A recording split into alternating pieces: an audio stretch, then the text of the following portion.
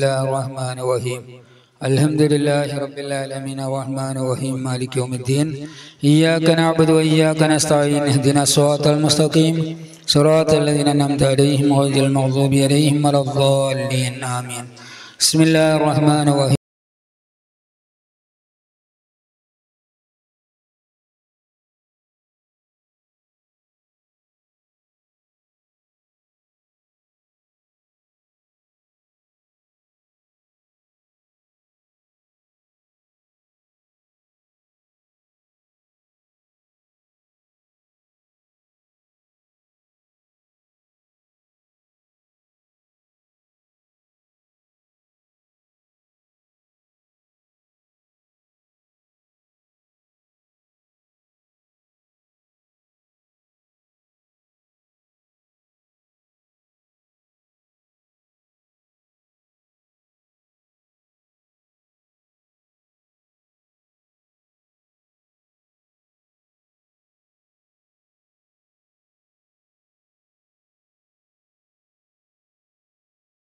اللهم ارحمنا مع برحمتك يا ارحم الراحمين اللهم اوصل بلي مثل ثواب ما قرأنا من كلامك الكريم هذه هدية منا الى حضرة حبيبك نبيك سيدنا المصطفى محمد صلى الله عليه وسلم والى حضرات جميع الانبياء المرسلين عليهم الصلاة والسلام والى حضرات امهات المؤمنين والى حضرات الصحابة البدرين والهدين وصائد الصحابة القرابة رضي الله عنهم اجمعين والى حضرات الائمة الاربعة المجتهدين والى حضرات ارواح المفسرين المحدثين والفقهاء والعلماء العاملين المهديين وإلى حضرات أرواح الأعضاء السمسك الذين انتقلوا إلى رحمة الله وإلى حضرات أرواحها إلى الخير كلهم أجمعين اللهم زدهم شرفا على شرفهم وفضلنا على فضلهم وعلى درجاتهم في الجنة اللهم انفعنا بهم بعلومهم واجمع بيننا وبينهم في دار جنات النعيم وإلى حضرات أرواح من ماتوا منا خاصة وإلى حضرات أرواح المؤمنين عامة اللهم زد اللهم اغفر لنا واغفر لهم وارحمنا وارحمهم واعف عنا واعف عنهم اللهم ألف بيننا وبين أهل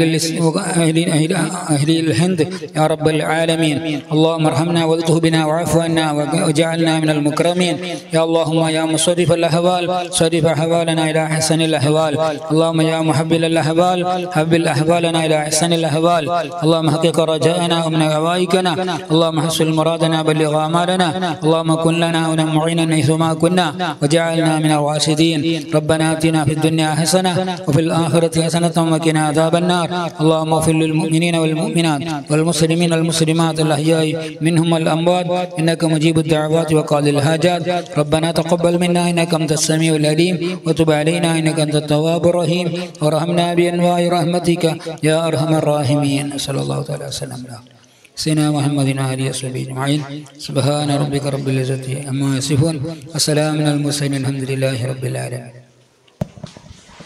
ದುವಾ ಪ್ರಾರ್ಥನೆಗೆ ನೇತೃತ್ವವನ್ನು ನೀಡಿದಂತಹ ಬಹು ಇಬ್ರಾಹಿಂ ದಾರಿಮಿ ಪಲಿಮಾರ್ ಉಸ್ತಾದರಿಗೆ ಧನ್ಯವಾದಗಳನ್ನು ಹೇಳುತ್ತಾ ಕಾರ್ಯಕ್ರಮದ ಮುಂದಕ್ಕೆ ಕಿರಾತ್ಗಾಗಿ ಬಹು ಅಬೂಬಕರ್ ಸಿದ್ದಿಕ್ ಫೈಜಿ ಪಲಿಮಾರ್ ಸದರ್ ಮುಅಲ್ಲಿಮ್ ಹಯಾತುಲ್ ಇಸ್ಲಾಂ ಮದ್ರಸಾ ಪಲಿಮಾರ್ ಉಸ್ತಾದರನ್ನ ಕೋಡಿಯಂಗೆ ಆಹ್ವಾನಿಸ್ತಾ ಇದ್ದಾರೆ.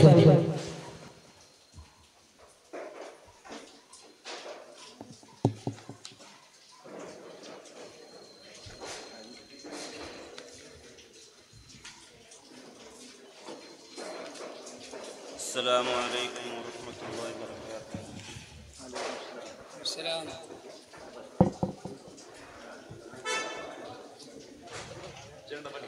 أعوذ بالله من الشيطان الرجيم. بسم الله الرحمن الرحيم.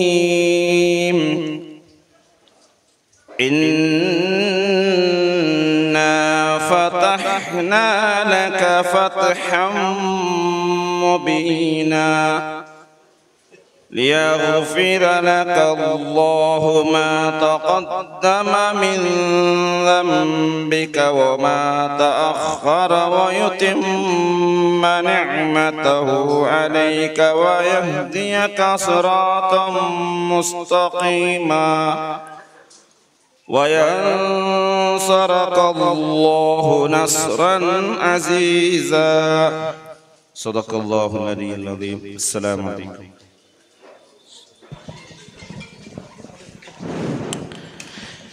ವೇದಿಕೆಯು ಬಂದೆಲ್ಲರನ್ನು ಸ್ವಾಗತಗೈಯಬೇಕಾಗಿ ಜನಾಬ್ ಮಹಿಯುದ್ದೀನ್ ರಂಜಾಲ ಅವರನ್ನು ವೇದಿಕೆಗೆ ಆಹ್ವಾನಿಸುತ್ತಿದ್ದೇನೆ.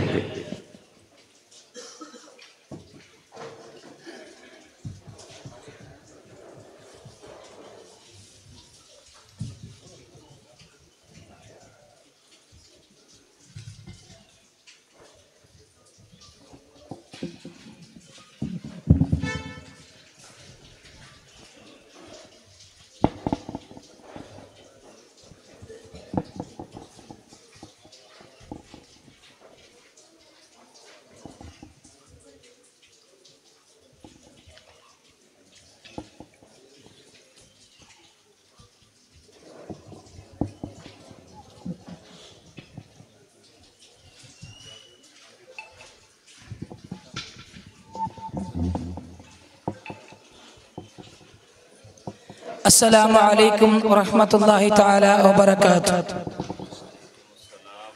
ನನ್ನ ಶಬ್ದವನ್ನ ಆಲಿಸುತ್ತಿರುವಂತಹ ಎಲ್ಲ ನನ್ನ ಪ್ರೀತಿಯ ಇತರ ಧರ್ಮೀಯರಿಗೆ ಆತ್ಮೀಯ ನಮಸ್ಕಾರಗಳು.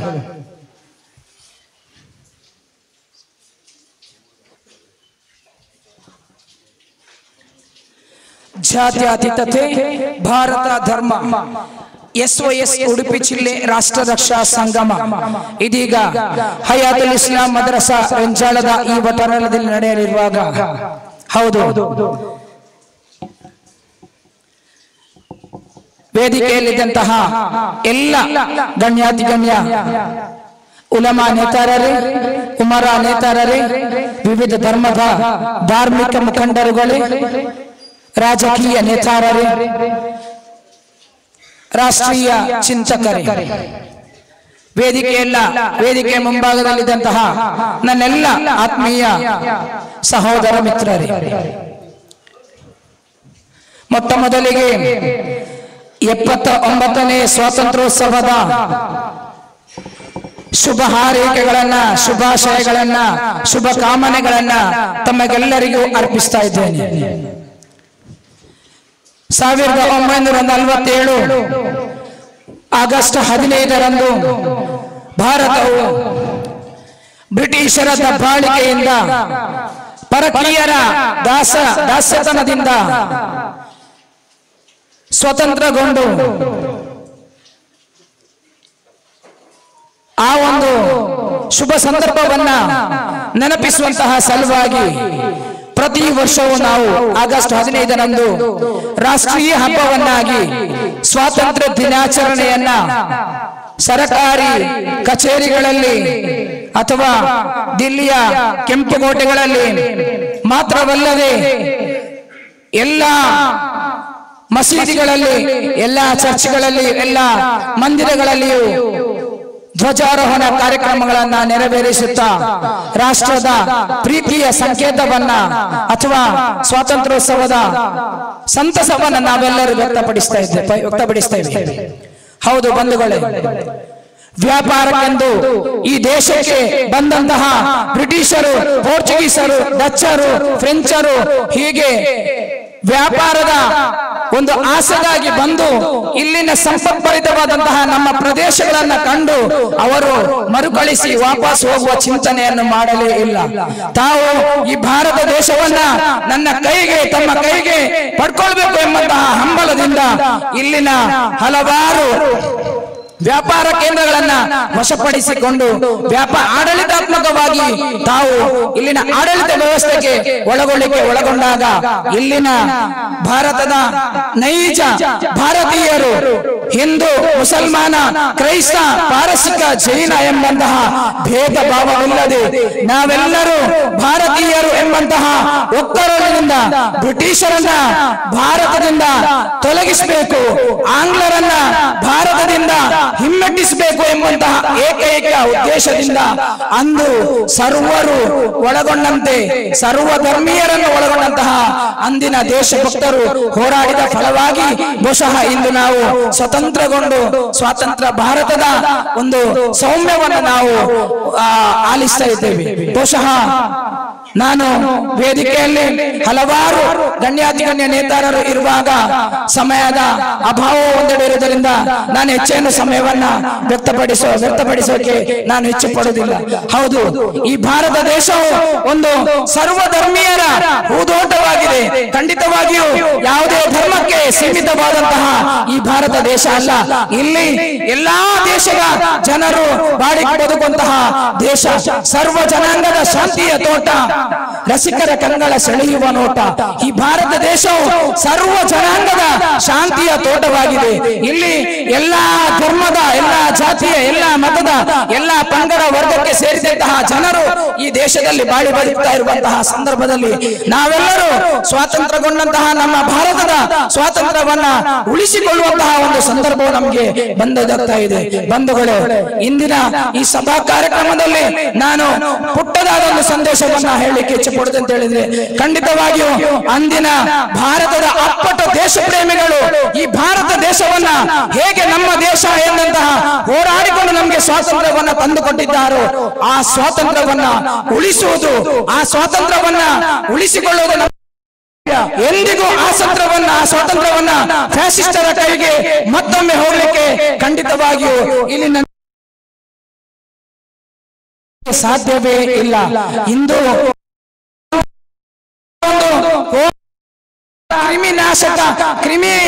ಕ್ರಿಮಿನಲ್ ಒಂದು ಯಾವುದೋ ಒಬ್ರು ಹೇಳಿದ್ರೆ ಕೋಮುವಾದಿ ಸಂಘಟನೆಗಳು ಇಂದಿನ ಈ ಭಾರತ ದೇಶವನ್ನ ಜಾತ್ಯತೀತವನ್ನ ಅಳಿಸಬೇಕು ಎಂದು ಹೇಳಿದ್ರೆ ಖಂಡಿತವಾಗಿ ಅದು ಯಾರಿಂದಲೂ ಸಾಧ್ಯವಿಲ್ಲ. ಏಕೆಂತ ಹೇಳಿದ್ರೆ ಜಾತ್ಯತೀತತೆ ಎಂಬಂತಹ ಆಶಯವನ್ನ ಒಳಗೊಂಡಂತಹ ಸಂವಿಧಾನವನ್ನ ಒಳಗೊಂಡಂತಹ ನಮ್ಮ ಭಾರತ ದೇಶ ಖಂಡಿತವಾಗಿಯೂ ಜಾತ್ಯತೀತ ದೇಶ ಉಳಿಬೇಕಾದ್ರೆ ನಮ್ಮೆಲ್ಲರ ಒಗ್ಗಟ್ಟು, ನಾವು ಇಲ್ಲಿ ಜಾತಿ ಭೇದ ಮತಗಳನ್ನ ಮಾಡದೆ ಒಗ್ಗಟ್ಟಿನಿಂದ ಕೋಮುವಾದವನ್ನು ಬಲವಾಗಿ ವಿರೋಧಿಸಬೇಕಾಗ್ತದೆ. ಹೌದು, ನಮ್ಮ ಈ ಸುನ್ನಿ ಯುವಜನ ಸಂಘವು ಕೋಮುವಾದವನ್ನು ಬಲವಾಗಿ ವಿರೋಧಿಸುತ್ತದೆ. ಅದು ಬಹುಸಂಖ್ಯಾತ ಕೋಮುವಾದವಾದರೂ ವಿರೋಧಿಸುತ್ತದೆ, ಅದು ಅಲ್ಪಸಂಖ್ಯಾತ ಕೋಮುವಾದವಾದರೂ ವಿರೋಧಿಸುತ್ತದೆ. ಕೋಮುವಾದವನ್ನು ಯಾರು ಮಾಡಿದ್ರು ಅದು ಕೋಮುವಾದವೇ. ಖಂಡಿತವಾಗಿಯೂ ಆ ಕೋಮುವಾದಕ್ಕೆ ನಮ್ಮ ಸುನ್ನಿ ಯುವಜನ ಸಂಘವು ಬೆಂಬಲವನ್ನು ನೀಡುವುದಿಲ್ಲ. ಪ್ರಬಲವಾಗಿ ಖಂಡತುಂಡವಾಗಿ ಅದನ್ನು ನಾವು ವಿರೋಧಿಸುತ್ತೇವೆ. ಈ ಭಾರತದ ಜಾತ್ಯತೀತ ರಾಷ್ಟ್ರದ ಸ್ವಾತಂತ್ರ್ಯವನ್ನ ಉಳಿಸಲಿಕ್ಕೆ ನಾವೆಲ್ಲರೂ ಒಂದಾಗಿ ಒಗ್ಗಟ್ಟಿನ ಮಂತ್ರವನ್ನ ಜಪಿಸುವ ನೆಲೆಯಲ್ಲಿ ಸುನ್ನಿ ಯುವಜನ ಸಂಘವು ಜಾತ್ಯತೀತತೆ, ಭಾರತ ಧರ್ಮ SOS ಉಡುಪಿ ಜಿಲ್ಲೆ ರಾಷ್ಟ್ರ ರಕ್ಷಾ ಸಂಗಮ ಎಂಬಂತಹ ಒಂದು ಶೀರ್ಷಿಕೆ ಅಡಿಯಲ್ಲಿ ಇಂದು ಪ್ರತಿ ಜಿಲ್ಲೆಗಳಲ್ಲಿ ಈ ಕಾರ್ಯಕ್ರಮವನ್ನ ನಡೆಸ್ತಾ ಇದ್ದಾರೆ. ಹೌದು, ಈ ಹೊತ್ತಲ್ಲದ ಹೊತ್ತಿನಲ್ಲಿ ನಾನು ವೇದಿಕೆಯಲ್ಲಿ ಹಲವಾರು ಗಣ್ಯಾತಿಗಣ್ಯ ನೇತಾರರು ಇರುವಾಗ ಸಮಯವನ್ನು ವ್ಯರ್ಥಪಡಿಸುವುದಕ್ಕೆ ನಾನು ಇಚ್ಛೆ ಪಡುವುದಿಲ್ಲ. ನೇರವಾಗಿ ನನ್ನ ಕರ್ತವ್ಯಕ್ಕೆ ನಾನು ಮರಳುತ್ತೇನೆ. ನನ್ನ ಕರ್ತವ್ಯ ಇಂದಿನ ಈ ಸಭಾ ಕಾರ್ಯಕ್ರಮದಲ್ಲಿ ಬಂದಂತಹ ಎಲ್ಲ ಗಣ್ಯಾತಿಗಣ್ಯ ನೇತಾರರಿಗೆ ಸ್ವಾಗತಿಸುವುದಾಗಿದೆ. ಹೌದು, ಸ್ವಾಗತಿಸಲೇಬೇಕು. ಏಕೆಂದು ಹೇಳಿದ್ರೆ ತಮಗೆ ಬಿಡುವಿಲ್ಲದ ಕಾರ್ಯಕ್ರಮಗಳಿದ್ರು ನಮ್ಮ ಒಂದು ಪುಟ್ಟ ಒಂದು ಆಮಂತ್ರಣಕ್ಕೆ ಕರೆಗೊಟ್ಟು ಇಂದಿನ ಈ ಕಾರ್ಯಕ್ರಮದಲ್ಲಿ ವೇದಿಕೆಗೆ ಬಂದು ಆಸೀನರಾಗಿದ್ದಾರೆ. ದುವಾ ಪ್ರಾರ್ಥನೆಗೆ ನೇತೃತ್ವವನ್ನು ನೀಡಿದಂತಹ ಬಹು ಇಬ್ರಾಹಿಂ ದಾರಿಮಿ ಪಲಿಮಾರ್ ಉಸ್ತಾದರಿಗೆ ನಾನು ಈ ಶುಭ ಸಂದರ್ಭದಲ್ಲಿ ಸ್ವಾಗತವನ್ನ ಕೋರ್ತಾ ಇದ್ದೇನೆ. ಅದೇ ತರ ಇಂದಿನ ಕಾರ್ಯಕ್ರಮದಲ್ಲಿ ಅಧ್ಯಕ್ಷ ಪೀಠವನ್ನ ಅಲಂಕರಿಸಿದಂತಹ SOS ಉಡುಪಿ ಜಿಲ್ಲೆಯ ಅಧ್ಯಕ್ಷರು ಆಗಿರುವಂತಹ MP ಮೊಯ್ದಿನ್ ಅಬ್ಬಾ ಪಲಿಮಾರ್ ಇವರಿಗೂ ನಾನು ಹಾರ್ದಿಕವಾದ ಸ್ವಾಗತವನ್ನ ಬಯಸ್ತಾ ಇದ್ದೇನೆ. ಅದೇ ತರ ಇಂದಿನ ಈ ಕಾರ್ಯಕ್ರಮವನ್ನ ಜಗದ್ದೊಡೆಯ ನಾಮದಿಂದ ಉದ್ಘಾಟನೆಗೆಯಲಿದ್ದಾರೆ ಸಮಸ್ತ ಕೇಂದ್ರ ಮುಷಾವರ ಸದಸ್ಯರು ಆಗಿರುವಂತಹ ನಮ್ಮೆಲ್ಲರ ಬಹುಮಾನ್ಯ ಆತ್ಮೀಯ ಉಸ್ತಾದರು. ಬಹುಶಃ ಸಮಸ್ತದ ನಮಗೆ ಈ ಭಾಗಕ್ಕೆ ಒಬ್ಬ ದಿಕ್ಕಿ ಸಿಕ್ಕಿದಂತಹ ಸಮಸ್ತದೊಂದು ಪುಣ್ಯವಂತ ಉಸ್ತಾದರು ಅಂತ ಹೇಳಿದ್ರೆ ತಪ್ಪಾಗಲಾರದು. ಹಲವಾರು ಶಿಷ್ಯ ವರ್ಗವನ್ನ ಹೊಂದಿದಂತಹ ಒಬ್ಬ ಮಹಾನ್ ಉಸ್ತಾದರು ಬಹುಮಾನ್ಯ ಶೇಖುನಾ ಉಸ್ಮಾನುಲ್ ಫೈಜ್ ಉಸ್ತಾದ್ರವರು. ಉಸ್ತಾದ್ರವರು ನಾನು ಈ ಶುಭ ಸಂದರ್ಭದಲ್ಲಿ ಹಾರ್ದಿಕವಾದಂತಹ ಸ್ವಾಗತವನ್ನು ಬಯಸ್ತಾ ಇದ್ದೇನೆ. ಅದೇ ತರ ನಮ್ಮ ಈ ಕಾರ್ಯಕ್ರಮದಲ್ಲಿ ದಿಕ್ಸೂಚಿ ಭಾಷಣವನ್ನ ಮಾಡಲಿರುವಂತಹ ಸಂತ ಪಿಯೂಷ್ ಚರ್ಚಿನ ಧರ್ಮಗುರುಗಳು ಆಗಿರುವಂತಹ father Gerald Sandeep D'Mello sir ಅವರು. ಬಹುಶಃ ಧರ್ಮಗುರುಗಳು ನಮ್ಮ ಯಾವುದೇ ಒಂದು ಕಾರ್ಯಕ್ರಮಕ್ಕೆ ಕರೆದ್ರು ಬಲು ಪ್ರೀತಿಯಿಂದ ಸಮಯಕ್ಕೆ ಸರಿಯಾಗಿ ನಮ್ಮೊಂದಿಗೆ ಬಂದು ಎಲ್ಲಾ ಕಾರ್ಯಕ್ರಮದಲ್ಲಿ ಸೇರಿಕೊಳ್ಳುವಂತಹ ಧರ್ಮಗುರುಗಳು. ಸರ್, ತಮಗಿದು ನಮ್ಮ ಈ ಸುನ್ನಿ ಯುವಜನ ಸಂಘದ ಪರವಾಗಿ ನೆರೆದಿರುವಂತಹ ಸಮಸ್ತ ಜನಸ್ತೋಮದ ಪರವಾಗಿ ಹಾರ್ದಿಕವಾದ ಸ್ವಾಗತವನ್ನ ಬಯಸ್ತಾ ಇದ್ದೇನೆ ಸರ್. ಅದೇ ತರ ಇಂದಿನ ಈ ಕಾರ್ಯಕ್ರಮದಲ್ಲಿ ಮುಖ್ಯ ಪ್ರಭಾಷಣವನ್ನ ನೀಡಲಿದ್ದಾರೆ ಎಂ.ಎ. ಶಾಸ್ತ್ರಿ ಪ್ರೌಢಶಾಲೆ ಇನ್ನ ಇದರ ಮುಖ್ಯೋಪಾಧ್ಯಾಯರು ಆಗಿರುವಂತಹ ಶ್ರೀ ಕೆ. ರಾಜೇಂದ್ರ ಭಟ್ ಸರ್ ಅವರು. ಬಹುಶಃ ಹಲವಾರು ವರ್ಷಗಳಿಂದ ಈ ಭಾಗದಲ್ಲಿ ಮಕ್ಕಳಿಗೆ ಪಾಠವನ್ನು ಮಾತ್ರವಲ್ಲ ಮೋಟಿವೇಶನ್ ಸ್ಪೀಕರ್ ಆಗಿ ಬಹುಶಃ ಈ ಒಂದು ನಮ್ಮ ಕಾರ್ಯಕ್ರಮದಲ್ಲಿ ನಮ್ಮ ಒಂದು ಸಣ್ಣ ಕರೆಗೆ ಒಗ್ಗಟ್ಟು ಇಂದು ನಮ್ಮೊಂದಿಗೆ ಬಂದು ಸೇರಿಕೊಂಡಿದ್ದಾರೆ. ಸರ್, ತಮಗಿದು ನಮ್ಮೆಲ್ಲರ ಪರವಾಗಿ ಹಾರ್ದಿಕವಾದ ಸ್ವಾಗತವನ್ನ ಬಯಸ್ತಾ ಇದ್ದೇನೆ. ಅದೇ ತರ ಇಂದಿನ ಈ ಕಾರ್ಯಕ್ರಮದಲ್ಲಿ ಆಶಂಸ ಭಾಷಣವನ್ನು ಮಾಡಲಿದ್ದಾರೆ ಮುನ್ಕೂರು ವ್ಯವಸಾಯ ಸಹಕಾರಿ ಸಂಘದ ನಿರ್ದೇಶಕರು ಆಗಿರುವಂತಹ ಶ್ರೀ ಅಮರನಾಥ್ ಶೆಟ್ಟಿ ಸರ್ ಅವರು. ಸರ್, ತಮಗಿದು ಈ ಒಂದು ಕಾರ್ಯಕ್ರಮಕ್ಕೆ ಹಾರ್ದಿಕವಾದ ಸ್ವಾಗತವನ್ನ ಬಯಸ್ತಾ ಇದ್ದೇನೆ. ಅದೇ ತರ ಮಾಜಿ ತಾಲೂಕ್ ಪಂಚಾಯತ್ ಸದಸ್ಯರು ಆಗಿರುವಂತಹ ಶ್ರೀ ಜಯ ಎಸ್ ಕೋಟ್ಯನ್ ಸರ್ ಅವರು ನಮ್ಮೊಂದಿಗೆ ವೇದಿಕೆಯನ್ನು ಹಂಚಿಕೊಂಡಿದ್ದಾರೆ. ಸರ್, ತಮಗೂ ಈ ವೇದಿಕೆಗೆ ಹಾರ್ದಿಕವಾದ ಸ್ವಾಗತವನ್ನ ಬಯಸ್ತಾ ಇದ್ದೇನೆ. ಅದೇ ತರ ಕಾರ್ಯಕ್ರಮದಲ್ಲಿ ಆಶಂಸ ಭಾಷಣವನ್ನು ಮಾಡಲಿದ್ದಾರೆ ಬಹು ಮೌಲಾನಾ ಫಯಾಜ್ ಅಹಮದ್ ರಜ್ವಿ ಉಸ್ತಾದ್ರವರು. ಉಸ್ತಾದ್ರರಿಗೂ ನಾನು ಈ ಶುಭ ಸಂದರ್ಭದಲ್ಲಿ ಸ್ವಾಗತವನ್ನ ಬಯಸ್ತಾ ಇದ್ದೇನೆ. ಮದ್ರಸಾ ಮ್ಯಾನೇಜ್ಮೆಂಟ್ ಅಸೋಸಿಯೇಷನ್ ನ ಗೌರವಾನ್ವಿತ ಅಧ್ಯಕ್ಷರು ಆಗಿರುವಂತಹ ಜನಾಬ್ ಅಬ್ದುಲ್ ರಹಿಮಾನ್ ಕುಚ್ಚಿಕಾಡ್ ಇವರಿಗೂ ನಾನು ಆತ್ಮೀಯವಾದ ಸ್ವಾಗತವನ್ನ ಬಯಸ್ತಾ ಇದ್ದೇನೆ. ಪಲಿಮಾರ್ ಜುಮಾ ಮಸೀದ್ನ ಗೌರವಾನ್ವಿತ ಅಧ್ಯಕ್ಷರು ಆಗಿರುವಂತಹ ಜನಾಬ್ ಟಿ ಉಮರಪ್ಪ ಇವರಿಗೂ ನಾನು ಹಾರ್ದಿಕವಾದ ಸ್ವಾಗತವನ್ನ ಬಯಸ್ತಾ ಇದ್ದೇನೆ. ಅದೇ ತರ ಎರ್ಮಾಲ್ ಜಾಮಿಯಾ ಜುಮಾ ಮಸೀದ್ನ ಗೌರವಾನ್ವಿತ ಖತೀಬ್ ಉಸ್ತಾದರು ಆಗಿರುವಂತಹ ಅಲಿ ಮನ್ನಾನಿ ಉಸ್ತಾದ್ರವರಿಗೂ ನಾನು ಈ ಶುಭ ಸಂದರ್ಭದಲ್ಲಿ ಸ್ವಾಗತವನ್ನ ಬಯಸ್ತಾ ಇದ್ದೇನೆ. ಅದೇ ತರ ಸಮಯದ ಅಭಾವ ಒಂದೆಡೆ ಮೀರಿ ಹೋಗುತ್ತಿರುವುದರಿಂದ ವೇದಿಕೆಯಲ್ಲಿದ್ದಂತಹ ಎಲ್ಲ ಗಣ್ಯ ಉಲಮಾ ನೇತಾರರಿಗೆ, ಎಲ್ಲ ಮಸೀದಿಗಳ ಅಧ್ಯಕ್ಷರುಗಳಿಗೆ, ಅದೇ ತರ ರಾಜಕೀಯ ಮುಖಂಡರುಗಳಿಗೆ, ವೇದಿಕೆಯ ಮುಂಭಾಗದಲ್ಲಿದ್ದಂತಹ ತಮಗೆಲ್ಲರಿಗೂ ಒಂದೇ ಮಾತಿನಲ್ಲಿ ಸ್ವಾಗತವನ್ನ ಬಯಸ್ತಾ ನನ್ನ ಸ್ವಾಗತ ಪ್ರಭಾಷಣವನ್ನ ಮುಕ್ತಾಯಗೊಳಿಸ್ತಾ ಇದ್ದೇನೆ. ಅಲ್ಹಮ್ದುಲಿಲ್ಲಾಹಿ ರಬ್ಬಿಲ್ ಆಲಮೀನ್. ಅಸ್ಸಲಾಮು ಅಲೈಕುಂ ವರಹಮತುಲ್ಲಾಹಿ ತಾಲಾ ವಬರಕಾತು. ಶಬ್ದವನ್ನ ಆಲಿಸುತ್ತಿರುವಂತಹ ನನ್ನ ಇತರ ಧರ್ಮೀಯರಿಗೆ ಆತ್ಮೀಯ ನಮಸ್ಕಾರಗಳು. ವಲೈಕುಂ ಅಸ್ಸಲಾಂ ವರಹಮತುಲ್ಲಾಹಿ ವಬರಕಾತು. ಈ ಸಭಾ ಕಾರ್ಯಕ್ರಮಕ್ಕೆ ಬಂದಂತಹ ಎಲ್ಲ ಗಣ್ಯಾತಿಗಣ್ಯ ವ್ಯಕ್ತಿಗಳಿಗೂ ಸ್ವಾಗತ ಬಯಸಿದ ನಮ್ಮ ಮೊಹಿದ್ದೀನ್ ರಂಜಾಲಾರ್ ಅವರಿಗೆ ನಾವು ಆರ್ಥಿಕವಾದ ಸ್ವಾಗತವನ್ನು ಬಯಸುತ್ತಿದ್ದೇವೆ.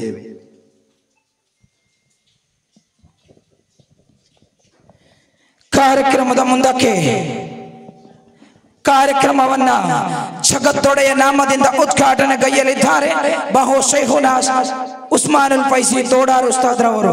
ಸಮಸ್ತ ಕೇರಳ ಕೇಂದ್ರ ಮುಷಾವರ ಸದಸ್ಯರು ಆಗಿರುವಂತಹ ಉಸ್ತಾದರು ಹಲವಾರು ಶಿಷ್ಯ ವರ್ಗವನ್ನ ಹೊಂದಿದ್ರು.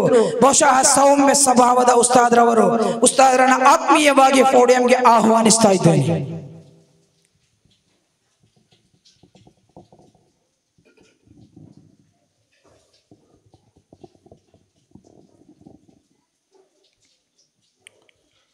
السلام عليكم ورحمة الله وبركاته.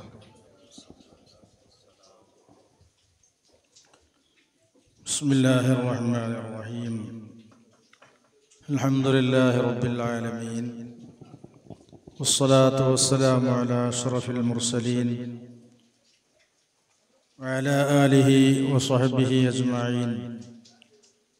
وما توفيقي إلا بالله عليه توكلت وإليه أنيب.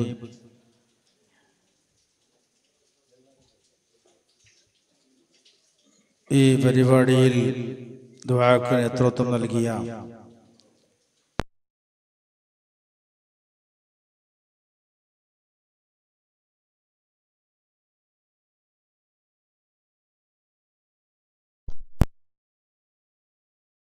അധ്യക്ഷൻ SYS ഉടുപ്പി ജില്ലാ പ്രസിഡന്റുമായ ബഹുമാനപ്പെട്ട MP മുഹിയുദ്ദീൻ അബ്ബാജി പലിമാർ, അതുപോലെ ഈ മഹത്തായ സദസ്സിൽ ഒരുമിച്ച് കൂടിയ നമ്മുടെ ഗസ്റ്റുകളായ പ്രിയപ്പെട്ട നേതാക്കളെ, ഉലമാക്കളെ, ഉമറാക്കളെ, സമസ്തയുടെയും SYSൻ്റെയും SKSSF തുടങ്ങിയ സമസ്തയുടെ കീഴ്ഘടകങ്ങളുടെ മാനേജ്മെൻറ്റ് അടക്കമുള്ള സംഘടനകളുടെ പ്രതിനിധികളെ, ഒരു മഹത്തായ ഒരു കാര്യത്തിന് വേണ്ടിയാണ് നമ്മൾ ഒരുമിച്ച് കൂടിയത്. 1947 ആഗസ്റ്റ് 14 കഴിഞ്ഞ 15-ാം രാത്രി നമ്മുടെ ഇന്ത്യക്ക് സ്വാതന്ത്ര്യം കിട്ടിയ ആ സ്വാതന്ത്ര്യദിന ആഘോഷത്തിന് വേണ്ടിയാണ് ഇവിടെ ഒരുമിച്ച് കൂടിയിരിക്കുന്നത്. ഇവിടെ മാത്രമല്ല, കർണാടകയുടെ 10-11 ജില്ലകളിൽ, കേരളത്തിൻ്റെ എല്ലാ ജില്ലകളിലും, മറ്റുള്ള സ്റ്റേറ്റുകളിലുള്ളയും സമസ്തയുടെ പ്രവർത്തനങ്ങളുള്ള എല്ലാ ജില്ലകളിലും, അതുപോലെ സൗദി അറേബ്യ, UAE പോലുള്ള സമസ്തയുടെ പ്രവർത്തകന്മാർ എവിടെയെല്ലാം ഉണ്ടോ അവിടെയെല്ലാം ഇങ്ങനെയുള്ള പരിപാടി ആഗസ്റ്റ് 15 അസറിൻ്റെ ശേഷം 4-4:30 മണിക്ക് നടന്നുകൊണ്ടിരിക്കുകയാണ്. SYS ആണ് ഈ പരിപാടി സംഘടിപ്പിക്കുന്നത്. SYS എന്ന് പറഞ്ഞാൽ സമസ്തയുടെ കുറേ കീഴ്ഘടകങ്ങളിൽ നിന്നുള്ള ഒരു കീഴ്ഘടകമാണ്. 1947 ആഗസ്റ്റ് 14 കഴിഞ്ഞ 15-ാമത്തെ രാത്രിയിൽ ഈ ഇന്ത്യക്ക് സ്വാതന്ത്ര്യം കിട്ടുമ്പോൾ ഇതിനു വേണ്ടി പ്രവർത്തിച്ച പല മഹത്തുക്കളെയും സ്മരിക്കേണ്ടതുണ്ട്.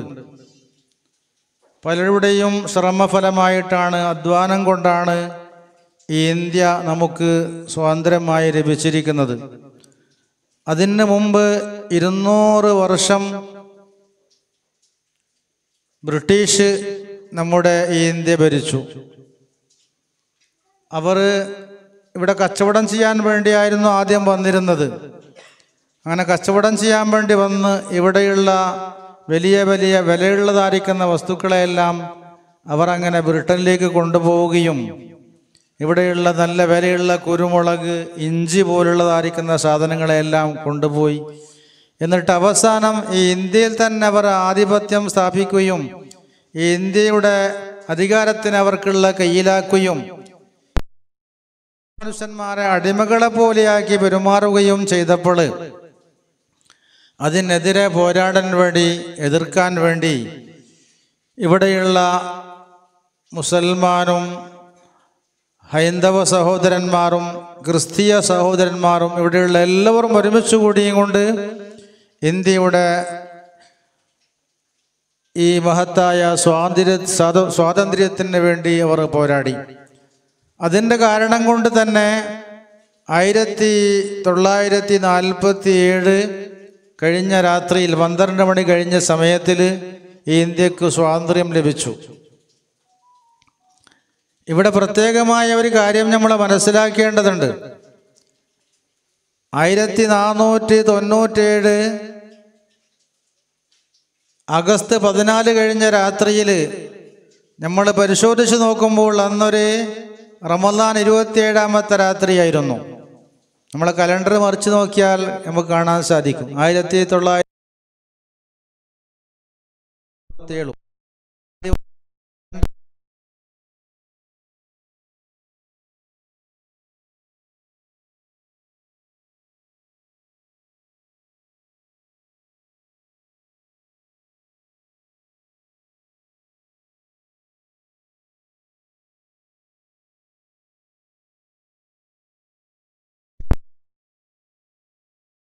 ജവഹർലാൽ അവർ ആ സ്വാതന്ത്ര്യ ആഘോഷിക്കാൻ വേണ്ടി ഒരുങ്ങുമ്പോൾ 1900 രാത്രിയിൽ സ്വാതന്ത്ര്യം കിട്ടിയതിന് ശേഷം സ്വാതന്ത്ര്യം ആഘോഷിക്കാൻ വേണ്ടിയുമ്പോൾ നെഹ്റുജി ഒരാളെ പരതുകയാണ്.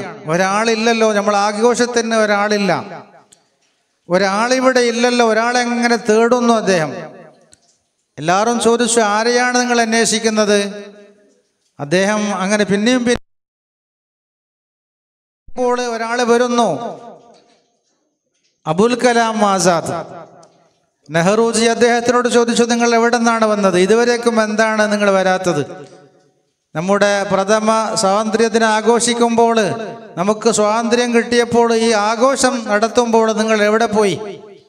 അപ്പോൾ അബുൽ കലാം ആസാദ് പറഞ്ഞത്, നെഹ്റുജി ക്ഷമിക്കണം, ഇന്ന് ഞങ്ങളുടെ റമദാൻ 27ാമത്തെ രാത്രിയാണ്, ഞാൻ പള്ളിയിലായിരുന്നു. 27 ലൈലത്തുൽ ഖദറിന്റെ രാത്രിയാണ്, ഞാൻ പള്ളിയിലായിരുന്നു. അതുകൊണ്ട് പെട്ടെന്ന് ആ പള്ളിയുടെ പ്രാർത്ഥന കഴിഞ്ഞിട്ട് ഞാൻ ഇങ്ങോട്ട് വന്നതാണ്. അപ്പം നമുക്ക് മനസ്സിലാക്കാനുള്ളത്, നമുക്ക് സ്വാതന്ത്ര്യദിനം ആഘോഷിക്കണം, അതോടുകൂടെ നമ്മുടെ മതപരമായ കാര്യവും നമ്മൾ മറക്കാൻ പാടില്ല. അങ്ങനെ നമുക്ക് സ്വാതന്ത്ര്യം കിട്ടുമ്പോൾ പലരും ഈ സ്വാതന്ത്ര്യത്തിന് വേണ്ടി പ്രവർത്തിച്ചിട്ടുണ്ട്. ബഹുമാനപ്പെട്ട മമ്പുറം തങ്ങൾ, സയ്യിദ് അലവി മമ്പുറം തങ്ങൾ, അതുപോലെ വെളിയങ്കോട് ഉമർ ഖാലി തങ്ങൾ, അതുപോലെയുള്ള പലരും ഈ സ്വാതന്ത്ര്യത്തിന് വേണ്ടി, നമ്മുടെ ഹൈന്ദവ സഹോദരന്മാരും അതുപോലെയുള്ള എല്ലാവരും, ക്രിസ്തീയ സഹോദരന്മാർ എല്ലാവരും, ഇന്ത്യയിലുള്ള എല്ലാവരും ഈ സ്വാതന്ത്ര്യത്തിന് വേണ്ടി പ്രവർത്തിച്ചിട്ടുണ്ട്. അതുകൊണ്ട് നാം എല്ലാ വർഷവും ഈ സ്വാതന്ത്ര്യ ആഘോഷം നടത്തുകയാണ്. ഇതിവിടെ സംഘടിപ്പിച്ചിരിക്കുന്നത് SYS ആണ്. സ്വാതന്ത്ര്യത്തിനെ പറ്റിയുള്ള പ്രസംഗങ്ങളെല്ലാം ഇവിടെ നടക്കും. SYS എന്ന് പറഞ്ഞാൽ സമസ്തയുടെ പ്രധാനപ്പെട്ട ഒരു കീഴ്ഘടകമാണ്. സമസ്ത നമുക്കറിയാമല്ലോ. സമസ്ത എന്ന് പറഞ്ഞാൽ അത് എന്താണ്? നമ്മുടെ ദീന് കാത്തു സൂക്ഷിക്കാൻ വേണ്ടി, നമ്മുടെ വിശ്വാസം, മഹാനായ റസൂലുള്ളാഹി സ്വല്ലല്ലാഹു അലൈഹി വസല്ലമ തങ്ങൾ നമുക്ക് പഠിപ്പിച്ചു തന്ന സഹാബത്തിലൂടെ, താബീങ്ങളിലൂടെ നമ്മളിലേക്ക് എത്തിയതായിരിക്കുന്ന ഒരു വിശ്വാസമുണ്ട്, ശരിയായ വിശ്വാസം. ആ വിശ്വാസത്തിനെ കാത്തു സൂക്ഷിക്കാൻ വേണ്ടി, ആ വിശ്വാസത്തിനെ നമ്മുടെ ശേഷമുള്ളവർക്ക്, നമ്മുടെ മക്കൾക്ക്, മക്കളുടെ മക്കൾക്ക് ശേഷമുള്ള ഖിയാമത്ത് നാൾ വരേക്കുമുള്ള പരമ്പരയിലേക്ക് ആ വിശ്വാസം എത്തിക്കാൻ വേണ്ടി ഇവിടെ രൂപീകരിക്കപ്പെട്ട മഹത്തായ ഒരു പ്രസ്ഥാനമാണ് സമസ്ത കേരള ജമിയത്തുൽ ഉലമ. അതിന് കുറേ കീഴ്ഘടകങ്ങളുണ്ട്. 17ഓളം കീഴ്ഘടകങ്ങൾ അതിനേക്കുണ്ട്. അതിൽപ്പെട്ട ഒരു കീഴ്ഘടകമാണ് സുന്നി യുവജന സംഘം. അത് യുവാക്കൾക്കുള്ള സംഘടനയാണ്. ജമിയത്തുൽ മുഅല്ലിമീൻ, മുഅല്ലിമീങ്ങൾക്ക് പ്രവർത്തിക്കാൻ ജമിയത്തുൽ മുഅല്ലിമീനുണ്ട്. മുദർരിസുമാർക്ക് ജമിയത്തുൽ മുദർരിസീൻ, ഖതീബുമാർക്ക് ജമിയത്തുൽ ഖുതബാ, വിദ്യാർത്ഥികൾക്ക് SKSSF, അതുപോലെ ചെറിയ വിദ്യാർത്ഥികൾക്ക് SKSBV, അതുപോലെ മാനേജ്മെൻറ്റ്, നമ്മുടെ കമ്മിറ്റി ഭാരവാഹികൾക്ക് പ്രവർത്തിക്കാൻ മദ്രസ മാനേജ്മെൻറ്റ്, സുന്നി മഹല്ല് ഫെഡറേഷൻ, ഇങ്ങനെയുള്ള ധാരാളം സംഘടനകൾ പ്രവർത്തിക്കാനുണ്ട്. അതിൽപ്പെട്ട ഒരു സംഘടനയാണ് SYS. ഇങ്ങനെയുള്ള ഈ സംഘടനകൾക്ക് ആ സംഘടനകളുടെ നിർദ്ദേശമനുസരിച്ച് പ്രവർത്തിക്കേണ്ടത്, അതിനെ ശക്തിപ്പെടുത്തേണ്ടത് നാം എവിടെയും ആവശ്യമാണെന്ന് പറഞ്ഞുകൊണ്ട് നിങ്ങളെല്ലാവരും അതിന് വേണ്ടി സഹകരിക്കണം. ഇവിടെ ധാരാളം പ്രാസംഗികന്മാർ ഉള്ളത് കൊണ്ട് ആ വിഷയത്തിലേക്കൊന്നും ഞാൻ മുതിരുന്നില്ല. നമുക്കെല്ലാവർക്കും ഈ ഇന്ത്യക്ക് സ്വാതന്ത്ര്യം കിട്ടിയ നമ്മുടെ എല്ലാവരുടെയും ഒരു അഭിമാനമാണ്, നമ്മുടെ ഒരു രാഷ്ട്ര ആഘോഷമാണ്, ഒരു പെരുന്നാളാണ്. കാരണം നമ്മുടെ മതത്തിൽപ്പെട്ടതാണ് സ്വന്തം രാഷ്ട്രത്തിനെ സ്നേഹിക്കണമെന്നുള്ളത്. ഹുബ്ബുൽ വത്തനി മിനൽ ഈമാൻ, രാഷ്ട്രത്തിനെ സ്നേഹിക്കൽ, സ്വന്തം രാഷ്ട്രത്തിനെ സ്നേഹിക്കൽ, അത് ഈമാനിൽപ്പെട്ടതാണ്, വിശ്വാസത്തിൽപ്പെട്ടതാണ്. അതുകൊണ്ട് ഈ നമ്മുടെ മറ്റുള്ള എല്ലാ കാര്യങ്ങളും നമ്മൾ ചെയ്യും പോലെ, നമ്മൾക്കുള്ള ആരാധനകൾ നമ്മൾ ചെയ്യും പോലെ, ബാക്കിയുള്ള വിശ്വാസങ്ങളെല്ലാം നമ്മൾ ചെയ്യും പോലെ ഈ രാഷ്ട്രത്തിനെ സ്നേഹിക്കൽ, പുരുഷം വെക്കൽ, അത് ഈമാനിൽപ്പെട്ടതാണ്. അതുകൊണ്ട് ഈ രാഷ്ട്രത്തിൻ്റെ പുരോഗതിക്ക് വേണ്ടിയും പ്രവർത്തിക്കേണ്ട കർത്തവ്യമാണ്. അത് മനസ്സിലാക്കി നമ്മുടെ മറ്റുള്ള കാര്യങ്ങളെല്ലാം പോലെ ഈ രാഷ്ട്രത്തിൻ്റെ പുരോഗതിക്ക് വേണ്ടി, അതുപോലെ ഈ രാഷ്ട്രത്തിലുള്ള എല്ലാവരുടെയും സാഹോദര്യത്തിന് വേണ്ടി, സ്നേഹത്തിന് വേണ്ടി പെരുമാറേണ്ടതും നാം എല്ലാവരുടെയും കർത്തവ്യമാണ്. എല്ലാവരും കിർഫയോടുകൂടെ പെരുമാറിയെങ്കിൽ മാത്രമേ അള്ളാഹുവിൻ്റെ പക്കൽ നിന്ന് നമുക്ക് കിർഫ ഉണ്ടാവുകയുള്ളൂ. മഹാനായ റസൂലുള്ളാഹി സ്വല്ലല്ലാഹു അലൈഹി വസല്ലമ തങ്ങൾ അർറഹീമൂന യർഹമുഹുമുർ റഹ്മാൻ യർഹമു മൻ ഫിൽ അർളി യർഹമുകും മൻ ഫിസ് സമാ. ഭൂമിയിലുള്ള എല്ലാവരോടും നിങ്ങൾ കരുണ കാണിക്കണം, കിർഫ കാണിക്കണം. എങ്കിൽ ആകാശത്തിൽ ആധിപത്യമുള്ളതായിരിക്കുന്ന റബ്ബ് നിങ്ങൾക്ക് കിർഫ ചെയ്യും, നിങ്ങൾക്ക് കരുണ ചെയ്യുമെന്ന് മഹാനായ റസൂലുള്ളാഹി സ്വല്ലല്ലാഹു അലൈഹി വസല്ലമ തങ്ങൾ പറഞ്ഞിട്ടുണ്ട്. നാം എല്ലാവരും, ഇന്ത്യയിലുള്ള എല്ലാവരും ഒരു ഉമ്മയുടെയും ഒരു ബാപ്പയുടെയും മക്കളാണ്. ബഹുമാനപ്പെട്ട ആദം നബി അലൈഹിസ്സലാമിൻ്റെ മക്കളാണ്. ഹവ്വാ ഉമ്മ റളിയല്ലാഹു അൻഹായുടെയും മക്കളാണ് ഇവിടെ ഉള്ള എല്ലാവരും. അത് മുസൽമാനാവട്ടെ, ഹൈന്ദവ സഹോദരന്മാരാവട്ടെ, ക്രിസ്തീയ സഹോദരന്മാരാവട്ടെ, എല്ലാവരും ആദം നബി അലൈഹിസ്സലാമിൻ്റെയും ഹവ്വാ ഉമ്മയുടെയും മക്കളാണ്. യാ അയ്യുഹന്നാസു ഇന്നാ ഖലഖനാകും മിൻ ദക്കരിൻ വ ഉൻസ. പരിശുദ്ധ ഖുർആൻ പറയുന്നു, ഓ ജനങ്ങളെ, ജനങ്ങളെ വിളിച്ചുകൊണ്ടാണ് പറയുന്നത്, എല്ലാ മനുഷ്യന്മാരെയും വിളിച്ചുകൊണ്ട്, ഓ യാ അയ്യുഹന്നാസ്, ഓ ജനങ്ങളെ, ഇന്നാ ഖലഖനാകും മിൻ ദക്കരിൻ വ ഉൻസ. ഒരു ആണിൽ നിന്നും ഒരു പെണ്ണിൽ നിന്നുമാണ് നിങ്ങളെല്ലാവരെയും പടച്ചത്. അപ്പോൾ നിങ്ങളെല്ലാവരും ജ്യേഷ്ഠാനുജന്മാരാണ്. നാസു മിൻ ജിഹത്തിൽ അൻസാബി അഖ്ഫാഉ അബൂഹുമു ആദമു വല്ലുമ്മു ഹവ്വാഉ. എല്ലാവരും കുടുംബം നോക്കുന്നുണ്ടെങ്കിൽ എല്ലാവരും ഒരേ കുടുംബത്തിൽ നിന്ന് വന്നവരാണ്. ആദം നബി അലൈഹി ഇസ്ലാമിൽ നിന്നും ഹവ്വയിൽ നിന്നും ഹവ്വ റളിയല്ലാഹു അൻഹയിൽ നിന്നും വന്നവരാണ്. അതുകൊണ്ട് നിങ്ങൾ സ്നേഹത്തോടുകൂടെ, ബഹുമാനത്തോടുകൂടെ, കരുണയോടുകൂടെ പെരുമാറണമെന്ന് പരിശുദ്ധ ഖുർആൻ പറയുന്നു. അങ്ങനെയുള്ള സ്നേഹത്തോടുകൂടെ നമ്മളിവിടെ പെരുമാറിയാൽ പിന്നെ ഒന്നും നമ്മൾ പേടിക്കേണ്ട ആവശ്യമില്ല. ഒരു കുഴപ്പവും ഇവിടെ ഉണ്ടാവുകയില്ല, ഒരു ബുദ്ധിമുട്ടും ഉണ്ടാവുകയില്ല. എല്ലാവരും സ്നേഹത്തോടുകൂടെ ഒരേ ആണിൻ്റെയും ഒരേ പെണ്ണിൻ്റെയും മക്കളാണ്. നമ്മളെല്ലാവരും സഹോദരന്മാരാണ്. ഈ ഇന്ത്യ നമ്മുടെ നാടാണെന്ന് മനസ്സിലാക്കിയും കൊണ്ട് പ്രവർത്തിച്ചാൽ ഇവിടെ ഒരു കുഴപ്പവും ഉണ്ടാവുകയില്ല, ഒരു തീവ്രവാദമോ അല്ലെങ്കിൽ അതുപോലെയുള്ള ഒരു കുഴപ്പമോ ഇവിടെ ഉണ്ടാവുകയില്ല. അതുകൊണ്ട് എല്ലാവരും സ്നേഹത്തോടുകൂടെ കരുണയോടെ പ്രവർത്തിക്കേണ്ടതുണ്ട്. അള്ളാഹു നമുക്കതിൻ്റെ തൗഫീഖ് ചെയ്യട്ടെ എന്ന് പ്രാർത്ഥിച്ചുകൊണ്ട് എല്ലാവരും സുന്നത്ത് ജമാഅത്തിന് വേണ്ടി, സമസ്തയ്ക്ക് വേണ്ടി, അതിൻ്റെ കീഴിലുള്ള ആ സംഘടനകൾക്ക് വേണ്ടിയും പ്രവർത്തിക്കണം, രാഷ്ട്രത്തിൻ്റെ പുരോഗതിക്ക് വേണ്ടിയും പ്രവർത്തിക്കണമെന്ന് പറഞ്ഞുകൊണ്ട് ബിസ്മില്ലാഹിർ റഹ്മാനിർ റഹീം ഇന്നാ ഫതഹ്നാ ലക ഫതഹൻ മുബീന എന്നുള്ള തിരുവാക്യം കൊണ്ട് ഈ മഹത്തായ ഈ രാഷ്ട്ര രക്ഷാ സംഗമ പരിപാടി ഉദ്ഘാടനം ചെയ്തുകൊണ്ട് എൻ്റെ സംസാരം നിർത്തുന്നു. വാഖിറു ദഅവാനാ അൽഹംദുലില്ലാഹി റബ്ബിൽ ആലമീൻ. അസ്സലാമു അലൈക്കും വറഹ്മത്തുള്ളാഹി വബറകാതുഹു. ಸ್ವರಾಜ್ಯ ಸ್ನೇಹ ಈಮಾನಿನ ಭಾಗ. ಹಿಂದೂ ಮುಸಲ್ಮಾನ ಕ್ರೈಸ್ತರು ಎಲ್ಲರೂ ಒಂದೇ ತಾಯಿಯ ಮಕ್ಕಳು.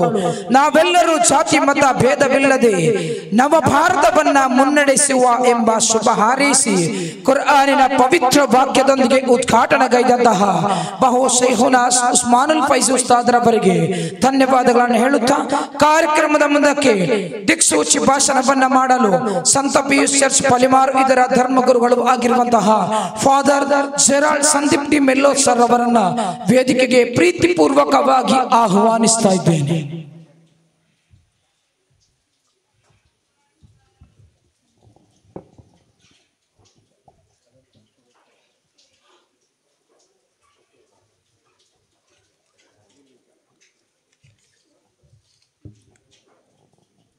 ವೇದಿಕೆಯಲ್ಲಿ ಆಸೀನರಾಗಿರುವ ಧಾರ್ಮಿಕ ಮುಖಂಡರೇ, ಗಣ್ಯರೇ ಮತ್ತು ಇಲ್ಲಿ ನೆರೆದಿರುವ ಸಮಸ್ತ ರಾಷ್ಟ್ರಾಭಿಮಾನಿಗಳೇ, ತಮಗೆಲ್ಲರಿಗೂ ನಮ್ಮ ದೇಶದ ಸ್ವಾತಂತ್ರ್ಯೋತ್ಸವದ ಶುಭಕಾಮನೆಗಳು.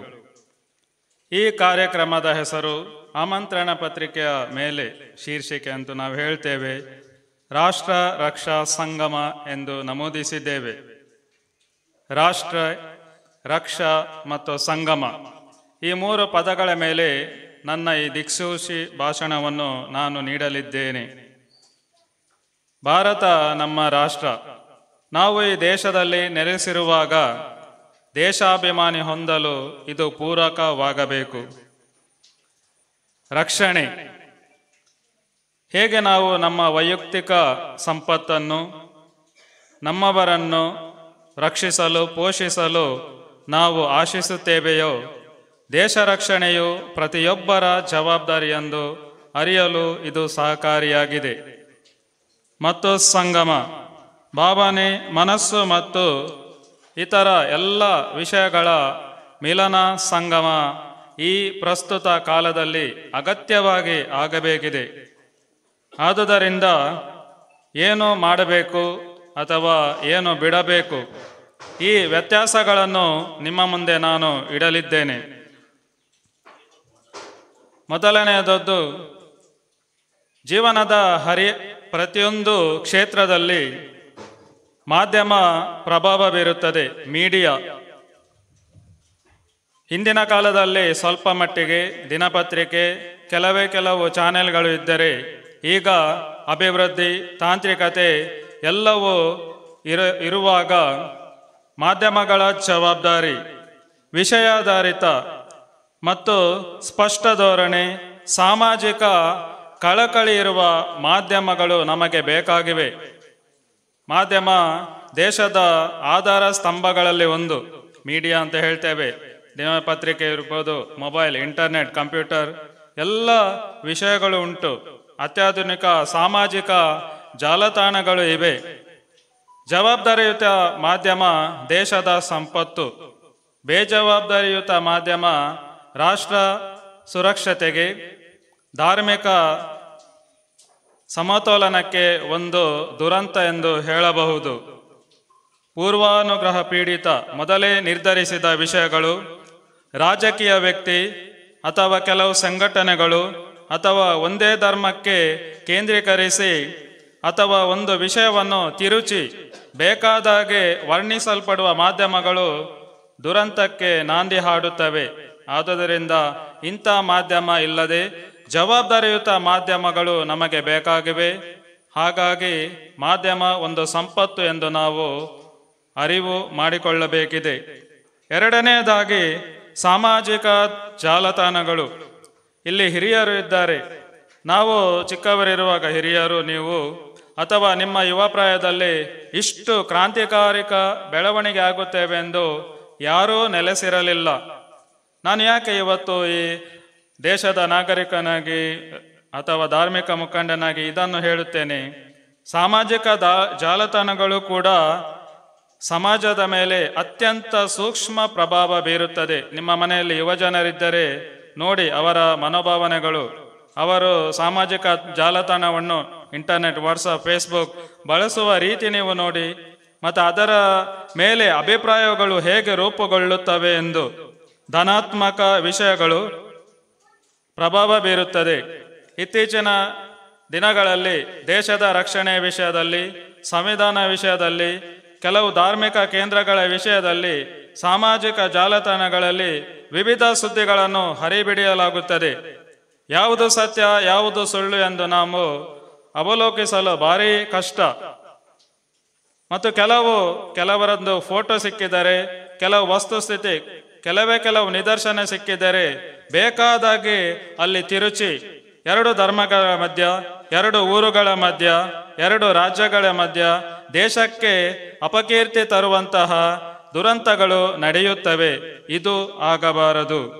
ಋಣಾತ್ಮಕ, ಸುಳ್ಳು, ಹಾನಿ ಮಾಡುವಂತಹ, ಶಾಂತಿ ಭಂಗ, ಪ್ರಚೋದನೆ ಕೊಡುವಂತಹ ಇಂತಹ ಸಾಮಾಜಿಕ ಜಾಲತಾಣಗಳು ದೂರವಿಟ್ಟು ಅಭಿವೃದ್ಧಿ ಬೇಕು, ತಾಂತ್ರಿಕತೆ ಬೇಕು, ಮನುಷ್ಯನ ಜ್ಞಾನಕ್ಕೆ ನಾವು ತಲೆಬಾಗಬೇಕು. ಆದರೆ ಬೇಕಾಬಿಟ್ಟಿಯಾಗಿ ಬಳಸುವುದನ್ನು ನಾವು ಅಲ್ಲಿ ದೂರ ಮಾಡಬೇಕು. ಯಾರೋ ಒಂದು ಭಾಷಣ ಬಂತೆಂದು ಅಲ್ಲಿ ಫೇಸ್ಬುಕ್, ವಾಟ್ಸಪ್, ಯೂಟ್ಯೂಬಲ್ಲಿ ಬಂದರೆ ಪ್ರತಿಕ್ರಿಯೆ ಹೇಗಿರುತ್ತದೆ? ಯಾವುದೇ ಒಂದು ಧಾರ್ಮಿಕ ಕೇಂದ್ರ ವಿಷಯದಲ್ಲಿ ವಿಷಯ ಮಾತ್ರವಲ್ಲ, ಅದಕ್ಕೆ ಕಮೆಂಟ್ಸ್ ಕೆಲವು ಓದಿ ಅದಕ್ಕೆ ಪ್ರತಿಕ್ರಿಯೆ, ದೊಂಬಿ, ಜಗಳ ಆಗಿದ್ದು ಎಷ್ಟೋ ಉಂಟು.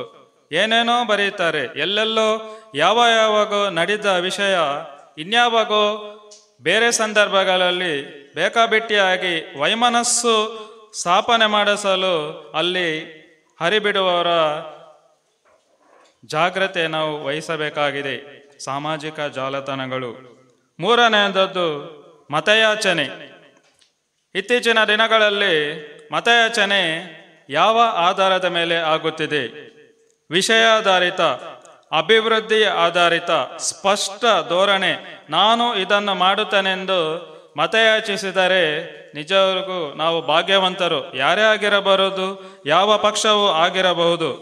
ಆದರೆ ಮತಯಾಚನೆ ಯಾವಾಗ ಬೇರೆಯವರ ವೈಫಲ್ಯಗಳನ್ನು ತೋರಿಸಿ ಅವರು ಹಾಗೆ ತಪ್ಪು ಮಾಡಿದ್ದಾರೆ, ಮತ್ತು ಧರ್ಮಾಧಾರಿತ, ಒಂದು ಧರ್ಮಕ್ಕೆ ಸೀಮಿತವಾಗಿ ಅಥವಾ ಒಂದು ಪ್ರದೇಶಕ್ಕೆ ಸೀಮಿತವಾಗಿ ಮಾಡಿದರೆ ಅದು ನಿಜವಾಗಿಯೂ ಒಂದು ತಪ್ಪು ಕಲ್ಪನೆ ಆಗಿರುತ್ತದೆ.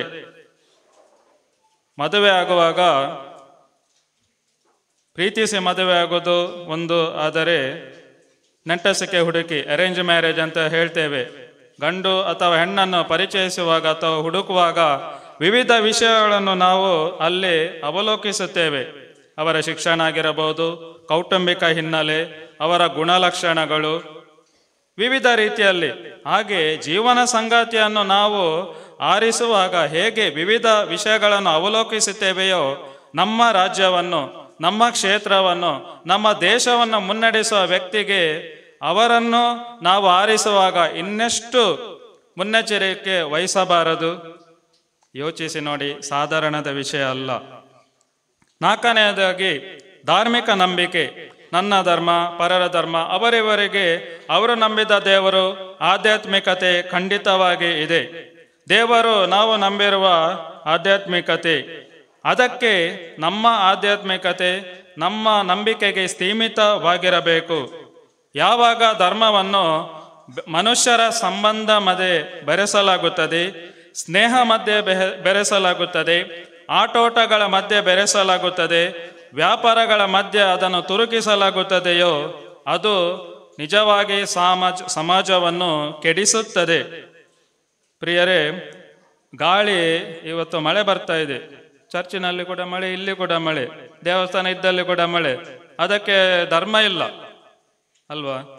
ಮಳೆ, ರಕ್ತ, ಆಸ್ಪತ್ರೆಯಲ್ಲಿ ರೋಗಿಗೆ ರಕ್ತ ಬೇಕಾದಾಗ ನನ್ನ ಧರ್ಮದವ ಅಲ್ಲ, ನನ್ನ ಆಗದವ ಹಾಗೆಲ್ಲ ಹೇಳುವುದಿಲ್ಲ. ಕೆಂಪು ಬಣ್ಣ ರಕ್ತ, ಬ್ಲಡ್ ಗ್ರೂಪ್ ಮ್ಯಾಚ್ ಆದರೆ ಆಯಿತು, ವೈದ್ಯರು ಹೇಳಿದರೆ ಆಯಿತು. ಯಾವ ಧರ್ಮದಂದು ನಾವು ಕೇಳಿ ಪಡೆಯುವುದಿಲ್ಲ. ಒಂದು ಟ್ರೈನಲ್ಲಿ ಪ್ರಯಾಣಿಸುವಾಗ ಅದು ಲೋಕ ಪೈಲಟ್ ನನ್ನ ಧರ್ಮದವನಂತ ಕೇಳುವುದಿಲ್ಲ. ನನಗೆ ನನ್ನ ಹೋಗುವ ಜಾಗದಲ್ಲಿ ಸುರಕ್ಷಿತವಾಗಿ ತಲುಪಿಸಿದರೆ ಸಾಕು. ಪೈಲಟ್ ಕೂಡ ಹಾಗೆ, ಯಾರಂತ ಕೇಳುವುದಿಲ್ಲ. ಬಸ್ ಡ್ರೈವರ್ ಎನ್ನ ಜಾತಿದ ಏನ ಎಂಕಲ್ ಕೇಳು ಜಾತಿ ನಾವು ಕೇಳುವುದಿಲ್ಲ. ಹಾಗೆ ಧರ್ಮವನ್ನು ನಾವು ಅಲ್ಲಿ ವಿವಿಧ ವಿಷಯಗಳಲ್ಲಿ ಬೆರೆಸಬಾರದು. ಮತ್ತೆ ಈ ದೇಶದಲ್ಲಿ ನೆಲೆಸುವಾಗ ಪ್ರಮುಖ ವಿಷಯ ಕಾನೂನು, ಸಂವಿಧಾನ, ಗೌರವ ಎಲ್ಲರೂ ಪಾಲಿಸಬೇಕಾಗುತ್ತದೆ. ದೇಶಕ್ಕೆ ಅವಹೇಳನಕಾರಿ ಹೇಳಿಕೆ, ಅಗೌರವ ತೋರುವುದು, ವ್ಯತಿರಿಕ್ತ ಮತ್ತು ಸಾರ್ವಜನಿಕ ಸ್ವತ್ತಿಗೆ ಹಾನಿ ಮಾಡುವುದು ತಪ್ಪಿಸಬೇಕಾಗಿದೆ. ಕಾಲಕ್ಕನುಗುಣವಾಗಿ ಹೊಸ ಚಿಂತನೆ ರೂಪುಗೊಳ್ಳಬೇಕಾಗಿದೆ. ವಿಶಾಲ ಮನೋಭಾವದ ಅವಶ್ಯಕತೆ ಇದೆ. ನಮ್ಮ ದೇಶಕ್ಕೆ ಸ್ವಾತಂತ್ರ್ಯ ದೊರಕಿಸಿಕೊಟ್ಟವರು ಆಶಯ ಈ ದಿನಕ್ಕೆ ಎಷ್ಟರ ಮಟ್ಟಿಗೆ ಈಡೇರಿದೆ? ಆ ಪ್ರಶ್ನೆಯನ್ನು ನಾವು ಕೇಳಿದರೆ ನಿಜವಾಗಿಯೂ ಯಾವ ರೀತಿಯಲ್ಲಿ ಮುನ್ನಡೆಯಬೇಕು ಎಂದು ನಮಗೆ ತಿಳಿಯುತ್ತದೆ. ಪ್ರಿಯರೇ, ನಮ್ಮ ಮನೆಯಲ್ಲಿ ವಿವಿಧ ವಸ್ತುಗಳನ್ನು ನಾವು ಇಡುತ್ತೇವೆ. ಪಾತ್ರೆ, ಅದಕ್ಕೆ ಒಂದು ನಿರ್ದಿಷ್ಟ ಜಾಗ, ಕುರ್ಚಿ ನಿರ್ದಿಷ್ಟ ಜಾಗ, ಮೇಜು ನಿರ್ದಿಷ್ಟ ಜಾಗ, ಪಾದರಕ್ಷೆ ಫುಟ್ವೇರ್ ಅಂತ ಹೇಳ್ತೇವೆ, ಬಕೆಟ್, ಬಟ್ಟೆ, ಪ್ರತಿಯೊಂದು ವಸ್ತುಗೂ ಅದದ ಜಾಗ ಇರುತ್ತದೆ. ಹಾಗೆ ನಮ್ಮ ಜೀವನದಲ್ಲಿ ಧಾರ್ಮಿಕತೆಗೆ ಒಂದು ಗೌರವಯುತವಾದ ಭಕ್ತಿಪೂರ್ವಕ ಜಾಗ, ಸ್ನೇಹಕ್ಕೆ ಅದೇ ಜಾಗ, ವ್ಯಾಪಾರಕ್ಕೆ ಅದೇ ಸ್ಥಾನ, ರಾಜಕೀಯಕ್ಕೆ ಅದೇ ಸ್ಥಾನ. ಒಳ್ಳೆ ರಾಜಕೀಯ ಬೇಕು, ರಾಜಕಾರಣ ಕೆಟ್ಟದಲ್ಲ, ಒಳ್ಳೆಯ ರಾಜಕಾರಣ ಬೇಕು. ವ್ಯವಸ್ಥೆ ಸರಿ ಮಾಡಲು, ಅಭಿವೃದ್ಧಿ ಮಾಡಲು, ದೇಶ ಮುನ್ನಡೆಸಲು ಒಳ್ಳೆ ರಾಜಕಾರಣ ಬೇಕು. ಅದಕ್ಕೆ ಅದರದ್ದೇ ಸ್ಥಾನ ಬೇಕಾಗಿದೆ. ಹೀಗೆ ನಾವು ಪ್ರತಿಯೊಂದು ವಿಷಯದಲ್ಲಿ ಸೂಕ್ತ ಸ್ಥಾನವನ್ನು ಕೊಟ್ಟು ಪರಸ್ಪರ ಅನ್ಯೋನ್ಯತೆಯಿಂದ ಇಟ್ಟು ಸಾಮಾಜಿಕ ಅಭಿವೃದ್ಧಿಯೊಂದಿಗೆ ನಮ್ಮ ಚಿಂತನೆಗಳು ನವೀಕರಿಸಿಕೊಂಡು ಮುನ್ನಡೆದರೆ ನಾವು ದೇಶಕ್ಕೆ ಕಿಂಚಿತ್ತಾದರೂ ಕೊಡುಗೆಯನ್ನು ಕೊಡಬಹುದು. ನನ್ನ ಈ ಮಾತುಗಳನ್ನು ಆಲಿಸಿದ ಸರ್ವರಿಗೂ ನಮನಗಳು ಮತ್ತು ನನಗೆ ಈ ಅವಕಾಶ ಮಾಡಿಕೊಟ್ಟ ಸಂಘಟಕರಿಗೂ ಧನ್ಯವಾದಗಳು. ದೇಶದ ರಕ್ಷಣೆಯಲ್ಲಿ ನಮ್ಮ ಜವಾಬ್ದಾರಿ, ಮಾಧ್ಯಮ ಮಿತ್ರರ ಸಾಮಾಜಿಕ ಜಾಲತಾಣಗಳ ಜವಾಬ್ದಾರಿಗಳ ಬಗ್ಗೆ ಸವಿಸ್ತಾರವಾಗಿ ಹೇಳಿ ಒಂದಾಗಿ ಬಾಳೋಣ ಎಂದು ಸಂದೇಶ ಸಾರಿ ದಿಕ್ಸೂಚಿ ಭಾಷಣವನ್ನು ಗೈದಂತಹ father Gerald Sandeep D'Mello sir ಅವರಿಗೆ ಧನ್ಯವಾದಗಳನ್ನು ಹೇಳುತ್ತಾ ಕಾರ್ಯಕ್ರಮದ ಮುಂದಕ್ಕೆ ಪ್ರತಿಜ್ಞಾ ಬೋಧನೆಗೈಯಲು ಬಹುಮಾನ್ಯ ಶರೀಫ್ ಫೈಸಿ ಅಲ್ ಮಅಬರಿ ಉಸ್ತಾದ್ರವರನ್ನ ವೇದಿಕೆಗೆ ಆಹ್ವಾನಿಸ್ತಾ ಇದ್ದೇವೆ. ಎಲ್ಲರೂ ಎದ್ದು ನಿಂತು ತನ್ನ ಬಲಗೈಯನ್ನ ಮುಂದಕ್ಕೆ ಚಾಚಿ ನಿಲ್ಲಬೇಕು.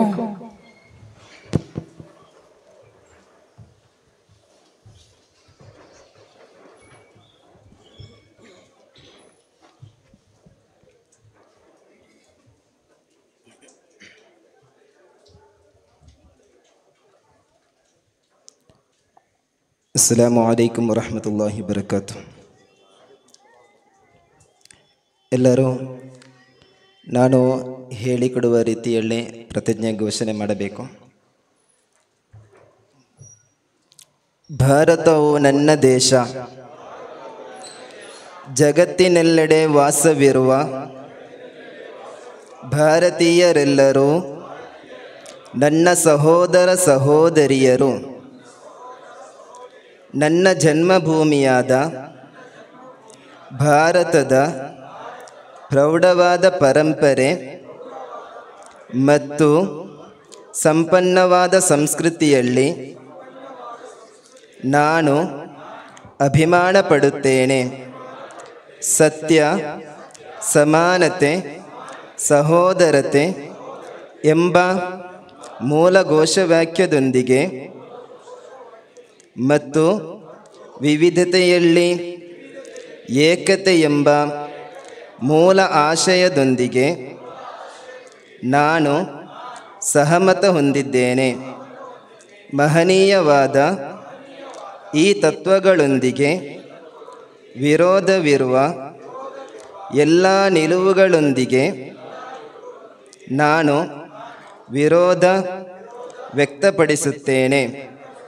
ಸ್ವಾತಂತ್ರ್ಯ ದಿನದ ಈ ಮನೋಹರ ಸಾಯಾಹ್ನದ ಸಮಯದಲ್ಲಿ ದೇಶದ ವಿಮೋಚನಾ ಹೋರಾಟದಲ್ಲಿ ಜೀವ ಅರ್ಪಣೆ ಮಾಡಿದ ಸಹಸ್ರಾರು ಹುತಾತ್ಮರನ್ನು ಮತ್ತು ಸಮರ ವೀರರನ್ನು ನಾನು ಸ್ಮರಿಸುತ್ತೇನೆ.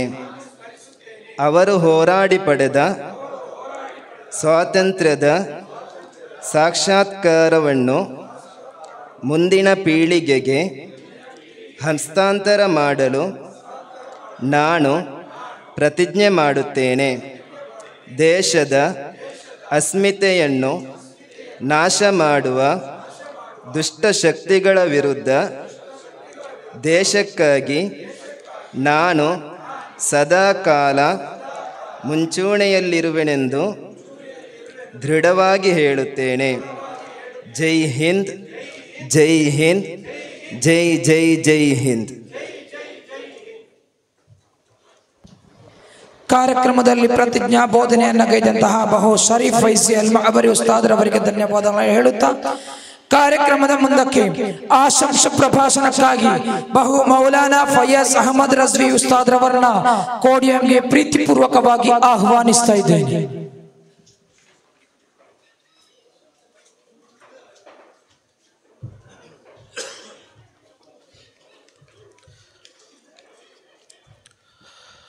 स्टेज पर रवन्नक अफरोज़ उलमा इकराम, मुअज़्ज़ज़ सामीन व नाज़रीन, हमारे बुज़ुर्गों, हम हमारे साथियों, अज़ीज़ बच्चों, अस्सलामु अलैकुम व रहमतुल्लाहि व बरकातुहू।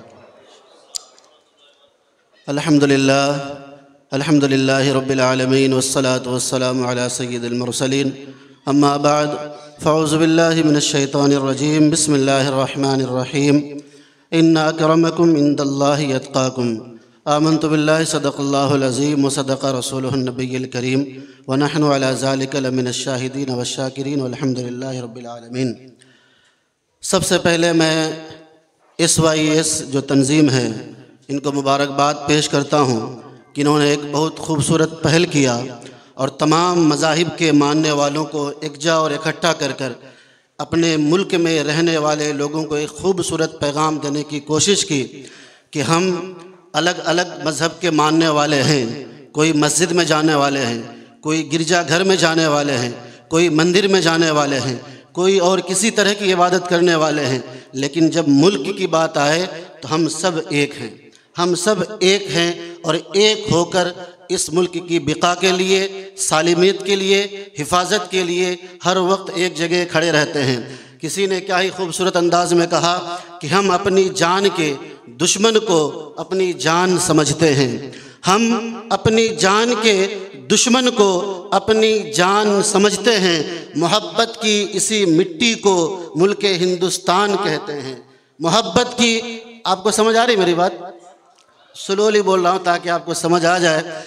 मैं फिर काबिल मुबारकबाद देता हूँ इनको, ये तंजीम को, और बिलखुसूस यहाँ देखा माशाअल्लाह ये मदरसे का नाम भी बड़ा खूबसूरत है, हयातुल इस्लाम। हर एक चीज़ का अपोजिट होता है, एक हयात है, एक मौत है। मौत का मतलब इस दुनिया को अलविदा कह के चला जाना, हयात मतलब बाकी रहना। تو یہ مدرسے کا نام یہ اعلان کر رہا ہے، یہ پیغام دے رہا ہے کہ اسلام قیامت تک باقی رہنے والا ہے اور یہ مدرسہ بھی قیامت تک باقی رہنے والا ہے انشاءاللہ۔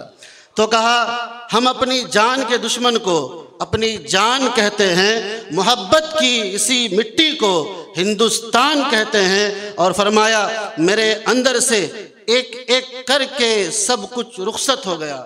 میرے اندر سے مسلمانوں کے اندر دیانتداری تھی، ایمانداری تھی، وفاداری تھی، ایک دوسرے کے اندر مدد کرنے کا جذبہ تھا۔ ایک مسلمان راستے سے گزرتا تو دنیا یہ کہتی یہ کوئی اور نہیں بلکہ مسلمان جا رہا ہے، مسلمان کا ایک عالی مقام تھا۔ لیکن ایک ایک کر کے ظالموں نے، دشمنوں نے ہمارے دامن کو داغدار کیا، ہمیں بدنام کیا، لیکن حقیقت یہ ہے کہ میرے اندر سے ایک ایک کر کے سب ہو گیا رخصت، مگر ایک چیز باقی ہے جسے ایمان کہتے ہیں، ایک چیز آج بھی باقی ہے جسے ایمان کہتے ہیں۔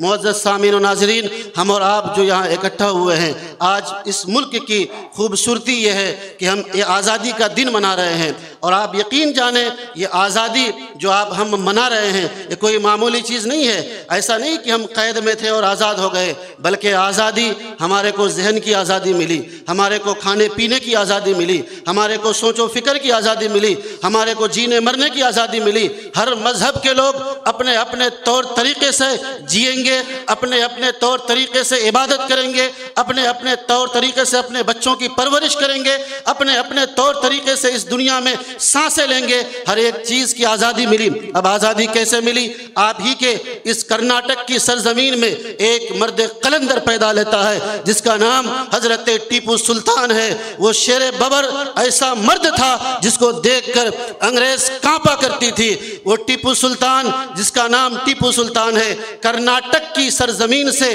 3 دفعہ انگریزوں کو انہوں نے کھدیڑ کر بھگا دیا، ایک ایک کر کے چن چن کر بھگایا، کیونکہ جو اللہ والا ہوتا ہے، جس کے دل کے اندر خوف خدا ہوتا ہے، دنیا کسی اچھائی اور برائی کو بہت بعد میں سمجھتی ہے لیکن اللہ والا بہت جلدی سمجھ لیتا ہے۔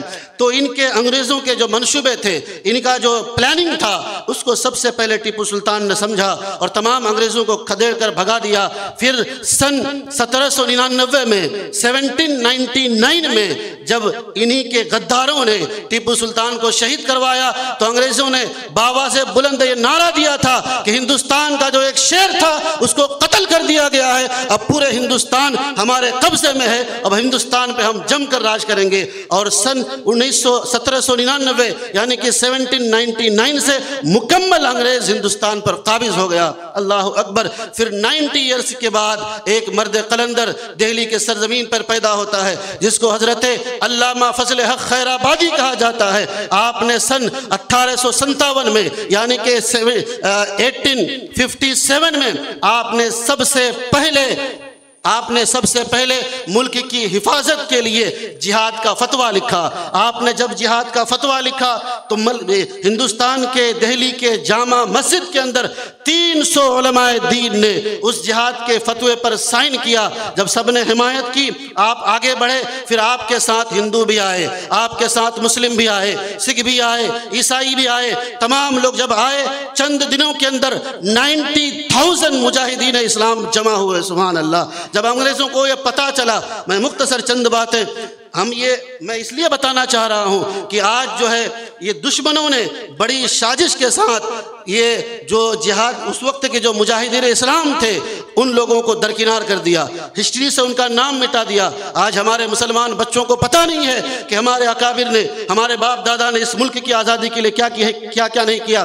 آج یہ ظالم کہتے ہیں مسلمانوں کا کوئی حق نہیں، مسلمان کی حصہ داری کچھ نہیں، لیکن میں یہ بالکل نہیں کہتا کہ اس ملک کو صرف مسلمانوں نے آزادی کی، نہیں، اس ملک کو سب لوگوں نے مل جل کر، ہر مذہب کے، ہر فرقے کے، ہر چھوٹے بڑے نے، بزرگوں نے، بچوں نے اپنے تن من دھن کی قربانی دی، تب جا کر یہ ملک آزاد ہوا۔ اللہ اکبر۔ تو جب ان کے فتوے کے مطابق 90,000 مجاہدین اسلام جمع ہوئے اور انگریزوں کو جب خبر لگی تو انہوں نے سوچا اب ہمارا باجا بچنے والا ہے، تو انہوں نے تمام علماء کو काला पानी की सज़ा देना शुरू करी, तमाम उलमा को जुल्म और सितम के कोठरी में डालना शुरू किया, उनके साथ ज्यादती करना शुरू किया। और एक नाम हज़रत अल्लामा किफ़ायतुल्लाह है, अल्लाह अकबर। इनको जब काला पानी की सज़ा दी गई, इनको सज़ा ये दी गई कि अंग्रेज़ अपने जिस्म की गिलाज़त इन उलमाए दीन से साफ़ करवाते थे और फिर इन पर इतना जुल्म करते कि इनको कोड़े बरसाया करते। इनके जिस्म में चोट आता, जब फिर चोट आता तो उस जख्म के ऊपर नमक मिर्ची के पाउडर मसला करते थे, फिर उस पर गर्म इस्त्री डालकर और उसको तकलीफ दिया करते थे। और आखिर में हज़रत अल्लामा फजल हक खैराबादी से और अल्लामा किफ़ायतुल्लाह से अंग्रेज़ों ने कहा कि तुम लोग ये अहद करो और ये ऐलान कर दो कि जो जिहाद का फतवा है ये हम लोगों ने नहीं दिया है। अल्लाह अकबर। तो हज़रत अल्लामा किफ़ायतुल्लाह ने उस वक्त कहा था, अरे तुम हमें चैलेंज करते हो, हम रसूलुल्लाह के मानने वाले हैं। और आका करीम सल्लल्लाहु ताला अलैहि वसल्लम ने इरशाद फरमाया कि लोगों, जिस मुल्क में तुम रहते हो उस मुल्क की मोहब्बत ये ईमान का हिस्सा है, उस मुल्क की मोहब्बत ईमान का हिस्सा है। अल्लामा किफ़ायतुल्लाह ने कहा था कि कोई गुल बाकी रहेगा ना चमन रह जाएगा, कोई गुल बाकी रहेगा ना चमन रह जाएगा, बस रसूलुल्लाह का दीने हसन रह जाएगा। फिर आप गए, फिर 1947 में 100 लगभग 100 साल के आसपास के फासले पर यह मुल्क आज़ाद हुआ और एक मर्द कलंदर जिसको इमाम अहमद रज़ा फाज़िल बरेलवी अलैहि रहमत व रिज़वान, जिसको हम और आप अहले सुन्नत वल जमात आला हज़रत के नाम से जानते हैं। अल्लाह अकबर। जब अंग्रेज़ों ने देखा कि एक शख्स बरेली के सरजमीन पर पैदा हुआ है और उसका रोबो दबदबा ऐसा है कि दुनिया हज़ारों की तादाद में उनके पीछे चलती हो रही है, अल्लाह अकबर। और हर वक्त मुसलमानों के अंदर जो है गद्दारी पैदा हुई।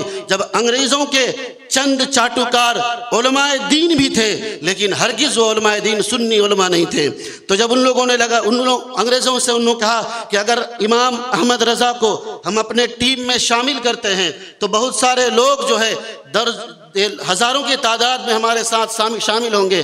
तो अंग्रेज़ जो है बरेली के करीब में एक जगह है नानपारा, आज भी मौजूद है, तो वहाँ की बहुत सारी प्रॉपर्टी और ज़मीनी कागज़ वगैरह लेकर आला हज़रत की बारगाह में गए और कहा कि क्या है, तो कहा ये अंग्रेज़ों की तरफ से ये तोहफ़ा तहाइफ है और बस कहना ये है आपको कि अंग्रेज़ की हिमायत करनी है, उनके हाँ में हाँ मिलाना है। अल्लाह अकबर। आला हज़रत जो आशिक़ रसूल थे, आपने कहा वो कमाल हुस्न हुजूर है कि गुमान नक्श जहाँ नहीं, यही फूल खार से दूर है, यही शम्मा है कि धुआं नहीं। कहा मैं इन बदबख्तों की तारीफ़ करूँगा, रसूलुल्लाह को अल्लाह ने ऐसा खूबसूरत बनाया कि उसके जैसा खूबसूरत दुनिया में कोई नहीं है। और ये ऐसा फूल है जिसके अंदर कोई कांटा भी नहीं है, और ये ऐसा शम्मा है, आप एक चिराग जलाओ उसमें धुआं होता है, लेकिन रसूलुल्लाह की शम्मे रिसालत ऐसी है जिसमें कोई धुआं नहीं, सिर्फ रोशनी ही रोशनी है। और आखिर में आला हज़रत ने कहा, आखिर में आला हज़रत ने इस शेर के तज़मीन की जब आखिर में शेर लिखा तो कहा, मैं गदा हूँ अपने करीम का, मेरा दीन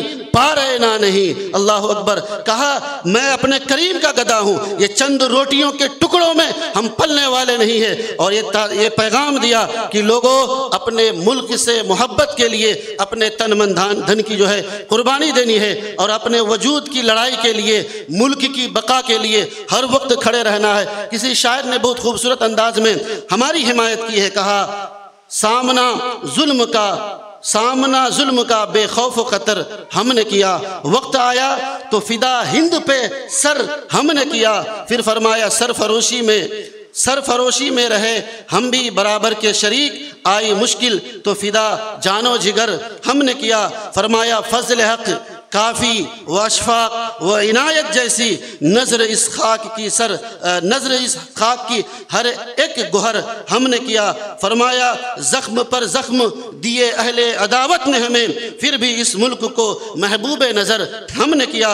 और आखिर में एक शेर जो आजकल हमें बदनाम किया जा रहा है, उसके ताल्लुक़ से लिखा कि सुन लो गद्दारी का इल्ज़ाम लगाने वालों, सुन लो गद्दारी का इल्ज़ाम लगाने वालों, खिदमते मुल्क में हर लम्हा सर हमने किया, हर लम्हा सर हमने किया। तो मुअज़्ज़ज़ सामीन और नाज़रीन, मैं फिर से SYS जो तंजीम है उसको और मदरसा हिदायतुल इस्लाम को मुबारकबादी पेश करता हूँ और आप तमामी मुंतज़िमीन का तहे दिल से शुक्रिया अदा करता हूँ कि आपने इस नाचीज़ को चंद लम्हे के लिए अपने दरमियान बुलाया और हमें अपनी बात रखने का मौका दिया। और स्टेज पे जितने हमारे नॉन मुस्लिम भाई हैं इन तमाम लोगों का भी मैं तहे दिल से शुक्रिया अदा करता हूँ, इस उम्मीद के साथ कि जब तक हमारी जिस्म में हमारी सांसें हमसे वफा करेगी, हम हिंदू मुस्लिम सिख ईसाई भाई भाई बनकर मिलकर जो हमसे हमारे खिलाफ बगावतें करते हैं उनको हम जवाब देने का काम करेंगे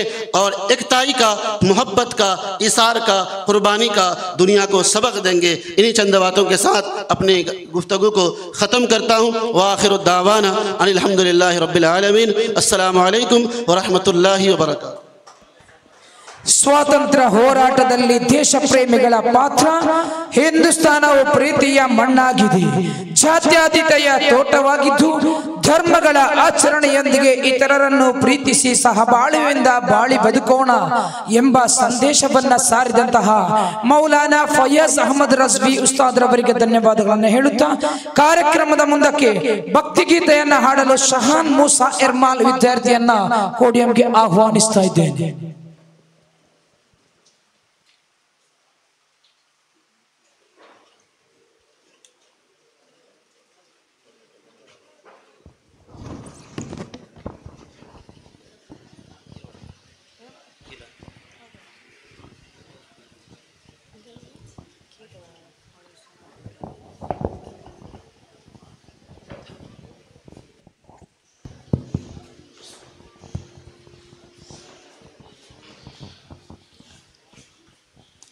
अस्सलामु अलैकुम वरहमतुल्लाहि व तआला व बरकातुहू।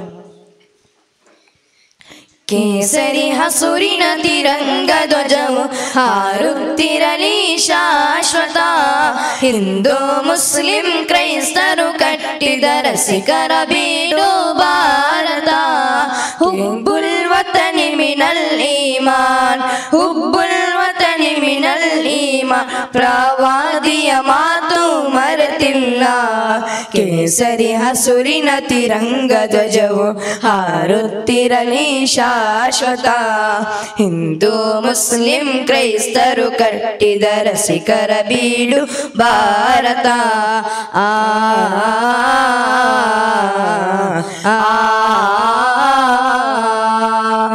ಆ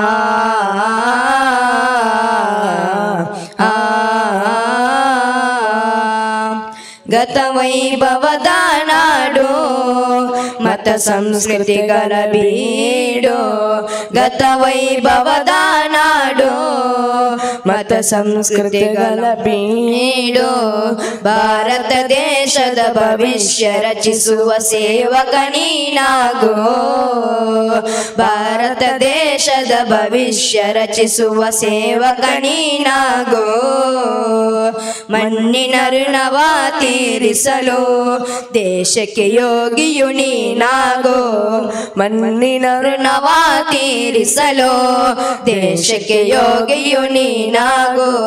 ಗಾಂಧೀಜಿ ಟಿಪ್ಪು ತಿಲಕರು ಕಟ್ಟಿದ ಭಾರತೀಯರು ಒಂದೇ, ಗಾಂಧೀಜಿ ಟಿಪ್ಪು ತಿಲಕರು ಕಟ್ಟಿದ ಭಾರತೀಯರು ಒಂದೇ. ಕೇಸರಿ ಹಸುರಿನ ತಿರಂಗ ಧ್ವಜವು ಹಾರುತ್ತಿರಲಿ ಶಾಶ್ವತ, ಹಿಂದೂ ಮುಸ್ಲಿಂ ಕ್ರೈಸ್ತರು ಕಟ್ಟಿದ ರಸಿಕರ ಬೀಡು ಭಾರತ. ಹುಬ್ಬುಲ್ ವತನಿ ಮಿನಲ್ ಈಮಾನ್, ಹುಬ್ಬುಲ್ ವತನಿ ಮಿನಲ್ ಈಮಾನ್, ಪ್ರವಾದಿಯ ಮಾತು ಮರೆತಿಲ್ಲ.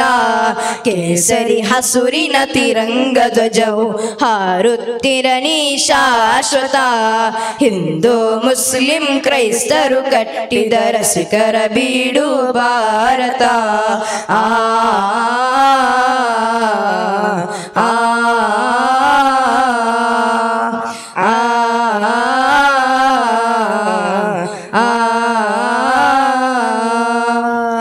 ಅಸ್ಸಲಾಮು ಅಲೈಕುಂ ವರಹಮತುಲ್ಲಾಹಿ ವಬರಕಾತುಹು. ದೇಶಭಕ್ತಿ ಗೀತೆಯನ್ನು ಹಾಡಿದಂತಹ ಶಹಾನ್ ಮೂಸಾ ತಂಡದವರಿಗೆ ಅಭಿನಂದನೆಯನ್ನ ಸಲ್ಲಿಸುತ್ತಾ ಕಾರ್ಯಕ್ರಮದ ಮುಂದಕ್ಕೆ ಆಶಂಸ ಭಾಷಣಕ್ಕಾಗಿ ಮುನ್ಕೂರು ವ್ಯವಸಾಯ ಸಹಕಾರಿ ಸಂಘದ ಇದರ ನಿರ್ದೇಶಕರು ಆಗಿರುವಂತಹ ಶ್ರೀ ಅಮರನಾಥ್ ಶೆಟ್ಟಿ ಸರ್ ಅವರನ್ನ ಪೋಡಿಯಂಗೆ ಆಹ್ವಾನಿಸ್ತಾ ಇದ್ದೇನೆ. ವೇದಿಕೆ ಮೇಲಿರುವಂಥ ಎಲ್ಲ ಧರ್ಮಗುರುಗಳೇ ಹಾಗೂ ಇಲ್ಲಿರುವಂಥ ಎಲ್ಲ ನಮ್ಮ ಸಹೋದರರೇ, ಹಾಗೆಯೇ ಈಗಾಗಲೇ 79ನೇ ವರ್ಷದ ಸ್ವಾತಂತ್ರ್ಯೋತ್ಸವ ಎಲ್ಲರಿಗೂ ಶುಭಾಶಯ ಹಾಗೂ ನಮ್ಮ ಇವತ್ತು ಶ್ರೀಕೃಷ್ಣ ಜನ್ಮಾಷ್ಟಮಿಯ ಶುಭಾಶಯಗಳು.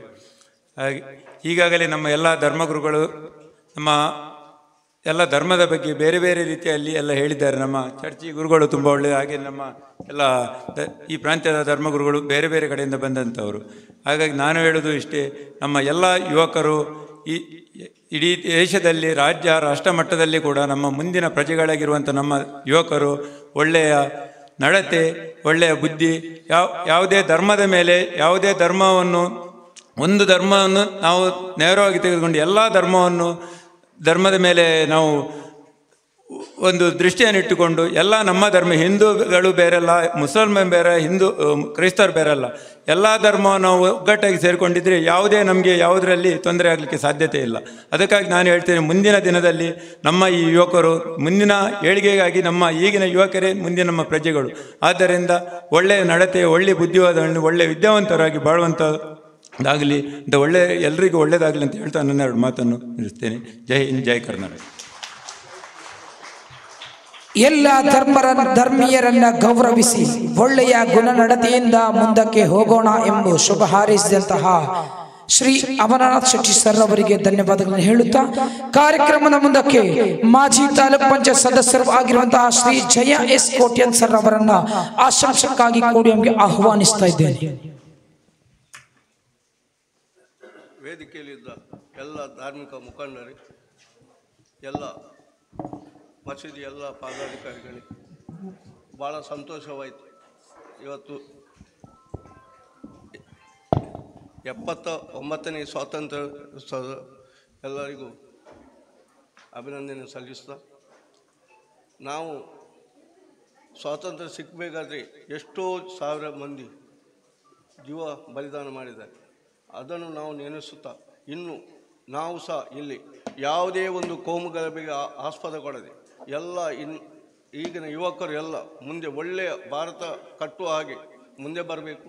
ಹಾಗೆ ಈಗ ನಮ್ಮ ಮುನ್ಕೂರು, ಪಲಿಮಾರು, ಅಡವೆ ಇಲ್ಲಿ ಎಲ್ಲ ವರ್ಗದವರು ಇದ್ದಾರೆ. ಇಷ್ಟರವರೆಗೆ ಏನು ಇಲ್ಲಿ ಗಲಾಟೆ ಇಲ್ಲ. ಇದು ಭಾಳ ನನಗೆ ಸಂತೋಷ. ಗ್ರಾಮದಲ್ಲಿ ಇಲ್ಲಿ ಒಳ್ಳೆಯ ಎಲ್ಲರೂ ಒಬ್ಬರನ್ನೊಬ್ಬರು ಕೇಳುವಂಥ ಶಕ್ತಿ ಎಲ್ಲರಿಗೂ ಉಂಟು. ಇಲ್ಲಿ ಕೆಲವು ಮೊಯ್ದಿನಬ್ಬನಂಥವರು ಇದ್ದಾರೆ, ಕೆಲವು ಹಿರಿಯ ಮುಖಂಡರು ಇದ್ದಾರೆ, ನಮ್ಮ ಹಿಂದೂಗಳಲ್ಲಿದ್ದಾರೆ, ಕ್ರೈಸ್ತರಲ್ಲಿ ಇದ್ದಾರೆ. ಆ ಒಳ್ಳೆಯ ಮಾತುಗಳನ್ನು ಕೇಳಿ ಯುವಕರು ಮುಂದೆ ಬರಬೇಕು, ನಮ್ಮ ದೇಶವನ್ನು ಉಳಿಸುವ ಹಾಗೆ ಎಲ್ಲರೂ ಪ್ರಯತ್ನ ಮಾಡಿ ಅಂತ ಹೇಳಿ ನನ್ನ ಎರಡು ಮಾತನ್ನು ಮುಗಿಸ್ತೇನೆ. ಜೈ ಹಿಂದ್.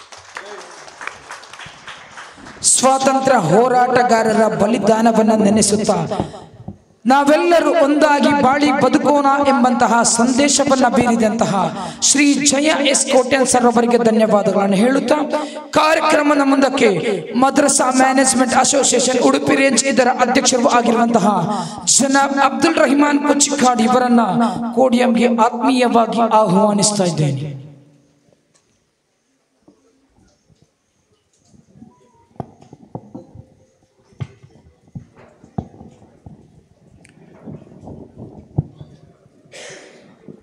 ಅಸ್ಸಲಾಮು ಅಲೈಕುಂ ವರಹಮತುಲ್ಲಾಹಿ ವಬರಕಾತು. ವೇದಿಕೆಯಲ್ಲಿರುವ ಉಲಮಾ ಶಿರೋಮಣಿಗಳೇ, ವಿವಿಧ ಧರ್ಮಗಳ ಧರ್ಮಗುರುಗಳೇ, ಹಾಗೆಯೇ ಗಣ್ಯಾತೀತ ವ್ಯಕ್ತಿಗಳೇ, ಕಿರಿದಾದ ವೇದಿಕೆಯ ಮುಂದೆ ವಿಶಾಲ ಮನಸ್ಸಿನೊಂದಿಗೆ ನೆರೆದಿರುವ ಎಲ್ಲ ಸಭಿಕರೇ, ಸಮಸ್ತದ ಪೋಷಕ ಘಟಕಗಳಾದ ಎಲ್ಲ ಸಂಘ ಸಂಸ್ಥೆಗಳ ಪದಾಧಿಕಾರಿಗಳೇ ಹಾಗೂ ವಿದ್ಯಾರ್ಥಿಗಳೇ, ನಾವಿಂದು ಇಲ್ಲಿ ನೆರೆದಿರುವಂತಹದ್ದು SYS ಉಡುಪಿ ಜಿಲ್ಲಾ ರಾಷ್ಟ್ರ ರಕ್ಷಾ ಸಂಗಮ ಎನ್ನುವ ಒಂದು ವೇದಿಕೆಯಾಗಿದೆ. ಇಂದಿನ ಈ ಭಾರತದ 79ನೇ ಸ್ವಾತಂತ್ರ್ಯ ದಿನದ ಶುಭಾಶಯಗಳನ್ನು ಸರ್ವರಿಗೂ ಅರ್ಪಿಸುತ್ತಾ ನನ್ನ ಶಬ್ದವನ್ನು ಆಲಿಸುತ್ತಿರುವಂತಹ ಎಲ್ಲರಿಗೂ ಮತ್ತೊಮ್ಮೆ ಮಗದೊಮ್ಮೆ ಶುಭಾಶಯಗಳನ್ನು ಹೇಳ್ತಾ ಇದ್ದೇವೆ. ಜಾತ್ಯತೀತತೆ ಹಾಗೂ ಸಮಾನ ಮನಸ್ಕತೆ ನಮ್ಮಲ್ಲಿ ಒಂದುಗೂಡಬೇಕೆಂದು ನಮ್ಮೆಲ್ಲ ಮುಖಂಡರು ಈಗಾಗಲೇ ನಮಗೆ ವಿಸ್ತಾರವಾಗಿ ತಿಳಿಸಿದ್ದಾರೆ. ಹಿಂದೂ ಧರ್ಮದ ಕೃಷ್ಣದೇವರು, ಮುಸ್ಲಿಮರಲ್ಲಿರುವ ಮುಕ್ರಿಗಳು, ಕ್ರೈಸ್ತರಲ್ಲಿರುವ ಕ್ರಿಸ್ತರು ಎಲ್ಲವೂ ಕಾ ಕೃ ಎಂಬ ಅಕ್ಷರದೊಂದೇ ಜೋಡಣೆಯಾಗಿ ಬಂದಂತಹ ಒಂದು ಸಂಗಮ ಈ ವೇದಿಕೆಯಾಗಿದೆ. ಹಿಂದೂ, ಮುಸ್ಲಿಂ, ಕ್ರಿಶ್ಚಿಯನ್, ಹಾಗೆಯೇ ಮುಕ್ರಿ, ಕೃಷ್ಣ, ಕ್ರಿಸ್ತು. ಅದ್ಭುತವಾದಂತಹ ಈ ಸಂದರ್ಭವನ್ನು ನಾವು ನಮ್ಮ ರಾಷ್ಟ್ರವನ್ನು ಬೆಳೆಸುವಲ್ಲಿ ನಮ್ಮ ಯುವ ಜನಾಂಗವು ನಮ್ಮ ಭಾರತದ ಸೈನಿಕರಂತೆ ಭಾರತದ ರಕ್ಷಣೆಯನ್ನು ಮಾಡಲು ಸರ್ವಧರ್ಮೀಯರು ಒಂದಾಗಿ ನಾವು ಬಾಳಬೇಕು, ಅದಕ್ಕೆ ಶ್ರಮವಹಿಸಬೇಕು ಎನ್ನುವಂತಹ ಒಂದು ಕಿರುದಾದ ಸೂಚನೆಯನ್ನು ಕೊಟ್ಟು, ಸಮಯದ ಅಭಾವ ಹಾಗೂ ದೂರದ ಊರಿಂದ ಬಂದವರೆಲ್ಲರೂ ಇಲ್ಲಿದ್ದಾರೆ. ಅವರಿಗೆ ಇನ್ನು ಅವರ ಊರಿಗೆ ತಲುಪಲು ಕನಿಷ್ಠ 1 ಗಂಟೆಯಾದರೂ ಅವರಿಗೆ ಬೇಕಾಗಿದೆ. ಇನ್ಶಾ ಅಲ್ಲಾ ಅಲ್ಲಾಹು ಸುಬ್ಹಾನಹು ವ ತಆಲ ಎಲ್ಲರಿಗೂ ಆಯುರಾರೋಗ್ಯ ಆಯುಷ್ಯ ನೀಡಿ ಶಾಲಾ ವಿದ್ಯಾಭ್ಯಾಸ, ಮದ್ರಸಾ ವಿದ್ಯಾಭ್ಯಾಸ, ಹಾಗೆ ವಿದ್ಯಾರ್ಥಿಗಳಿಗೆ ಉತ್ತಮ ಬುದ್ಧಿಶಕ್ತಿಯು ಜ್ಞಾಪಕ ಶಕ್ತಿಯು ಕೊಟ್ಟು ಸರ್ವರನ್ನು ಹಿತದೃಷ್ಟಿಯಲ್ಲಿ ನೋಡುತ್ತಾ ಸರ್ವರಿಗೂ ಒಳ್ಳೆಯದಾಗಲಿ ಎನ್ನುವ ಆಶಂಶಯದೊಂದಿಗೆ ನನ್ನ 2 ಮಾತಿಗೆ ಅವಕಾಶ ಕೊಟ್ಟಂತಹ ಸರ್ವರಿಗೂ ಧನ್ಯವಾದ ಸಲ್ಲಿಸುತ್ತಾ ಜಜಾಕಲ್ಲಾಹು ಖೈರ್. ಅಸ್ಸಲಾಮು ಅಲೈಕುಂ ವರಹಮತುಲ್ಲಾಹಿ ವಬರಕಾತುಹು. ನಮ್ಮ ರಾಷ್ಟ್ರವನ್ನ ರಕ್ಷಿಸಲು ನಮ್ಮ ಯುವ ಜನಾಂಗವು ಸೈನಿಕರಂತೆ ಕಾರ್ಯಾಚರಿಸೋಣ ಎಂಬ ಸಂದೇಶವನ್ನ ಬೀರಿದಂತಹ ಜನಾಬ್ ಅಬ್ದುಲ್ ರಹಿಮಾನ್ ಕುಚ್ಚಿಕಾಡ್ ಸರ್ ಅವರಿಗೆ ಧನ್ಯವಾದಗಳನ್ನು ಹೇಳುತ್ತಾ ಕಾರ್ಯಕ್ರಮದ ಮುಂದಕ್ಕೆ ಅಧ್ಯಕ್ಷ ಭಾಷಣಕ್ಕಾಗಿ SYS ಉಡುಪಿ ಜಿಲ್ಲೆ ಇದರ ಅಧ್ಯಕ್ಷರು ಆಗಿರುವಂತಹ ಜನಾಬ್ ಹಾಜಿ MP ಮೊಯ್ದಿನಬ್ಬ ಪಲಿಮಾರ್ ಸರ್ ಅವರನ್ನ ವೇದಿಕೆಗೆ ಆಹ್ವಾನಿಸ್ತಾ ಇದ್ದೇನೆ.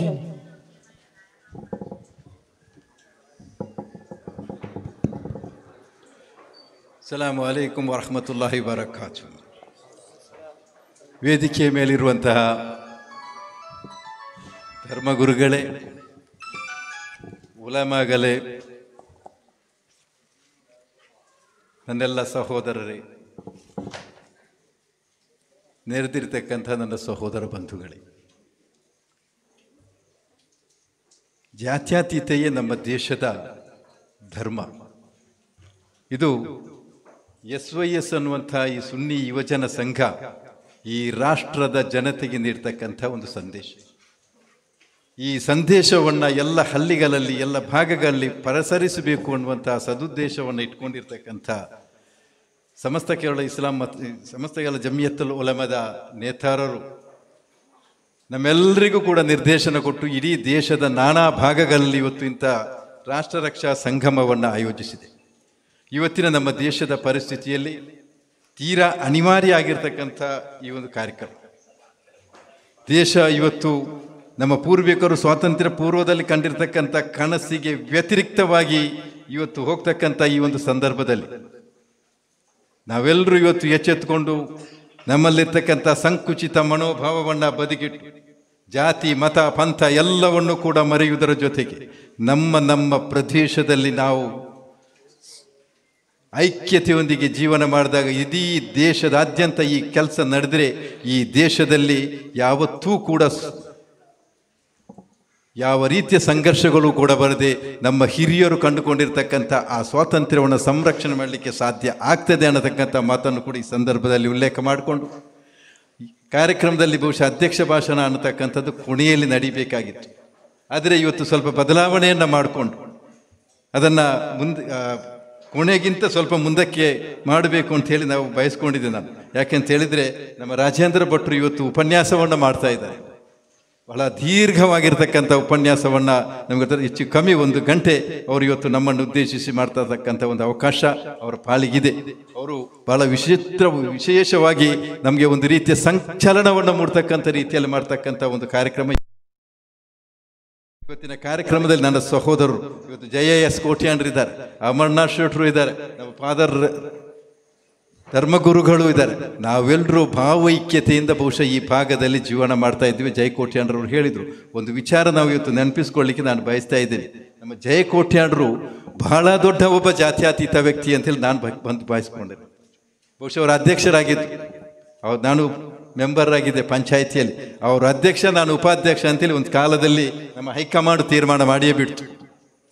ಆವಾಗ ನಾವು ಬದಲಾವಣೆ ಮಾಡಿಕೊಂಡು ಅವರನ್ನು ಉಪಾಧ್ಯಕ್ಷ ಮಾಡಿ ಇನ್ನೊಬ್ಬರನ್ನು ಅಧ್ಯಕ್ಷ ಮಾಡಿ ನಾವು ಪಂಚಾಯತನ್ನು ನಡೆಸುವಂಥ ಸಂದರ್ಭದಲ್ಲಿ ಅವರಿಗೆ ಸಂಕಟ ಎದುರಾಯಿತು. ಅವರೊಂದು ಕಡೆ ಒಂದು ಲೈಸೆನ್ಸನ್ನು ಕೊಟ್ಟುಬಿಟ್ರು ನಮ್ಮ ಪರಿಸರದ ಮದರಸಕ್ಕೆ. ಅವರ ಅಧ್ಯಕ್ಷರಾಗಿ ಲೈಸೆನ್ಸನ್ನು ಕೊಟ್ಟುಬಿಟ್ವಿ ನಾವು. ಕೊಟ್ಟು ಬಿಟ್ಟು ಕೂಡಲೇ ಕಾಂಜರಕಟ್ಟೆಯಲ್ಲಿ ದೊಡ್ಡ ವಿವಾದ ಏರ್ಪಾಟಾಯಿತು. ಬಹುಶಃ ಜಯ ಕೋಟ್ಯಾಂಡ್ರಿ ಅವರಿಗೆ ಸಂಕಟ ಎದುರಾದಾಗ ನಾವು ಪರಸ್ಪರ ಚರ್ಚೆಯನ್ನು ನಡೆಸುವುದರ ಮೂಲಕ ಬಹುಶಃ ಸುಮಾರು 25-30 ವರ್ಷಗಳ ಹಿಂದಿನ ಕಥೆ ಹೇಳ್ತಕ್ಕಂಥದ್ದು ನಾನು. ಕಾಂಜರಕಟ್ಟೆ ನೂರುಲ್ ಹುದಾ ಮಸೀದಿ ಏನಿದೆ ಇವತ್ತು, ಅದಕ್ಕೆ ಮೊದಲು ಅದರ ಲೈಸೆನ್ಸಿಗೆ ಹೋರಾಟ ಮಾಡಿ ಇವತ್ತು ನಮ್ಮ ಗ್ರಾಮದಲ್ಲಿ ಜಾತ್ಯತೀತ ತತ್ವಕ್ಕೆ ಅಡಿಗಲ್ಲು ಹಾಕಿರ್ತಕ್ಕಂಥವ್ರು ಜಯ ಕೋಟ್ಯಾಂಡ್ರು ಅನ್ನತಕ್ಕಂಥದ್ದನ್ನು ನಾನು ಇವತ್ತು ನೆನಪಿಸಲಿಕ್ಕೆ ನಾನು ಬಯಸ್ತಾ ಇದ್ದೇನೆ. ಬಹುಶಃ ನಾವಿಬ್ಬರು ಜೊತೆಯಾಗಿ ಹೋರಾಟ ಮಾಡಿದ್ದರ ಫಲ ಅದು ಇವತ್ತು ನಡೆಸಿ. ಆವಾಗ ನಮಗೆ ಇನ್ನೊಬ್ಬರು ಇದ್ದರು, ನಮ್ಮ ಅಮರನಾಥ್ ಶೆಟ್ಟರ್ ತಂದೆ ಸೀತಾರಾಮ ಶೆಟ್ಟರು. ಪಕ್ಕದಲ್ಲೇ ಇದ್ದಂಥದ್ದು ಅವರ ಜಾಗ ಆ ಭಾಗದಲ್ಲಿ. ಆವತ್ತು ಅವರ ಮಾರ್ಗದರ್ಶನವನ್ನು ಪಡ್ಕೊಂಡು ನಾವು ಆ ಕೆಲಸವನ್ನು ಮಾಡಲಿಕ್ಕೆ ಸಾಧ್ಯತೆ ಆಗಿದೆ ಅಂತೇಳಿ ಈ ಸಂದರ್ಭದಲ್ಲಿ ನಾನು ಹೇಳಲಿಕ್ಕೆ ಬಯಸ್ತೇನೆ. ನಮ್ಮ ಜಾತ್ಯತೀತತೆ ಈ ಭಾಗದಲ್ಲಿ ಎಷ್ಟಿತ್ತು ಅಂತ ಹೇಳಿದರೆ, ನಮ್ಮ ಹಳೆ ಮಸೀದಿ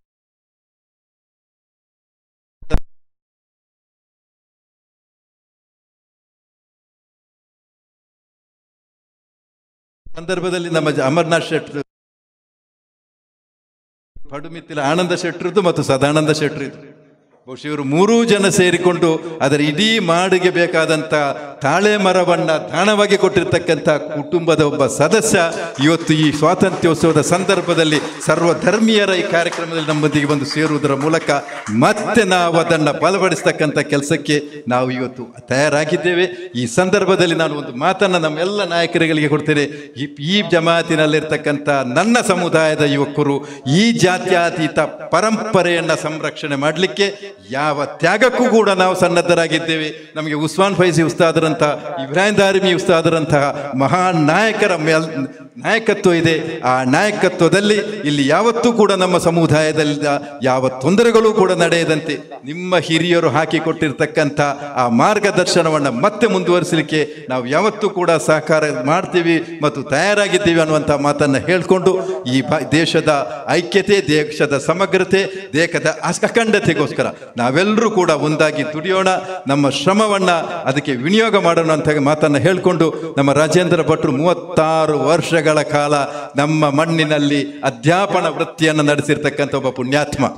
ನನ್ನ ಮಕ್ಕಳೂ ಸೇರಿಕೊಂಡು ಸುಮಾರು 25 ವರ್ಷಗಳಿಂದ ಇಲ್ಲಿ ಹಲವಾರು ಮುಸ್ಲಿಂ ಯುವಕರನ್ನ ಇವತ್ತು ಸ್ವಂತ ಕಾಲಿನ ಮೇಲೆ ನಿಲ್ಲುವಂತೆ ಒಬ್ಬ ಸ್ವಾಭಿಮಾನಿ ಯುವಕನನ್ನಾಗಿ ಮಾಡುವಲ್ಲಿ ರಾಜೇಂದ್ರ ಭಟ್ರ ಪಾತ್ರ ಬಹಳ ಮಹತ್ವದ್ದು ಅನ್ನತಕ್ಕಂಥ ಮಾತನ್ನು ನಾನು ಹೇಳಲಿಕ್ಕೆ ಬಯಸ್ತೇನೆ. ಒಂದು ಕಾಲದಲ್ಲಿ ನಮಾಜ್ ಮಾಡಲಿಕ್ಕೆ ಅವರಿಗೆ ವ್ಯವಸ್ಥೆ ಇಲ್ಲದೇ ಇದ್ದಂಥ ಸಂದರ್ಭದಲ್ಲಿ ಜುಮಾ ನಮಾಜಿಗೆ ಆಟೋ ರಿಕ್ಷಾ ಮಾಡಿ ಇಲ್ಲಿ ಜುಮಾ ನಮಾಜಿಗೆ ಅವಕಾಶ ಮಾಡಿಕೊಟ್ಟಂಥ ಪುಣ್ಯಾತ್ಮ ನಮ್ಮ ರಾಜೇಂದ್ರ ಭಟ್ರು ಅನ್ನುವಂಥದ್ದನ್ನು ಕೂಡ ಯಾವತ್ತೂ ಕೂಡ ನಾನು ಬರೆಯಲಿಕ್ಕೆ ಸಾಧ್ಯ ಇಲ್ಲ ಅನ್ನುವಂಥ ಮಾತನ್ನು ಕೂಡ ಇವತ್ತು ಉಲ್ಲೇಖ ಮಾಡಿಕೊಂಡು ನಾವೆಲ್ಲರೂ ಪ್ರೀತಿ ವಿಶ್ವಾಸದಿಂದ ಜೀವನ ಮಾಡೋಣ. ಸುಂದರ ನಾಡನ್ನು ನಾವು ಕಟ್ಟೋಣ. ನಮ್ಮ ಮುಂದಿನ ತಲೆಮಾರಿಗೆ ನಮ್ಮ ಹಿರಿಯರು ಕೊಟ್ಟಿರ್ತಕ್ಕಂಥ ಸ್ವಾತಂತ್ರ್ಯವನ್ನು ಮತ್ತೆ ಅದನ್ನು ಅವರ ಪಾಲಿಗೆ ಕೊಡಲಿಕ್ಕೆ ಪ್ರಯತ್ನ ಮಾಡೋಣ ಅನ್ನೋ ಮಾತನ್ನು ಹೇಳಿಕೊಂಡು ನನ್ನ ಮಾತನ್ನು ಮುಗಿಸ್ತೇನೆ. ಜೈ ಹಿಂದ್. ಸಲಾಮು ಅಲೈಕುಂ ವರಹಮತುಲ್ಲಾಹಿ ವಬರಕಾತು. ಸೌಹಾರ್ದತೆಯ ಅಡಿಗಲ್ಲು, ಸರ್ವಧರ್ಮೀಯರ ಸಹಾಯ ಹಸ್ತದ ಮನನ, ನಮ್ಮ ಯುವಕರು ಸೌಹಾರ್ದತೆಗಾಗಿ ನಾವೆಲ್ಲರೂ ಬದ್ಧರಾಗಿದ್ದೇವೆ ಎಂಬ ಸಂದೇಶವನ್ನ ತನ್ನ ಅಧ್ಯಕ್ಷೀಯ ಪೀಠದ ಭಾಷಣದಲ್ಲಿ ಸಾರಿದಂತಹ ಜನಾಬ್ MP ಮೊಯ್ದಿನಬ್ಬ ಪಲಿಮಾರ್ ಸರ್ ಅವರಿಗೆ ಧನ್ಯವಾದಗಳನ್ನು ಹೇಳುತ್ತಾ ಕಾರ್ಯಕ್ರಮದ ಮುಂದಕ್ಕೆ ಹೌದು ಅದೇ ನಾವೆಲ್ಲರೂ ಕಾತರದಿಂದ ಕಾದು ಕುಳಿತ ಕಾರ್ಯಕ್ರಮದ ಕೇಂದ್ರ ಬಿಂದು, ಅದೆಷ್ಟೋ ಶಿಷ್ಯ ವೃಂದವನ್ನ ಒಳಗೊಂಡಂತಹ ಮಹಾನ್ ವ್ಯಕ್ತಿ, ಅದೆಷ್ಟೋ ಮನಸ್ಸನ್ನ ಒಳಿತಿನೆಡೆಗೆ ಪರಿವರ್ತಿಸಿದ ಮನ ಪರಿವರ್ತಕ, MAV ಶಾಸ್ತ್ರಿ ಪ್ರೌಢಶಾಲೆ ಇನ್ನ ಇದರ ಮುಖ್ಯ ಶಿಕ್ಷಕರು ಆಗಿರುವಂತಹ ಶ್ರೀ ಕೆ ರಾಜೇಂದ್ರ ಭಟ್ ಸರ್ ಅವರನ್ನ ಆದರದಿಂದ ಪ್ರೀತಿಪೂರ್ವಕವಾಗಿ ಆತ್ಮೀಯತೆಯಿಂದ ವೇದಿಕೆಗೆ ಆಹ್ವಾನಿಸ್ತಾ ಇದ್ದೇನೆ.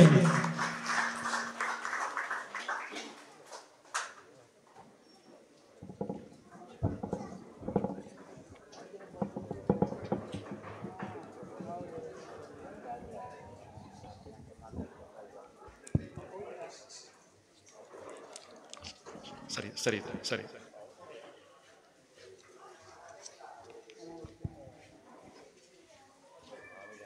ರಾಷ್ಟ್ರಧ್ವಜವನ್ನು ಕೆಳಗಿಳಿಸ್ತಾ ಇದ್ದಾರೆ. ಎಲ್ಲ ರಾಷ್ಟ್ರಭಕ್ತರು ಒಂದು ಕ್ಷಣ ಎದ್ದು ನಿಂತು ಆ ರಾಷ್ಟ್ರಧ್ವಜವನ್ನು ಗೌರವಿಸಬೇಕು ಅಂತ ವಿನಂತಿ ಮಾಡ್ಕೋತಾನೆ.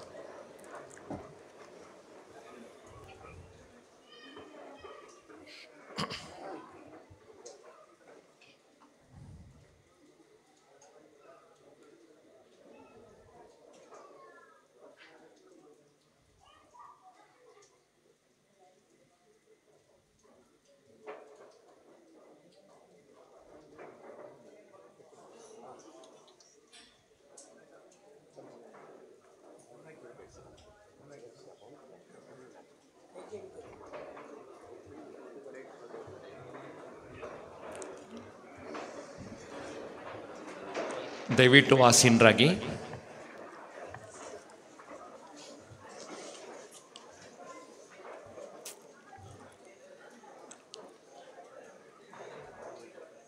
ವೇದಿಕೆ ಮೇಲೆ ಆಸೀನರಾಗಿರ್ತಕ್ಕಂತಹ ಎಲ್ಲ ಧರ್ಮಗುರುಗಳೇ, ಪಲಿಮಾರ್ ಚರ್ಚಿನ ಧರ್ಮಗುರುಗಳೇ, ನಮ್ಮೆಲ್ಲರ ಹಿರಿಯರಾಗಿರ್ತಕ್ಕಂಥ ಅಮರನಾಥ್ ಶೆಟ್ಟಿಯವರೇ, JS ಕೋಟ್ಯಾನವರೇ ಮತ್ತು ಶ್ರದ್ಧಾವಂತ ಭಾರತೀಯ ಬಂಧುಗಳೇ, ಮುಸಲ್ಮಾನ್ ಬಂಧುಗಳೇ, ನನ್ನ ಬಗ್ಗೆ MP ಮೊಯ್ದೀನ್ ಅಬ್ಬಾಸ್ ಸರ್ ಅವರು ಬಹಳ ಪ್ರೀತಿ ಮಾತು ಹೇಳಿದ್ದಾರೆ. 1 ಗಂಟೆ ಮಾತಾಡ್ತೇನೆ ಅಂತ ಹೇಳಿದ್ದಾರೆ. ಖಂಡಿತ ಅಷ್ಟು ಮಾತಾಡೋದಿಲ್ಲ ನಾನು. ಬಟ್ ನನಗೆ ಸಿಕ್ಕಿರ್ತಕ್ಕಂತಹ ಅದ್ಭುತವಾಗಿರ್ತಕ್ಕಂಥ ವೇದಿಕೆಯಲ್ಲಿ ಸತ್ಯವನ್ನು ಮಾತ್ರ ಬಹಳ ಪ್ರೀತಿಯಿಂದ ಹೇಳುತ್ತೇನೆ.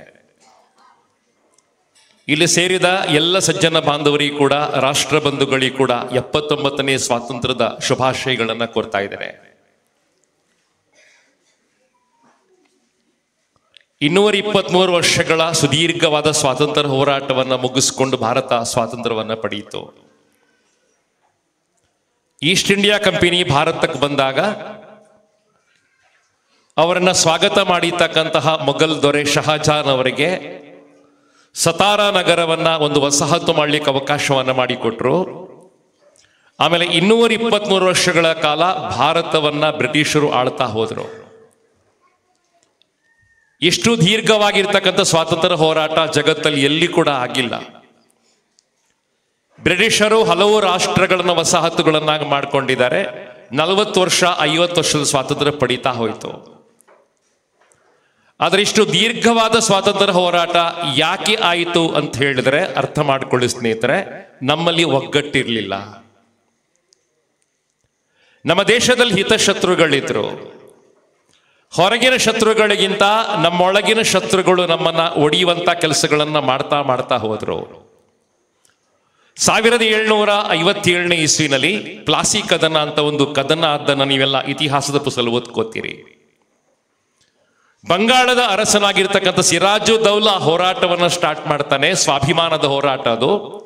30,000 ಸೈನಿಕರನ್ನ ಇಟ್ಕೊಂಡವನು ಬ್ರಿಟಿಷರಿಗೆ ಸಡ್ಡು ಹೊಡೆದು ನಿಂತ್ಕೋತಾನೆ. ಬ್ರಿಟಿಷ್ ಸೈನ್ಯ ಬರ್ತದೆ. ಅವರ ಹತ್ರ ಕೇವಲ 3,000 ಸೈನಿಕರಿದ್ರು. ಸಿರಾಜುದ್ದೌಲನ ಸೈನ್ಯದಲ್ಲಿ 30,000 ಜನ ಸೈನಿಕರಿದ್ರು, ಸ್ವಾಭಿಮಾನಿ ಸೈನಿಕರು. ಆದರೆ ಫಲಿತಾಂಶ ಏನಾಯಿತು ಅಂತ ಹೇಳಿದ್ರೆ, ಆ ಯುದ್ಧದಲ್ಲಿ ಬ್ರಿಟಿಷರು ಗೆಲ್ತಾರೆ, ಭಾರತೀಯರು ಸೋಲ್ತಾರೆ. ಯಾಕೆ ಸೋತರು ಅಂತ ಹೇಳಿದ್ರೆ, ಸ್ವಾಭಿಮಾನದ ಕೊರತೆ ಇತ್ತು, ಒಗ್ಗಟ್ಟಿನ ಕೊರತೆ ಇತ್ತು, ಹಿತಶತ್ರುಗಳ ಸಂಖ್ಯೆ ಜಾಸ್ತಿ ಇತ್ತು, ಮನೆ ಒಳಗೆ ಕೂತ್ಕೊಂಡು ಚಂದ ನೋಡೋ ಸಂಖ್ಯೆ ಬಹಳ ಜಾಸ್ತಿ ಇತ್ತು.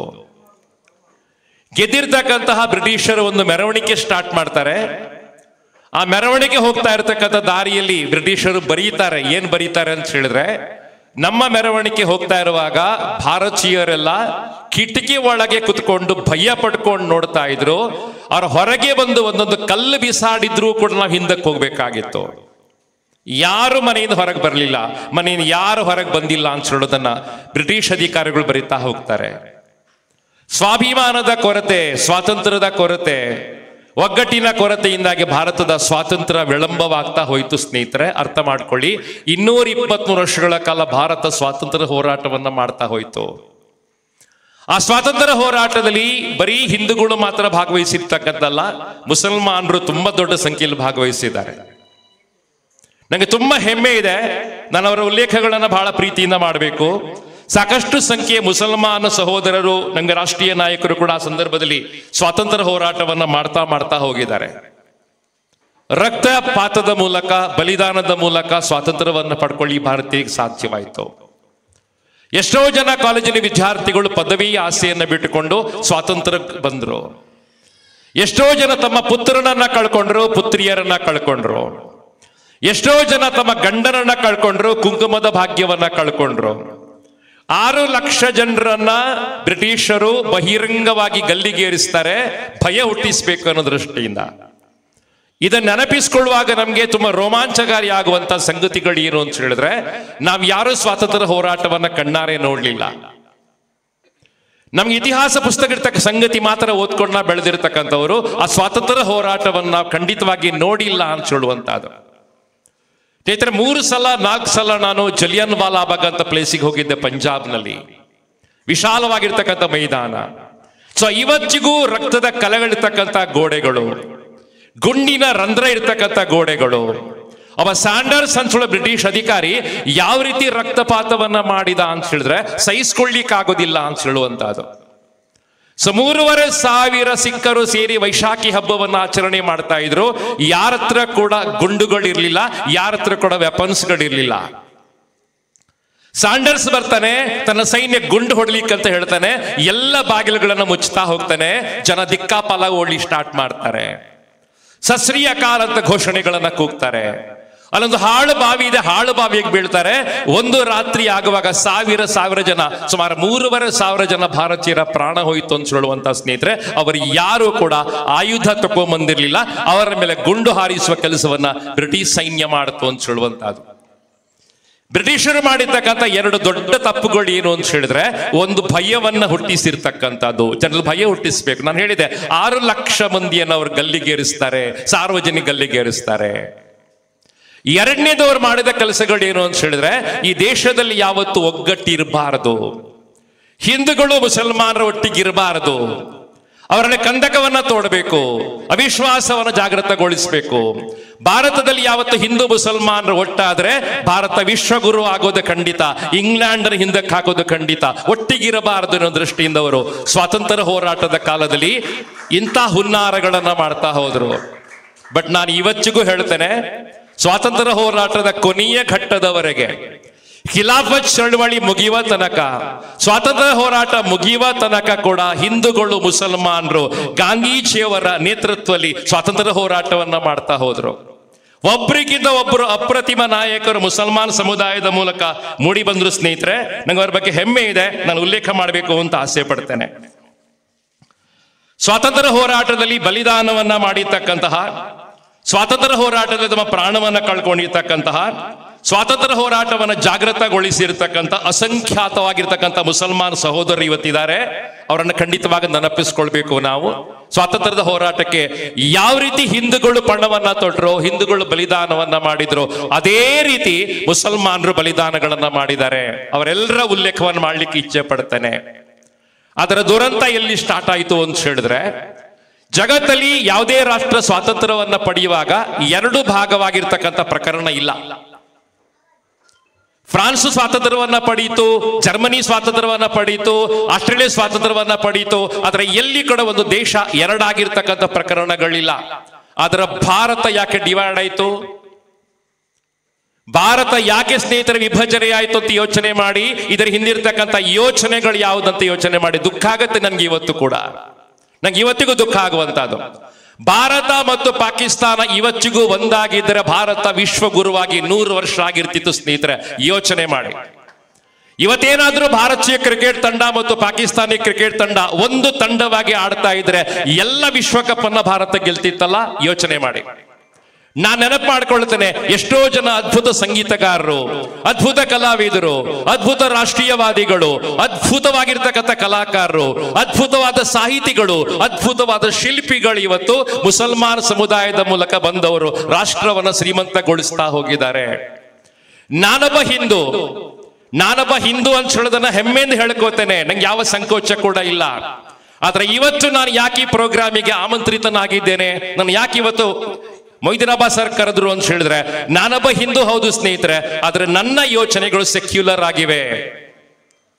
ನನ್ನ ಯೋಚನೆಗಳು ಸ್ನೇಹಿತರೆ ಇವತ್ತು ಸೆಕ್ಯುಲರ್ ಆಗಿರ್ತಕ್ಕಂಥದ್ದು. ಇಲ್ಲಿದ್ದವರು ಪ್ರತಿಯೊಬ್ಬರು ಕೂಡ ಇವತ್ತು ಸೆಕ್ಯುಲರ್ಗಳಾಗಿ ಯೋಚನೆ ಮಾಡ್ತಾರೆ. ಒಂದು ವೇದಿಕೆಯಲ್ಲಿ ಮೊನ್ನೆ ಹೇಳಿದೆ ನಾನು, ಇವತ್ತು ಮತ್ತೆ ರಿಪೀಟ್ ಮಾಡ್ತೇನೆ ಆ ವಾಕ್ಯಗಳನ್ನ. ಇವತ್ತು ಮುಸಲ್ಮಾನ ಸಮುದಾಯದಲ್ಲಿ ಕೂಡ ಸೆಕ್ಯುಲರ್ ನಾಯಕರು ಮುಂದಕ್ಕೆ ಬರ್ತಾ ಇದ್ದಾರೆ. ಸಂಖ್ಯೆ ಜಾಸ್ತಿ ಆಗ್ತಾ ಇದೆ. ನಾನು ಮತ್ತೆ ಹೇಳಲಿಕ್ಕೆ ಇಚ್ಛೆ ಪಡ್ತೇನೆ, ಸೆಕ್ಯುಲರ್ ಯೋಚನೆಗಳು ಭಾರತವನ್ನ ಕಾಪಾಡುವಂತದ್ದು. ನಾವು ಸ್ನೇಹಿತರೆ ರಾಷ್ಟ್ರೀಯವಾದಿ ಚಿಂತನೆಗಳನ್ನು ಹೊಂದಿರತಕ್ಕಂಥವರು. ರಾಷ್ಟ್ರೀಯವಾದ ಅಂದ್ರೆ ಬರೀ ಹಿಂದುತ್ವ ಅಲ್ಲ. ನಾನು ನೆನಪು ಮಾಡ್ಕೊಳ್ತೇನೆ, ಎಲ್ಲ ಕ್ರೈಸ್ತ ಬಾಂಧವರು, ಎಲ್ಲ ಮುಸಲ್ಮಾನ್ ಬಾಂಧವರು, ಎಲ್ಲ ಹಿಂದೂ ಬಾಂಧವರು ಸೇರಿ ಮಾಡಿರ್ತಕ್ಕಂಥ ಭಾರತ ಇದೆಯಲ್ಲ, ಆ ಭಾರತವನ್ನ ನಾನು ಗೌರವಿಸ್ತೇನೆ. ಆ ಭಾರತವನ್ನ ಗೌರವಿಸ್ತೇನೆ. ನಂಗೆ ತುಂಬಾ ಹೆಮ್ಮೆ ಇದೆ, ನಾನೊಬ್ಬ ಹಿಂದೂ, ನಂಗೆ ತುಂಬಾ ಹೆಮ್ಮೆ ಇದೆ. ಆದ್ರೆ ನನ್ನ ಆಚರಣೆಗಳು, ನನ್ನ ಧಾರ್ಮಿಕ ಆಚರಣೆಗಳು ಸೀಮಿತವಾಗಿದೆ. ನನ್ನ ಸೆಕ್ಯುಲರ್ ಮನೋಭಾವ ಹೇಗಿದೆ ಅಂತ ಹೇಳಿದ್ರೆ, ಸೆಕ್ಯುಲರ್ನ ಅರ್ಥ ಏನು ಅಂತ ಹೇಳಿದ್ರೆ, ನನ್ನ ಧಾರ್ಮಿಕ ಆಚರಣೆಗಳನ್ನ ಪ್ರಜ್ಞಾಪೂರ್ವಕ ಮಾಡ್ತೇನೆ. ಧಾರ್ಮಿಕ ಸ್ವಾತಂತ್ರ್ಯ ನನಗಿದೆ. ನಾನು ಯಜ್ಞಯಾಗಾದಿಗಳನ್ನ ಮಾಡೋದನ್ನ, ಯಜ್ಞೋಪವೀತವನ್ನ ಧರಿಸೋದನ್ನ, ಮಂದಿರಕ್ಕೆ ಹೋಗೋದನ್ನ, ನಮಸ್ಕಾರಗಳನ್ನ ಮಾಡೋದನ್ನ, ಉಪವಾಸಗಳನ್ನ ಮಾಡೋದನ್ನ ಯಾರು ಪ್ರಶ್ನೆ ಮಾಡ್ಲಿಕ್ಕಾಗೋದಿಲ್ಲ. ಯಾಕಂದ್ರೆ ನಾನೊಬ್ಬ ಹಿಂದೂ ಮಾತ್ರ ಅಲ್ಲ, ನಾನೊಬ್ಬ ಜಾತ್ಯತೀತ ಸರ್ಕಾರದ ಪ್ರಭಾವಕ್ಕೊಳಗಾಗಿರ್ತಕ್ಕಂಥವ. ಅದೇ ರೀತಿ ಮುಸಲ್ಮಾನರು ನಮಾಜ್ ಮಾಡೋದನ್ನ, ಮುಸಲ್ಮಾನರು ಮಸೀದಿಗಳಿಗೆ ಬರೋದನ್ನ, ಮದ್ರಸಲ್ಲಿ ಕಲಿಯುವಂಥದನ್ನ ಸ್ನೇಹಿತರೆ ಯಾರು ಪ್ರಶ್ನೆ ಮಾಡ್ಲಿಕ್ಕಾಗೋದಿಲ್ಲ. ಇದು ಧಾರ್ಮಿಕ ಸ್ವಾತಂತ್ರ್ಯದ ರಾಷ್ಟ್ರ. ಅಂಬೇಡ್ಕರ್ ಕೊಟ್ಟಿರ್ತಕ್ಕಂತಹ ಸಂವಿಧಾನದಲ್ಲಿ ಸ್ನೇಹಿತರೆ ಅತ್ಯಂತ ಪ್ರಬಲವಾದ ಧಾರ್ಮಿಕ ಸ್ವಾತಂತ್ರ್ಯ. ನಮ್ಮ ಧಾರ್ಮಿಕ ನಂಬಿಕೆಯನ್ನು ನಾವು ಜೀವಂತವಾಗಿರಿಸ್ಕೊಳ್ತೇವೆ. ಕ್ರೈಸ್ತ ಬಾಂಧವರು ಅವರ ಕ್ರಿಸ್ಮಸ್ ಹಬ್ಬ ಆಚರಣೆ ಮಾಡೋದನ್ನ, ಚರ್ಚ್ಗಳಿಗೆ ಬರೋದನ್ನ, ಆದಿತ್ಯವಾರದ ಪ್ರಾರ್ಥನೆಗಳನ್ನ ಮಾಡೋದನ್ನ ಯಾರೂ ನಿಲ್ಲಿಸ್ಲಿಕ್ಕೆ ಆಗೋದಿಲ್ಲ. ಸಂವಿಧಾನ ಪವರ್ ಕೊಟ್ಟಿದೆ ನಮ್ಗೆ. ಸಂವಿಧಾನ ಕೊಟ್ಟ ಪವರ್ ಅದು. ನಮ್ಮ ಧಾರ್ಮಿಕ ಸ್ವಾತಂತ್ರ್ಯ ನಮ್ಗಿದೆ. ಅದರ ಜೊತೆಗೆ ಒಂದು ಮೆಟ್ಟಿಲು ಮೇಲೆ ಅಂದ್ರೆ, ನಾನು ಬೇರೆ ಧರ್ಮದ ನಂಬಿಕೆಯನ್ನು ಪ್ರಶ್ನೆ ಮಾಡೋದಿಲ್ಲ. ನನ್ನ ಸೆಕ್ಯುಲರ್ ಮನೋಭಾವ ಹೇಗಿದೆ ಸ್ನೇಹಿತರೆ, ನಾನು ನನ್ನ ಧರ್ಮದ ಆಚರಣೆಗಳನ್ನ ಮಾಡ್ತೇನೆ. ಬೇರೆ ಧರ್ಮದ ನಂಬಿಕೆ ನಾನು ಪ್ರಶ್ನೆ ಮಾಡ್ಲಿಕ್ಕೆ ಹೋಗೋದಿಲ್ಲ. ಬೇರೆ ಧರ್ಮದ ನಂಬಿಕೆಯನ್ನ ಗೌರವಿಸ್ತೇನೆ. ಬೇರೆ ಧರ್ಮದ ನಂಬಿಕೆಯನ್ನ ಯಾವಾಗ ನಾನು ಗೌರವಿಸ್ತೇನೆ, ನಾನು ನಿಜವಾದ ಅರ್ಥದಲ್ಲಿ ಭಾರತೀಯ ಆಗ್ತೇನೆ. ನಾನು ಭಾರತೀಯ ಆಗೋದು ಇಂಪಾರ್ಟೆಂಟು. ನನ್ನ ಸೆಕ್ಯುಲರ್ ಮನೋಭಾವ ಇಂಪಾರ್ಟೆಂಟು. ನನ್ನ ಧರ್ಮದ ಆಚರಣೆಗಳನ್ನ ನಿಸ್ಸಂಕೋಚವಾಗಿ ಮಾಡ್ತಾ, ನಿರ್ಭೀತಿಯಿಂದ ಮಾಡ್ತಾ, ನಾನು ಎಲ್ಲ ಧರ್ಮದ ಆಚರಣೆಗಳನ್ನ ಯಾವಾಗ ನಾನು ಗೌರವಿಸ್ತೇನೆ, ಆಗ ನಿಜವಾಗಿ ನಾನು ಭಾರತೀಯ ಆಗ್ತೇನೆ. ನಿಜವಾಗಿ ನಾನು ಭಾರತೀಯ ಆಗ್ತೇನೆ. ನನ್ನ ಪ್ರೀತಿ ಬಂಧುಗಳೇ, ನಾನು ಮತ್ತೆ ಹೇಳಲಿಕ್ಕೆ ಇಚ್ಛೆ ಪಡ್ತೇನೆ. ಒಂದು ಕಾಲದಲ್ಲಿ ಹೇಗಿತ್ತು ಅಂತ ಹೇಳಿದ್ರೆ, ತುಂಬಾ ವರ್ಷಗಳ ಹಿಂದೆ ನಮ್ಮ ಧರ್ಮಗುರುಗಳು ಅವರ ಚರ್ಚಿನ ಕರ್ತವ್ಯಕ್ಕೋಸ್ಕರ ತೆರಳುತ್ತಾರೆ. ತುಂಬಾ ಹೊತ್ತು ವೈದಿಕ ತೆರಳಿದ್ದವರಿಗೆ ಧನ್ಯವಾದಗಳನ್ನು ಸಲ್ಲಿಸ್ತೇನೆ ಸರ್. ದೇವ್ ಬರೆಂಕೋರ್ ಅಂತ. ನಮಸ್ತೆ. ನನ್ನ ಮಾತನ್ನ ಮುಂದುವರಿಸ್ತೇನೆ. ಸ್ವಾತಂತ್ರ್ಯ ಸಿಗುವಾಗ ಭಾರತ ವಿಭಜನೆ ಆಯಿತು, ದುಃಖ ನಮ್ಗೆಲ್ಲ ಇತ್ತು. ಬಹಳ ಮನಸ್ಸಿಗೆ ನೋವಾಗ್ತಿತ್ತು ನಮ್ಗೆ. ಭಾರತ ಒಗ್ಗಟ್ಟಾಗಿರ್ಬೇಕು ಅಂತ ನಾವು ಆಸೆ ಪಡ್ತಿದ್ದೆವು. ಅದರ ಭಾರತದ ಭಾಗ್ಯ ಕೇಳಿ ನಮ್ಮ ಬಂಧುಗಳೇ, ಭಾರತದ ಭಾಗ್ಯ ಏನು ಅಂತ ಹೇಳಿದ್ರೆ, ಯಾರು ಭಾರತವನ್ನ ನಂಬ್ತಾರೆ, ಯಾರು ಭಾರತೀಯ ಅಸ್ಮಿತೆಗಳನ್ನ ಗೌರವಿಸ್ತಾರೆ, ಯಾರ ರಾಷ್ಟ್ರಧ್ವಜವನ್ನ ಗೌರವಿಸ್ತಾರೆ, ರಾಷ್ಟ್ರಗೀತೆಯನ್ನು ಎದ್ದು ನಿಂತ್ಕೊಂಡು ಹಾಡ್ತಾರೆ, ಅವರೆಲ್ಲ ಕೂಡ ಭಾರತವನ್ನೇ ಬಿಟ್ಟು ಹೋಗ್ಲಿಲ್ಲ. ಶ್ರದ್ಧಾವಂತ ಮುಸಲ್ಮಾನ ಬಂಧುಗಳು ರಾಷ್ಟ್ರಗೀತೆಯನ್ನ ಗೌರವಿಸುವಂತವರು ನಮ್ಮ ದೇಶದ ಒಳಗೆ ಉಳ್ಕೊಂಡು ಹೋದ್ರು. ಭಾರತವನ್ನ ಬಿಟ್ಟು ಹೋಗ್ಲಿಲ್ಲ. ಇದು ಭಾರತದ ಭಾಗ್ಯ ಅಂತ ನಾ ಭಾವಿಸ್ಕೊಳ್ತೇನೆ.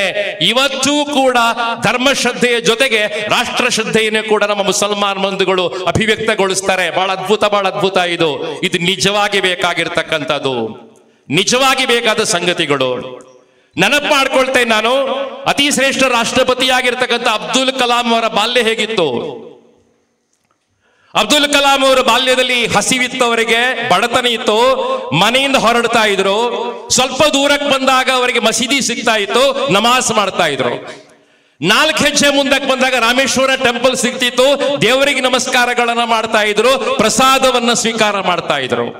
ಸ್ವಲ್ಪ ದೂರಕ್ಕೆ ಹೋದಾಗ ಚರ್ಚ್ ಸಿಗ್ತಿತ್ತು, ಚರ್ಚಲ್ಲಿ ಪ್ರಾರ್ಥನೆಗಳನ್ನ ಮಾಡ್ತಾ ಇದ್ರು. ಈ 3 ಪ್ರಾರ್ಥನೆಗಳನ್ನ ಪ್ರತಿನಿತ್ಯ ಮಾಡ್ತಾ ಇರುವ ಕಾರಣ ಅವರು ವಿಶ್ವ ಮಾನವರಾದ್ರು. ಸ್ನೇಹಿತರೆ, ಈ ರೀತಿಯ ಬಾಲ್ಯ ನಮ್ಗೆ ಬೇಕು ಅಂತ ಆಸೆ ಪಡೋದು ನಾನು. ಎಲ್ಲ ಧರ್ಮ ಶ್ರದ್ಧೆಗಳನ್ನ, ಎಲ್ಲ ಧಾರ್ಮಿಕ ನಂಬಿಕೆಗಳನ್ನ ಪಾಲಿಸುವ ಕಾರಣ ಅಬ್ದುಲ್ ಕಲಾಂ ಅವರು ಮಹಾನ್ ವಿಜ್ಞಾನಿಯಾದ್ರು, ಬಹಳ ಶ್ರೇಷ್ಠವಾದ ರಾಷ್ಟ್ರಪತಿಗಳಾದ್ರು, ವಿಶ್ವ ಮಾನವರಾಗಿ ಇವತ್ತು ಎಮರ್ಜ್ ಆದ್ರು ಅಂತ ಹೇಳುವಂತಹದ್ದು. ಅಬ್ದುಲ್ ಕಲಾಂ ಹೇಳ್ತಾರೆ, ರಾಮೇಶ್ವರ ದೇವಸ್ಥಾನವನ್ನ ಕಟ್ಟುವಂತ ಕೆಲಸ ಸ್ಟಾರ್ಟ್ ಆಯ್ತು. ರಾಮೇಶ್ವರ ದೇವಸ್ಥಾನವನ್ನ ಕಟ್ಟುವಂತ ಕೆಲಸಗಳು ಸ್ಟಾರ್ಟ್ ಆದಾಗ ಮುಸಲ್ಮಾನರು ತಮ್ಮ ಜಾಗವನ್ನ ಕೊಟ್ಟರು. ಮುಸಲ್ಮಾನರು ಅದಕ್ಕೆ ಕರಸೇವೆಗಳನ್ನ ಮಾಡಿದ್ರು. ರಾಮೇಶ್ವರ ದೇವಸ್ಥಾನವನ್ನ ಕಟ್ಟುವ ಸಂದರ್ಭದಲ್ಲಿ ಮುಸಲ್ಮಾನರು ಜಾಗವನ್ನ ಕೊಟ್ಟದ್ದು ಮಾತ್ರ ಅಲ್ಲ, ಕರಸೇವೆಗಳನ್ನ ಮಾಡ್ತಾ ಇಟ್ಟಿಗೆ ಜೋಡಿಸ್ತಾ ರಾಮೇಶ್ವರ ದೇವಸ್ಥಾನವನ್ನ ಕಟ್ಟಿದ್ರು. ಇದು ಧರ್ಮ ಸೌಹಾರ್ದ ಅಂತ ಹೇಳೋದನ್ನ ಅಬ್ದುಲ್ ಕಲಾಂ ಬಹಳ ಪ್ರೀತಿಯಿಂದ ಹೇಳ್ತಾರೆ. ಇದು ಖಂಡಿತವಾಗಿ ನಮ್ಗೆ ಇವತ್ತು ಭಾರತಕ್ಕೆ ಬೇಕಾದ ಸಂಗತಿ ಅಂತ ಹೇಳುವಂತದ್ದು. ನನ್ನ ಪ್ರೀತಿ ಬಂಧುಗಳನ್ನ ಕಣ್ಣು ಮುಂದೆ ಬರುವಂತ ಇನ್ನೊಂದು ಅದ್ಭುತವಾದ ವ್ಯಕ್ತಿತ್ವ ಅಂತ ಹೇಳಿದ್ರೆ ಬಿಸ್ಮಿಲ್ಲಾ ಖಾನ್, ಉಸ್ತಾದ್ ಬಿಸ್ಮಿಲ್ಲಾ ಖಾನ್. ಎಂತ ಅದ್ಭುತ ಸಂಗೀತಗಾರ. ನೆನಪು ಮಾಡ್ಕೊಳ್ಳಿ, 1947 ಭಾರತ ಸ್ವಾತಂತ್ರ್ಯ ಪಡೆಯುವಾಗ ಸಾಯಂಕಾಲ ಚಹಾ ಕೂಟ ಆಯಿತು. ಎಲ್ಲ ರಾಷ್ಟ್ರದ ಪ್ರತಿನಿಧಿಗಳು ಸೇರಿರ್ತಕ್ಕಂಥದ್ದು. ಆಗ ವೇದಿಕೆಯಲ್ಲಿ ಕುತ್ಕೊಂಡು ಶಹನಾಯಿ ನುಡಿಸುವಂತ ಕೆಲಸವನ್ನ ಬಿಸ್ಮಿಲ್ಲಾ ಖಾನ್ ಮಾಡ್ತಾರೆ. ಅದ್ಭುತವಾಗಿರ್ತಕ್ಕಂಥ ಕಚೇರಿ ಅದು, ಅದ್ಭುತವಾದ ಕಾಫಿ ರಾಗ ಅದು. 50ನೇ ಇಸ್ವಿಯಲ್ಲಿ ನಮ್ಗೆ ರಿಪಬ್ಲಿಕ್ ಡೇ ಸ್ಟಾರ್ಟ್ ಆಯ್ತು, ಗಣರಾಜ್ಯೋತ್ಸವ ಆಯ್ತು. ಅವತ್ತು ಕೂಡ ಅವರೇ ಕಚೇರಿಯನ್ನು ಮಾಡ್ತಾರೆ. 97ರಲ್ಲಿ 50ನೇ ಸ್ವಾತಂತ್ರ್ಯೋತ್ಸವ ಆಯಿತು. ಆ ದಿನ ಕೂಡ ಅದೇ ಕಚೇರಿಯನ್ನ ಬಿಸ್ಮಿಲ್ಲಾ ಖಾನ್ ಮಾಡ್ತಾ ಹೋಗ್ತಾರೆ. ಸ್ನೇಹಿತರೆ, ಇಂತಹ ಘಟನೆ ಜಗತ್ತಲ್ಲಿ ಬೇರೆ ಎಲ್ಲೂ ನಡೆದಿಲ್ಲ ಅಂತ ಹೇಳುವಂತದ್ದು. ಒಬ್ಬ ಅದ್ಭುತ ಸಂಗೀತಗಾರ 50 ವರ್ಷಗಳ ಕಾಲ ಭಾರತವನ್ನ ಪ್ರೀತಿ ಮಾಡಿದ್ರು. ಎಂತ ಗ್ರೇಟ್ ನೋಡಿ. ಅವರ ಬೆಳಿಗ್ಗೆ ತಮ್ಮ ಕಚೇರಿಗಳನ್ನ ಮಾಡ್ತಾ ಇದ್ದು ಎಲ್ಲಿ? ರಿಯಾಜ್ ಎಲ್ಲಿ ಮಾಡ್ತಾ ಇದ್ರು ಅಂತ ಹೇಳಿದ್ರೆ ಕಾಶಿ ದೇವಸ್ಥಾನದ ಒಳಗೆ ರಿಯಾಜ್ ಸ್ಟಾರ್ಟ್ ಆಗ್ತಿತ್ತು. ದೇವರ ಪೂಜೆ ಆಗುವಾಗ ಅವರು ದಿನಾಲು ಶಹನಾಯಿ ನುಡಿಸ್ತಾ ಇದ್ರು. ಅದಕ್ಕೆ ಮೊದಲು ಅವರು ನಮಾಜನ್ನ ಮಾಡ್ತಾ ಇದ್ರು. ಅದಕ್ಕೆ ಮೊದಲು ಗಂಗಾ ನದಿಯಲ್ಲಿ ಸ್ನಾನವನ್ನ ಮಾಡ್ತಾ ಇದ್ರು. ಒಬ್ಬ ಹಿಂದೂ ಸ್ನೇಹಿತರೆ, ಒಂದು ವ್ಯಕ್ತಿಯಲ್ಲಿ ಜೀವಂತವಾಗಿದ್ದ ಉದಾಹರಣೆ ಸಿಕ್ಕಿದ್ರೆ ಅದು ಖಂಡಿತ ಬಿಸ್ಮಿಲ್ಲಾ ಖಾನ್. ಮರಲಿಕ್ಕೆ ನಂಗೆ ಸಾಧ್ಯ ಆಗೋದಿಲ್ಲ. ಅವ್ರು ಇಂಗ್ಲೆಂಡಿಗೆ ಹೋಗ್ತಾರೆ ಒಂದು ಕಚೇರಿ ಕೊಳ್ಳಿಕ್ಕೋಸ್ಕರ. ಅದ್ಭುತವಾದ ಕಚೇರಿ ಪೂರ್ತಿ ಆಯ್ತು. ಇಂಗ್ಲೆಂಡ್ ರಾಣಿ ಬಂದವರ ಕಚೇರಿ ನೋಡ್ಲಿಕ್ಕೆ ಸ್ಟಾರ್ಟ್ ಮಾಡ್ತಾಳೆ. ಮೆಸಮರೈಸ್ ಆಗ್ತಾ ಹೋಗ್ತಾರೆ ಇಂಗ್ಲೆಂಡ್ ರಾಣಿ, ಮೂಕ ವಿಸ್ಮಿತರಾಗ್ತಾರೆ. ಅವ್ರು ಹೇಳ್ತಾರೆ, ಉಸ್ತಾದ್ರೆ ಇಲ್ಲೇ ಇದ್ದು ಬಿಡಿ, ಹೋಗ್ಬಿಡಿ ವಾಪಸ್ ಭಾರತಕ್ಕೆ, ನಿಮ್ಗೆಲ್ಲ ಸೌಲಭ್ಯವನ್ನ ಮಾಡಿ ಕೊಡ್ತೇವೆ, ಇಲ್ಲೇ ಇದ್ದು ಬಿಡಿ ಅಂತ ರಾಣಿ ಕೇಳಿದಾಗ ಉಸ್ತಾದ್ರು ಹೇಳ್ತಾರೆ, ಇಲ್ಲೇ ಇದ್ದು ಬಿಡ್ತೇನಮ್ಮ, ಏನು ಸಮಸ್ಯೆಗಳಿಲ್ಲ. ಅದ ನಂಗೆ ಕಾಶಿನಗರ ಸೆಳೀತಾ ಇದೆ, ವಿಶ್ವನಾಥ ದೇವಸ್ಥಾನ ಸೆಳೀತಾ ಇದೆ, ಕಾಶಿನಗರವನ್ನ ಮಾಡಿ ಕೊಡ್ತೀರಂತಾದ್ರೆ, ವಿಶ್ವನಾಥ ದೇವಸ್ಥಾನವನ್ನ ಮಾಡಿ ಕೊಡ್ತೀರಂತಾದ್ರೆ ನಾನು ಇಲ್ಲೇ ಇರ್ತೇನೆ ಪರವಾಗಿಲ್ಲ ಅಂತ ಅವ್ರು ಹೇಳ್ತಾರೆ. ಆಗ ರಾಣಿ ಮತ್ತೆ ಹೇಳ್ತಾಳೆ, ಎಲ್ಲವನ್ನ ಮಾಡಿ ಕೊಡ್ತೇನೆ ಸರ್, ಇಲ್ಲೇ ಇದ್ದು ಬಿಡಿ ಅಂತ ಹೇಳಿದಾಗ ಉಸ್ತಾದ್ರು ಹೇಳ್ತಾರೆ, ನೀವೆಲ್ಲವನ್ನ ಮಾಡಿ ಕೊಡ್ತೀರಿ ಮಹಾರಾಣಿ, ಸಂಪತ್ತಿದೆ, ದುಡ್ಡಿದೆ, ಭಾರತವನ್ನ ದೋಚಿದ ಹಣ ನಿಮ್ಮ ಹತ್ರ ಇದೆ, ಎಲ್ಲವನ್ನ ಮಾಡಿ ಕೊಡ್ತೀರಿ. ಹೌದು, ನಿಮ್ಗೆ ಗಂಗಾ ನದಿ ತಗೊಂಡ್ಬರ್ಲಿಕ್ಕೆ ಆಗ್ತದಾ? ಉಸ್ತಾದ್ರು ಕೇಳಿದ ಮಾತು. ಎಲ್ಲವನ್ನ ಮಾಡ್ತೀರಿ, ಹೌದು, ನಂಗೆ ದಿನಾ ಸ್ನಾನ ಮಾಡ್ಲಿಕ್ಕೆ ಗಂಗಾ ನದಿ ಬೇಕು, ನಮಾಜ್ ಮಾಡ್ಲಿಕ್ಕೆ ಜಾಗ ಬೇಕು, ತಂದು ಕೊಡ್ತೀರಾ ಅಂತ ಕೇಳಿದಾಗ ರಾಣಿ ಹೇಳ್ತಾಳೆ, ನಿಮ್ಗೆ ಸರೆಂಡರ್ ಆಗ್ಬಿಟ್ಟೆ, ನಾನು ಶರಣಾಗತನಾಗ್ಬಿಟ್ಟೆ ಅಂತ ಹೇಳ್ತಾರೆ. ಈ ರೀತಿಯ ಸಂಕೇತಗಳು ಇವತ್ತು ಭಾರತಕ್ಕೆ ಬೇಕಾದ್ದು ಅಂತ ನಂಗೆ ಅನಿಸ್ತಾ ಇದೆ. ಬಹದ್ದೂರ್ ಶಾ ಜಫರ್, ಮೊಘಲರ ಕೊನೆಯ ಅರಸ ಬಹದ್ದೂರ್ ಶಾ ಜಫರ್, ಅವನಿಗೆ ಚಕ್ರವರ್ತಿ ಪೀಠವನ್ನ ಬ್ರಿಟಿಷರು ತೆಗೆದು ಬಿಸಾಡ್ತಾರೆ, ಕಿರೀಟನ ತೆಗೆದು ಬಿಸಾಡ್ತಾರೆ, ಸಾಮ್ರಾಜ್ಯವನ್ನ ಕಿತ್ತುಕೊಂಡಾಗ ಮತ್ತೆ ಸಾಮ್ರಾಜ್ಯವರಿಗೆ ಕೊಡ್ಬೇಕಂತ ಒಂದು ಸಹಿ ಸಂಗ್ರಹ ಚಳವಳಿ ಆರಂಭ ಆಯ್ತು. ಇಡೀ ಭಾರತೀಯರು ಸಹಿ ಮಾಡ್ತಾ ಹೋದ್ರು. ಬಹದ್ದೂರ್ ಶಾ ಜಫರ್ ಅವರಿಗೆ ಮತ್ತೆ ಚಕ್ರವರ್ತಿ ಪಟ್ಟವನ್ನ ಕೊಡ್ಬೇಕಂತ ಹೇಳುವಂತ ಒಂದು ಸಹಿ ಸಂಗ್ರಹ ಚಳವಳಿ ಸ್ಟಾರ್ಟ್ ಆದಾಗ ಸ್ನೇಹಿತರೆ, ಅದಕ್ಕೆ 70% ಹಿಂದೂಗಳು ಸಿಗ್ನೇಚರ್ ಮಾಡಿದ್ರು. ಯೋಚನೆ ಮಾಡಿ, 70% ಹಿಂದೂಗಳು ಸಿಗ್ನೇಚರ್ ಮಾಡತಕ್ಕಂಥದ್ದು ಚಕ್ರವರ್ತಿ ಪೀಠವನ್ನ ಬಹದ್ದೂರ್ ಶಾ ಜಫರಿಗೆ ಕೊಡ್ಬೇಕಂತ ದೃಷ್ಟಿಯಿಂದ ಸಂಗ್ರಹ ಚಳುವಳಿ ಆಗಿರ್ತಕ್ಕಂಥದ್ದು. ಆ ಚಳುವಳಿಯನ್ನ ಹಿಂದೂಗಳು ಮತ್ತು ಮುಸಲ್ಮಾನರು ಬೆಂಬಲಿಸ್ತಾರೆ. ಈ ರೀತಿಯ ಸೌಂದರ್ಯ ಇವತ್ತು ಭಾರತಕ್ಕೆ ಬೇಕಾದ್ದು. ನಮ್ಮ ಪ್ರೀತಿ ವಿದ್ಯಾರ್ಥಿಗಳು ವಾರಕ್ಕೆ 6 ದಿನ ಬಹಳ ಶ್ರೇಷ್ಠವಾಗಿರ್ತಕ್ಕಂತಹ ಪೌಷ್ಟಿಕಾಹಾರವಾಗಿರ್ತಕ್ಕಂಥ ಮೊಟ್ಟೆ ತಗೋತಾರೆ. ಕರ್ನಾಟಕ ಸರ್ಕಾರ ಒಪ್ಪಂದವನ್ನ ಮಾಡಿಕೊಂಡಿದೆ. ಯಾರ ಜೊತೆ ಒಪ್ಪಂದವನ್ನ ಮಾಡಿಕೊಂಡಿದೆ? ಅಜೀಂ ಪ್ರೇಮ್ಜಿ, ಶ್ರದ್ಧಾವಂತ ಮುಸಲ್ಮಾನ ಆಗಿರ್ತಕ್ಕಂಥ ಅಜೀಂ ಪ್ರೇಮ್ಜಿ ಅವರು $22 ಬಿಲಿಯನ್ ದಾನಗಳನ್ನ, ಚಾರಿಟಿಗಳನ್ನ ಮಾಡಿದ್ದಾರೆ. ನಂಗೆ ಬಹಳ ಹೆಮ್ಮೆ. 1500 ಕೋಟಿ, ಜಯಕೋಟಿ ಅನ್ಸಾರ್, 1500 ಕೋಟಿ ಬೆಲೆ ಬಾಳುವಂತಹ ಮೊಟ್ಟೆಗಳನ್ನ ಮುಂದಿನ 5 ವರ್ಷಗಳ ಕಾಲ ನಮ್ಮ ಮಕ್ಕಳಿಗೆ ಕೊಡುವಂತಹ ಕೆಲಸಗಳನ್ನ ಅಜೀಂ ಪ್ರೇಮ್ಜಿ ಮಾಡ್ತಾ ಇದ್ದಾರೆ. ಅವರ ಫೌಂಡೇಶನ್ ಮಾಡ್ತಾ ಇದೆ. ಶ್ರದ್ಧಾವಂತ ಮುಸಲ್ಮಾನ ಇಂತಹ ಚಾರಿಟಿಗಳನ್ನ ಖಂಡಿತವಾಗಿ ಮಾಡ್ತಾರೆ. ನಂಗೆ ತುಂಬಾ ಅವ್ರ ಬಗ್ಗೆ ಹೆಮ್ಮೆ ಇದೆ. ನಂಗೆ ಇವತ್ತು ಬಹಳ ಹೆಮ್ಮೆ ಅನಿಸುವಂತ ಇನ್ನೊಂದು ವ್ಯಕ್ತಿತ್ವ, ಕಾರ್ಪೊರೇಷನ್ ಬ್ಯಾಂಕ್ ಅನ್ನು ಸ್ಥಾಪನೆ ಮಾಡಿರ್ತಕ್ಕಂಥ ಹಾಜಿ ಅಬ್ದುಲ್ಲಾ ಸಾಹೇಬ್ರು ಕಾರ್ಪೊರೇಷನ್ ಬ್ಯಾಂಕ್ ಅನ್ನು ಸ್ಥಾಪನೆ ಮಾಡ್ತಾರ ಮಾತ್ರ ಅಲ್ಲ, ಸ್ವಾತಂತ್ರ್ಯ ಹೋರಾಟಕ್ಕೆ ಚಾಲನೆಯನ್ನು ಕೊಡ್ತಾರ ಮಾತ್ರ ಅಲ್ಲ, ಗಾಂಧೀಜಿ ಯಾವಾಗೆಲ್ಲ ಉಡುಪಿಗೆ ಬರ್ತಾರೆ, ಮನೆ ಕರ್ಕೊಂಡು ಹೋಗ್ತಾರೆ, ಉಪಚಾರಗಳನ್ನ ಮಾಡ್ತಾರೆ, ಆತಿಥ್ಯಗಳನ್ನ ಕೊಡ್ತಾರೆ, ಸ್ವಾತಂತ್ರ್ಯ ಹೋರಾಟವನ್ನ ಬೆಂಬಲಿಸ್ತಾರೆ. ಗಾಂಧೀಜಿ ಉಡುಪಿಗೆ ಬಂದಿದ್ದಾಗ 1 ಸೇರು ಚಿನ್ನದ ನಾಣ್ಯವನ್ನ ಸುರಿದು ಗಾಂಧೀಜಿ ಕೊಟ್ಟದ್ದು ಹಾಜಿ ಅಬ್ದುಲ್ಲಾ ಸಾಹೇಬ್ರವ್ರದ್ದು. ಹಾಜಿ ಅಬ್ದುಲ್ಲಾ ಸಾಹೇಬ್ ಅವರನ್ನ ಖಂಡಿತ ನೆನಪಿಸ್ಕೊಳ್ಬೇಕು. ಇವತ್ತು ನಾವೆಲ್ಲ ನೆನಪು ಮಾಡ್ಕೊಳ್ಳಿ. ಒಂದು ಘಟನೆ ಹೇಳ್ತೇನೆ. ಲಕ್ಷ ದೀಪೋತ್ಸವ ಕಾರ್ಯಕ್ರಮ ಆಗ್ತಿತ್ತು ಕೃಷ್ಣ ಮಠದಲ್ಲಿ.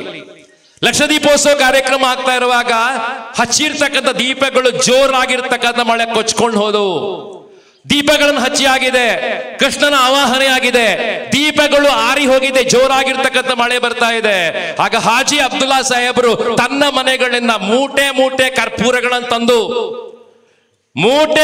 ಕರ್ಪೂರವನ್ನು ತಂದು ಲಕ್ಷ ದೀಪೋತ್ಸವನ್ನ ಮಾಡಿರ್ತಕ್ಕಂಥ ಹಾಜಿ ಅಬ್ದುಲ್ಲಾ ಸಾಹೇಬರು, ಇದು ಸೆಕ್ಯುಲರ್ ಮನೋಭಾವ, ಇದು ಬೇಕಾದ್ದು ಭಾರತಕ್ಕೆ. ಒಬ್ಬ ಮುಸಲ್ಮಾನ ಭಾರತೀಯನಾಗಿ ಯೋಚನೆ ಮಾಡ್ತಾನೆ, ಒಬ್ಬ ಹಿಂದೂ ಭಾರತೀಯನಾಗಿ ಯೋಚನೆ ಮಾಡ್ತಾನೆ, ಒಬ್ಬ ಕ್ರೈಸ್ತ ಭಾರತೀಯನಾಗಿ ಯೋಚನೆ ಮಾಡ್ತಾನೆ. ಸರ್, ಇದು ನಿಜವಾಗಿರ್ತಕ್ಕಂಥ ಮನೋಭಾವಗಳು ಭಾರತಕ್ಕೆ ಇವತ್ತು ಬೇಕು ಅಂತ ಭಾವಿಸ್ಕೊಳ್ತೇನೆ. ನನ್ನ ಪ್ರೀತಿ ಬಂಧುಗಳೇ, ನಾನು ಯಾವತ್ತೂ ನಂಬ್ತೇನೆ ಒಂದು ಅದ್ಭುತ ಸಿದ್ಧಾಂತವನ್ನ. ನನಗೆ ಹಿಂದೂ ಎಲ್ಲವೂ ಬೇಕು ಸ್ನೇಹಿತರೆ, ಆದ್ರೆ ನಾನು ಯೋಚನೆ ಮಾಡ್ತೇನೆ ರಾಷ್ಟ್ರ ಮೊದಲು, ನೇಷನ್ ಫಸ್ಟ್ ಅಂತ ಹೇಳೋ ಸಿದ್ಧಾಂತವನ್ನ. ನನಗೆ ಭಾರತವೇ ಮೊದಲು, ನನಗೆ ಸಂವಿಧಾನವೇ ಆದ್ಯತೆ. ನಾನು ಭಾರತವನ್ನು ಬಹಳ ಪ್ರೀತಿ ಮಾಡ್ತೇನೆ. ಇಡೀ ಭಾರತವನ್ನು ಸುತ್ತಾಡಿದ್ದೇನೆ, ಎಲ್ಲ ಕ್ಷೇತ್ರಗಳಿಗೆ ಹೋಗಿದ್ದೇನೆ. ಎಲ್ಲ ಕಡೆ ಹೋದಾಗ ಭಾರತೀಯತೆಯನ್ನು ಗಮನಿಸಿಕೊಂಡಿದ್ದೇನೆ, ಭಾರತೀಯ ತತ್ವ ಸಿದ್ಧಾಂತಗಳನ್ನು ಗಮನಿಸ್ಕೊಳ್ತಾ ಹೋಗಿದ್ದೇನೆ ಸ್ನೇಹಿತರೆ. ಇದು ಭಾರತಕ್ಕೆ ಇವತ್ತು ಬೇಕಾದ್ದು ಅಂತ ನಾನು ಭಾವಿಸ್ಕೊಳ್ತೇನೆ. ವಾಘಾ ಬಾರ್ಡರ್ಗೆ ಹೋಗಿದ್ದೆ, ಭಾರತ ಪಾಕಿಸ್ತಾನದ ಬಾರ್ಡರ್ ಅದು. ಈ ಕಡೆಯಿಂದ ಭಾರತೀಯ ಸೈನಿಕರಿದ್ದಾರೆ, ಆ ಕಡೆಯಿಂದ ಪಾಕಿಸ್ತಾನಿ ಸೈನಿಕರಿದ್ದಾರೆ. ಎತ್ತರವಾಗಿರ್ತಕ್ಕಂಥ ಗೋಡೆ ಇದೆ, ಅಲ್ಲಿ ಕಿಟಕಿಗಳಿದೆ. ಆ ಕಿಟಕಿಗಳಿಂದ ಏನ್ ಅದ್ಭುತ ಅಂತ ಹೇಳಿದ್ರೆ, ರಂಜಾನ್ ಹಬ್ಬ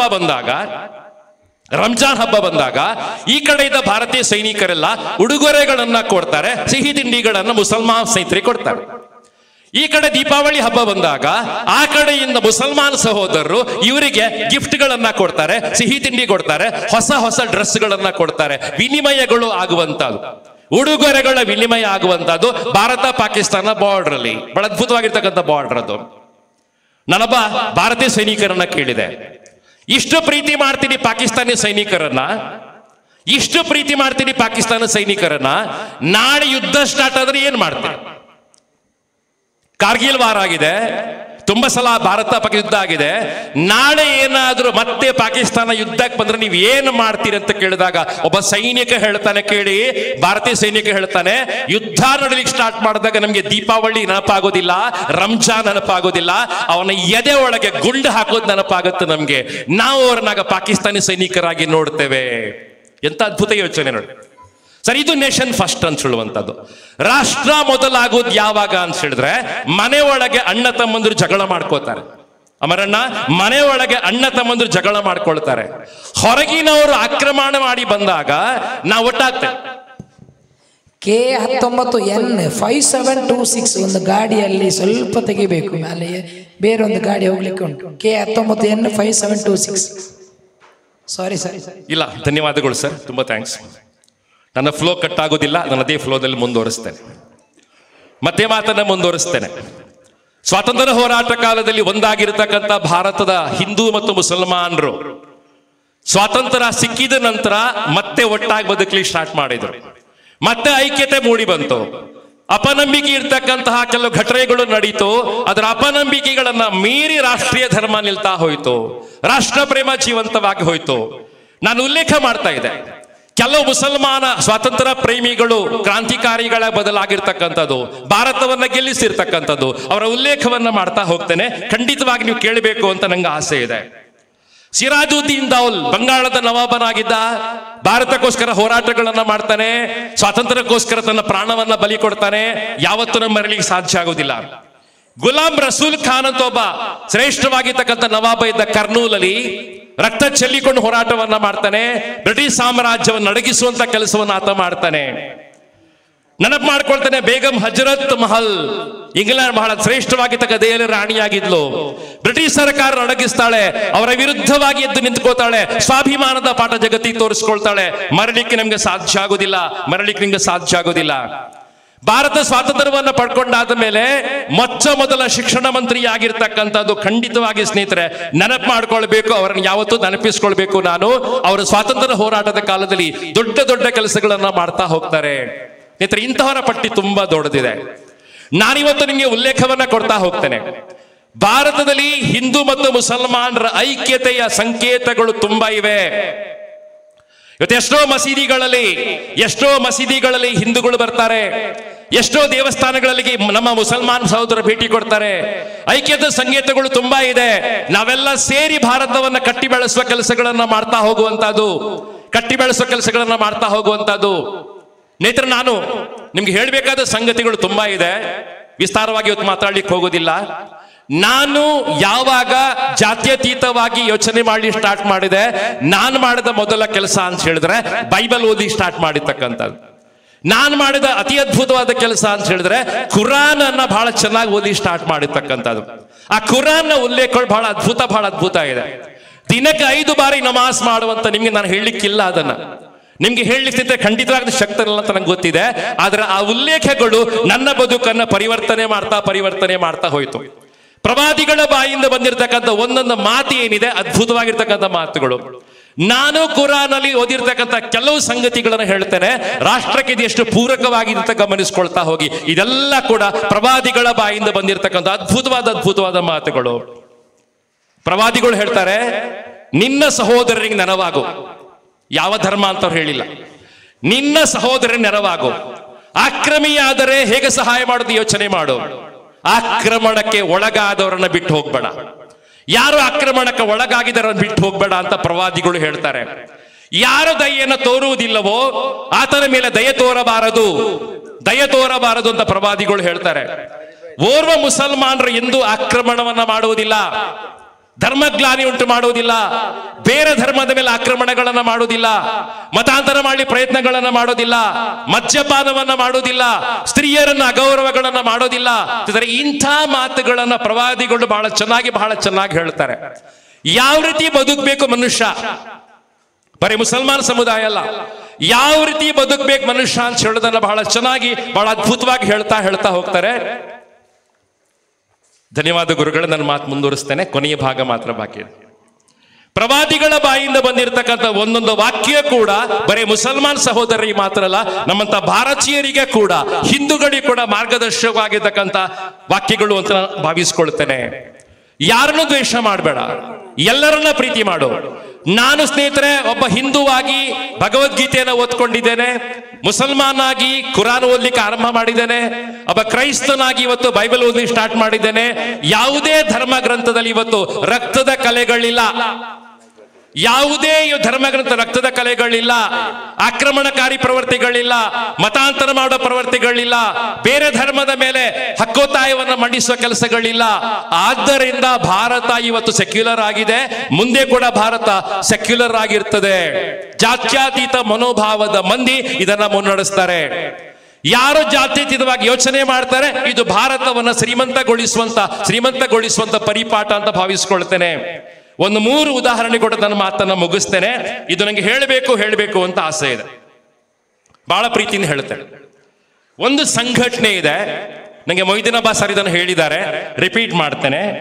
ನಂದ ಪೆಂಗಳ್ ಅಂತ ಒಂದು ಯೋಜನೆಯನ್ನ ಮುಸಲ್ಮಾನ್ ಬಂಧುಗಳು ಮಾಡಿದ್ದಾರೆ.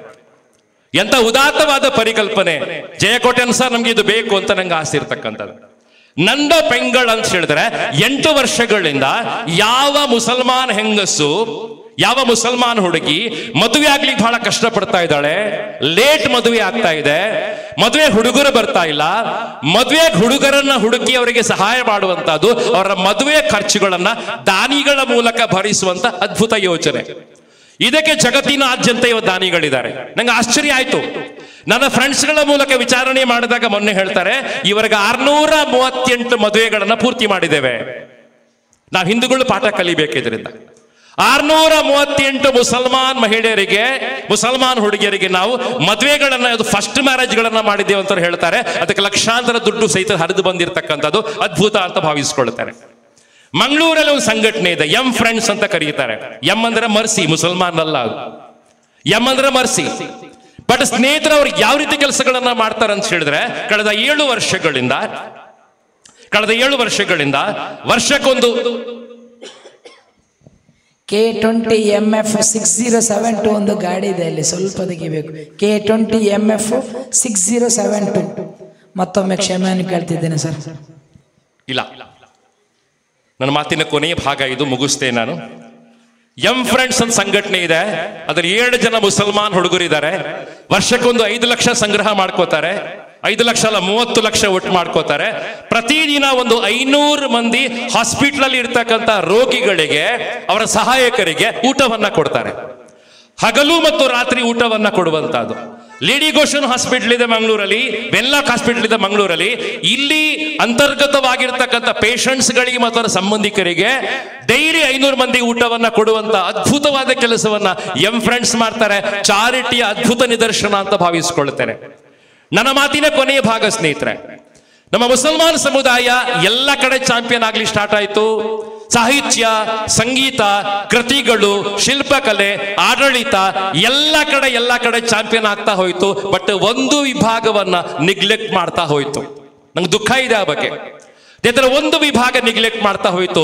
ಶಿಕ್ಷಣ ಅಂತ ಹೇಳುವಾಗ ಲೌಕಿಕ ಶಿಕ್ಷಣವನ್ನ ಪಡೆಯುವಂತ ಕೆಲಸವನ್ನು ಬಹಳ ಅದ್ಭುತನ ಮಾಡ್ತಾ ಹೋದೆವು. ಶಾಲೆ ಶಿಕ್ಷಣಕ್ಕೆ ಬಂದಾಗ ಎಷ್ಟೋ ಜನ ಮುಸಲ್ಮಾನ್ ಹುಡುಗರು, ಮುಸಲ್ಮಾನ್ ಹುಡುಗಿಯರು ಸಣ್ಣ ಪ್ರಾಯದಲ್ಲಿ ಶಾಲೆ ಬಿಡುವಂತ ಕೆಲಸಗಳು ನಡೀತಾ ಹೋಯ್ತು. ಶಿಕ್ಷಣ ಒಂದು ಕೊನೆಯ ಆದ್ಯತೆ ಆಗ್ತಾ ಹೋಯ್ತು. ನಾನು ಹೇಳುವಂತ ಮಾಸ್ತರ್ ಇವತ್ತಿನ ಮಾತುಗಳಲ್ಲ, ಒಂದು 20 ವರ್ಷಗಳ ಹಿಂದಿನ ಮಾತುಗಳು. ಮುಸಲ್ಮಾನ್ ಹುಡುಗಿಯರು, ಮುಸಲ್ಮಾನ್ ಹುಡುಗರು ಬೇಗ ಶಾಲೆ ಬಿಡುವಂತ ಕೆಲಸಗಳನ್ನ ಮಾಡ್ತಾ ಹೋದ್ರು ಸ್ನೇಹಿತರೆ. ಆದ್ರೆ ಇವತ್ತು ಕಾಲ ಚೇಂಜ್ ಆಗಿದೆ. ನಾನು ಬಹಳ ಹೆಮ್ಮೆಯಿಂದ ಹೇಳ್ತೇನೆ, ಕಾಲ ಚೇಂಜ್ ಆಗಿದೆ. ಒಂದು ಕಾಲದಲ್ಲಿ ಇನ್ಸಲ್ಟ್ ಮಾಡ್ತಾ ಇದ್ರು ಮುಸಲ್ಮಾನ್ ಸಮುದಾಯವನ್ನ, ಪಂಕ್ಚರ್ ಅಂಗಡಿ ಅಂತ ಕರೀತೇವೆ ಸ್ನೇಹಿತರೆ. ಇವತ್ತು ಕಾಲ ಚೇಂಜ್ ಆಗಿದೆ. ಹಾಗೆ ಹೇಳಿ ಗಟ್ಸ್ಬೇಕು, ಇವತ್ತು ಎದೆಗಾರಿಕೆ ಬೇಕು ಅಂತ ಹೇಳ್ತೇನೆ ಸ್ನೇಹಿತರೆ. ಇವತ್ತು ನಮ್ಮ ಮುಸಲ್ಮಾನ್ ಹುಡುಗರು ಅದ್ಭುತ ಓದ್ತಾರೆ. ನಮ್ಮ ಸಮುದಾಯದಲ್ಲಿ ಇವತ್ತು ಡಾಕ್ಟರ್ಸ್ಗಳು ಮೂಡಿ ಬರ್ತಾ ಇದ್ದಾರೆ, ಎಂಜಿನಿಯರ್ಸ್ಗಳಿದ್ದಾರೆ, ಟೆಕ್ನಿಷಿಯನ್ಸ್ಗಳು ಮೂಡಿ ಬರ್ತಾ ಇದ್ದಾರೆ, ಉದ್ಯಮಿಗಳು ಇದ್ದಾರೆ, ಸಾಕಷ್ಟು ಜನ ಡೋನರ್ಸ್ಗಳು ಸಿಗ್ತಾ ಇದ್ದಾರೆ. ಶಿಕ್ಷಣ ಇವತ್ತು ನಮ್ಮ ಆದ್ಯತೆಯಾಗಿ ಬಿಟ್ಟಿದೆ. ಮಂಗಳೂರು ಟೌನ್ ಹಾಲ್ ನಾನು ಪೇರೆಂಟ್ಸ್ ಮೀಟಿಂಗ್ ಅಡ್ರೆಸ್ ಮಾಡ್ತೇನೆ. ಆ ಪೇರೆಂಟ್ಸ್ ಮೀಟಿಂಗ್ ಅಲ್ಲಿ ಸ್ನೇಹಿತರೆ 3,000-2,000 ಮುಸಲ್ಮಾನ್ ಸಹೋದರರು ಬರ್ತಾರೆ. ನನ್ನ ಮಾತುಗಳನ್ನ ಕೇಳ್ತಾರೆ. ಶಿಕ್ಷಣವನ್ನ ಆದ್ಯತೆಯಾಗಿ ತಗೊಂಡಿದ್ದಾರೆ. 4 ವರ್ಷಗಳ ಹಿಂದೆ, 5 ವರ್ಷಗಳ ಹಿಂದೆ ಉಡುಪಿ ದಕ್ಷಿಣ ಕನ್ನಡದ SSLC ಫಲಿತಾಂಶ, SSLC ರಿಸಲ್ಟ್ ಸ್ನೇಹಿತರ 57% ಇತ್ತು ಮುಸಲ್ಮಾನರದ್ದು. 57% ಇತ್ತು. ಕಳೆದ ವರ್ಷಕ್ಕಾಗುವಾಗ ಮುಸಲ್ಮಾನ್ ಸಹೋದರ ರಿಸಲ್ಟ್ 97% ಆಗಿದೆ, 97% ಆಗಿದೆ. 2 ಜಿಲ್ಲೆಗಳ ಅಂತರ್ಗತವಾಗಿರ್ತಕ್ಕಂಥ ಮೀಫತ್ ಸಂಘಟನೆ ಇದೆ. ಅವರ ಶಿಕ್ಷಣಕ್ಕೋಸ್ಕರ ಮೀಸಲಾಗಿರ್ತಕ್ಕಂಥ ನಿಮ್ಮ ಸಂಘಟನೆ ತರಬೇತಿ ನಮ್ಮ ಮೂಲಕ ಮಾಡಿಸ್ತಾರೆ. ನನ್ನ ಕಡೆ ತರಬೇತಿಗಳನ್ನ ಮಾಡಿಸ್ತಾರೆ, ಪ್ರೇರಣೆಗಳನ್ನ ಕೊಡ್ತಾರೆ ಮಕ್ಕಳಿಗೆ, ಶಿಕ್ಷಕರ ತರಬೇತಿಗಳನ್ನ ಕೊಡ್ತಾರೆ. ಚೈತನ್ಯ ನಮ್ಮ ರಿಸಲ್ಟ್ ಕಳೆದ ವರ್ಷ 97% ಆಗಿರ್ತಕ್ಕ. ಅದರ ಅರ್ಥ ಮುಸಲ್ಮಾನ್ ಇವತ್ತು ಬಹಳ ಸೀರಿಯಸ್ ಆಗಿ ಓದ್ತಾ ಇದ್ದಾರೆ. ಮುಸ್ಲಿಂ ಹುಡುಗಿಯರು ಸೀರಿಯಸ್ ಆಗಿ ಓದ್ತಾರೆ. ನಾನು ಕರಾವಳಿ ಕರ್ನಾಟಕದ ಯಾವ ಡಿಗ್ರಿ ಕಾಲೇಜಿಗೆ ಹೋದ್ರು ಅರ್ಧಕ್ಕಿಂತ ಜಾಸ್ತಿ ಮುಸಲ್ಮಾನ್ ಹೆಣ್ಮಕ್ಳು ಇವತ್ತು ಪದವಿ ಪಡ್ಕೊಳ್ತಾರೆ. ಹಿಜಾಬ್ ಹಾಕೊಂಡು ಪಾಠವನ್ನ ಕೇಳ್ತಾ ಇದ್ದಾರೆ. ಯಾರು ಶಿಕ್ಷಣವನ್ನ ಪಡಿತಾರೆ ಒಳ್ಳೆ ಅಮ್ಮ ಆಗ್ತಾರೆ, ಒಳ್ಳೆ ಅಪ್ಪ ಆಗ್ತಾರೆ. ಇದು ಬೇಕು ಅಂತ ನಂಗೆ ಅನಿಸುವಂತದ್ದು. ಈ ಬದಲಾವಣೆ ಕಾರಣ ಆಗಿರ್ತಕ್ಕಂತಹ ನಿಮ್ಮ ಎಲ್ಲ ಧಾರ್ಮಿಕ ಮುಖಂಡರನ್ನು ನಾನು ಖಂಡಿತ ಅಭಿನಂದನೆ ಮಾಡ್ತೇನೆ. ಒಂದು ಮಾತನ್ನ ಕೋಟ್ಯಾನ್ ಸರ್ ಹೇಳ್ತಾ ಹೋದ್ರು, ಇನ್ನ ಗ್ರಾಮ ಮಾದರಿ ಪಲಿಮಾರು ಮಾದರಿ, ಮುಣ್ಕೂರು ಮಾದರಿ, ಅಡ್ವೆ ಮಾದರಿ, ನಂದಿಕೂರು ಮಾದರಿ. ಯಾಕಂದ್ರೆ ಇಡೀ ದೇಶದಾದ್ಯಂತ ಕೋಮು ಗಲಭೆಗಳಾದ್ರೂ ಕೂಡ, ಇಡೀ ದೇಶ ಹೊತ್ತಿ ಉರಿದ್ರೂ ಕೂಡ ಇನ್ನದಲ್ಲಿ ಏನೂ ಆಗ್ಲಿಲ್ಲ. ಶಾಂಭವಿ ನದಿ ರಕ್ತ ಯಾವತ್ತೂ ಹರಳಿಲ್ಲ, ನದಿ ಶಾಂಭವಿ ರಕ್ತ ಯಾವತ್ತೂ ಹರಳಿಲ್ಲ. ಇಲ್ಲಿ ಎಲ್ಲರೂ ಬಹಳ ಜೀವಂತವಾಗಿ ಬಹಳ ಪ್ರೀತಿಯಿಂದ ಬದುಕ್ತಾರೆ. ಹಬ್ಬವನ್ನು ಜೊತೆಯಾಗಿ ಆಚರಣೆ ಮಾಡ್ತಾರೆ. ಎಲ್ಲಾ ಧರ್ಮದವರು ಸ್ನೇಹಿತರೆ ಒಟ್ಟಾಗಿ ಬದುಕುವಂತ ಸಾಮ್ರಾಜ್ಯವನ್ನ ಕಟ್ಟಿರ್ತಕ್ಕಂಥ ಇನ್ನ ಗ್ರಾಮ, ನಂದಿಕೂರು ಗ್ರಾಮ, ಪಲಿಮಾರು ಗ್ರಾಮ, ಅಡವೆ ಗ್ರಾಮ. ಈ ಸಂಸ್ಕೃತಿ ಇಡೀ ಭಾರತಕ್ಕೆ ಮಾದರಿ ಅಂತ ಭಾವಿಸ್ಕೊಳ್ತೇನೆ. ನಾವೆಲ್ಲ ನಮ್ಮ ಧರ್ಮವನ್ನು ಆಚರಣೆ ಮಾಡೋಣ, ಧಾರ್ಮಿಕ ನಂಬಿಕೆಯನ್ನು ಜೀವಂತವಾಗಿ ಮಾಡೋಣ. ಅದಕ್ಕಿಂತ ಹೆಚ್ಚಾಗಿ ನಾವೆಲ್ಲ ಭಾರತೀಯರು ಅಂತ ಹೇಳೋದನ್ನ ಪ್ರಜ್ಞಾಪೂರ್ವಕವಾಗಿ ಗಟ್ಟಿಯಾಗಿ ಹೇಳುವ ಶಕ್ತಿ ನಮ್ಗೆ ಬರಲಿ ಅಂತ ಹೇಳ್ತಾ ನನ್ನ ಮಾತನ್ನ ಮುಗಿಸ್ತೇನೆ. ಜೈ ಹಿಂದ್, ಜೈ ಕರ್ನಾಟಕ.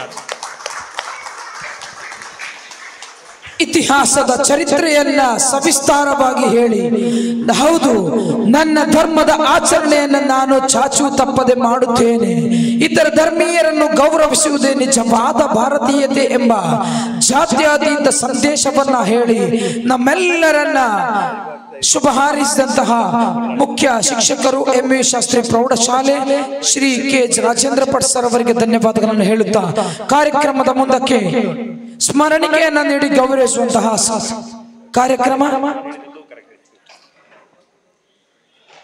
ಈ ಕಾರ್ಯಕ್ರಮದಲ್ಲಿ ಮುಖ್ಯ ಪ್ರಭಾಷಣವನ್ನು ಕೈದಂತಹ ಮುಖ್ಯ ಶಿಕ್ಷಕರಾಗಿರುವಂತಹ ಶ್ರೀ ಕೆ ರಾಜೇಂದ್ರ ಭಟ್ ಸರ್ ಅವರಿಗೆ SYS ಉಡುಪಿ ಜಿಲ್ಲೆ ಇದರ ಅಧ್ಯಕ್ಷರು ಆಗಿರುವಂತಹ MP ಮೊಯ್ದಿನಪ್ಪ ಹಾಜಿ ಅವರ ಸ್ಮರಣಿಕೆಯನ್ನು ನೀಡಿ ಗೌರವಿಸಬೇಕಾಗಿ ಕೇಳಿಕೊಳ್ತಾ ಇದ್ದೇನೆ. ಸ್ಮರಣಿಕೆಯನ್ನ ಸ್ವೀಕರಿಸಿದಂತಹ ಮುಖ್ಯ ಶಿಕ್ಷಕರಿಗೆ ಧನ್ಯವಾದಗಳನ್ನು ಹೇಳುತ್ತಾ, ಅದೇ ತರ ಮುಣ್ಕೂರು ವ್ಯವಸಾಯ ಸಹಕಾರಿ ಸಂಘ ಇದರ ನಿರ್ದೇಶಕರು ಆಗಿರುವಂತಹ ಶ್ರೀ ಅಮರನಾಥ್ ಶೆಟ್ಟಿ ಸರ್ ಅವರಿಗೂ ಸ್ಮರಣಿಕೆಯನ್ನು ನೀಡಿ ಗೌರವಿಸಬೇಕಾಗಿ ಕೇಳಿಕೊಳ್ತಾ ಇದ್ದೇನೆ. ಅದೇ ತರ ತಾಲೂಕ್ ಪಂಚಾಯತ್ ಮಾಜಿ ಸದಸ್ಯರು ಆಗಿರುವಂತಹ ಶ್ರೀ ಜಯ S ಕೋಟ್ಯನ್ ಸರ್ ಅವರಿಗೆ ಮದ್ರಸಾ ಮ್ಯಾನೇಜ್ಮೆಂಟ್ ಅಸೋಸಿಯೇಷನ್ ಗೌರವಾನ್ವಿತ ಅಧ್ಯಕ್ಷರು ಆಗಿರುವಂತಹ ಜನಾಬ್ ಅಬ್ದುಲ್ ರಹಿಮಾನ್ ಕುಚಿಕ್ಕಾಡ್ ರವರು ಸ್ಮರಣಿಕೆಯನ್ನು ನೀಡಿ ಗೌರವಿಸಬೇಕಾಗಿ ಕೇಳಿಕೊಳ್ತಾ ಇದ್ದೇನೆ.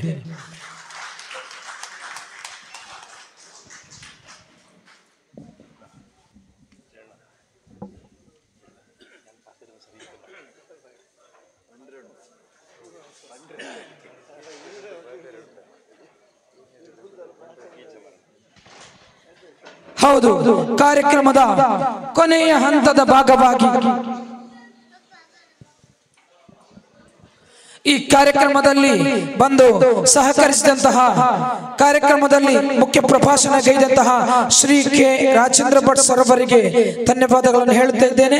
ಅದೇ ತರ ಶ್ರೀ ಅಮರನಾಥ್ ಶೆಟ್ಟಿ ನಿರ್ದೇಶಕರು ಮುಣ್ಕೂರು ವ್ಯವಸಾಯ ಸಹಕಾರಿ ಸಂಘ ಇವರಿಗೂ ಧನ್ಯವಾದಗಳನ್ನು ಹೇಳುತ್ತಾ, ಶ್ರೀ ಜಯ S ಕೋಟ್ಯಾನ್ ಮಾಜಿ ತಾಲೂಕ್ ಪಂಚಾಯತ್ ಸದಸ್ಯರು ಇವರಿಗೂ ಧನ್ಯವಾದಗಳನ್ನು ಹೇಳುತ್ತಾ, ಕಾರ್ಯಕ್ರಮದಲ್ಲಿ ದಿಕ್ಸೂಚಿ ಭಾಷಣವನ್ನ ಗೈದಂತಹ ಫಾದರ್ ಚೆರಾಡ್ ಸಂದೀಪ್ ಡಿ ಮೆಲ್ಲೋ ಇವರಿಗೂ ಧನ್ಯವಾದಗಳನ್ನು ಹೇಳುತ್ತಾ, ಅದೇ ತರ ಕಾರ್ಯಕ್ರಮವನ್ನ ಜಗತ್ತೊಡೆಯ ನಾಮದಿಂದ ಉದ್ಘಾಟನೆಗೈದಂತಹ ಬಹು ಶೇಖೋನ ಉಸ್ಮಾನುಲ್ ಫೈಜ್ ಉಸ್ತಾದ್ ರವರಿಗೆ ಧನ್ಯವಾದಗಳನ್ನು ಹೇಳುತ್ತಾ, ಕಾರ್ಯಕ್ರಮದಲ್ಲಿ ಅಧ್ಯಕ್ಷ ಪೀಠವನ್ನು ಅಲಂಕರಿಸಿದಂತಹ ಜನಾಬ್ ಹಾಜಿ MP ಮೊಯ್ದಿನಪ್ಪ ಸರ್ ಅವರಿಗೂ ಧನ್ಯವಾದಗಳನ್ನು ಹೇಳುತ್ತಾ, ಕಾರ್ಯಕ್ರಮದ ವೇದಿಕೆಯಲ್ಲಿದ್ದಂತಹ ಎಲ್ಲ ಗಣ್ಯಾತಿ ಗಣ್ಯ ಉಲಮಾ ನೇತಾರರಿಗೆ, ರಾಜಕೀಯ ಮುಖಂಡರುಗಳಿಗೆ, ಉಮರ ನೇತಾರರುಗಳಿಗೆ, ಅದಕ್ಕಿಂತಲೂ ಮಿಗಿಲಾಗಿ ಕಾರ್ಯಕ್ರಮದಲ್ಲಿ ಕಾರ್ಯಕ್ರಮವನ್ನ ಚಂದ ಕಾಣಿಸಿಕೊಂಡು ಕೊಟ್ಟಂತಹ ನಿಮ್ಮೆಲ್ಲರಿಗೂ ಒಂದೇ ಮಾತಿನಲ್ಲಿ ಧನ್ಯವಾದಗಳನ್ನು ಹೇಳುತ್ತಾ ಇಂದಿನ ಈ ಸಭಾ ಕಾರ್ಯಕ್ರಮವನ್ನ ಕೊನೆಗೊಳಿಸ್ತಾ ಇದ್ದೇವೆ.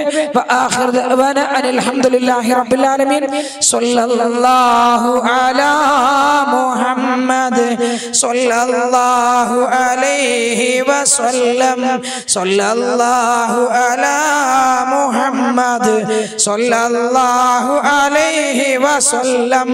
ಅಲ್ಲಾಹುಮ್ಮ ಸಲ್ಲಿ ಅಲಾ ಮುಹಮ್ಮದ್ ಯಾ ರಬ್ಬಿ ಸಲ್ಲಿ ಅಲೈಹಿ ವಸಲ್ಲಂ. ಅದೇ ತರ ಇಂದಿನ ಈ ಕಾರ್ಯಕ್ರಮಕ್ಕೆ ಸ್ಥಳಾವಕಾಶವನ್ನ ಮಾಡಿಕೊಟ್ಟಂತಹ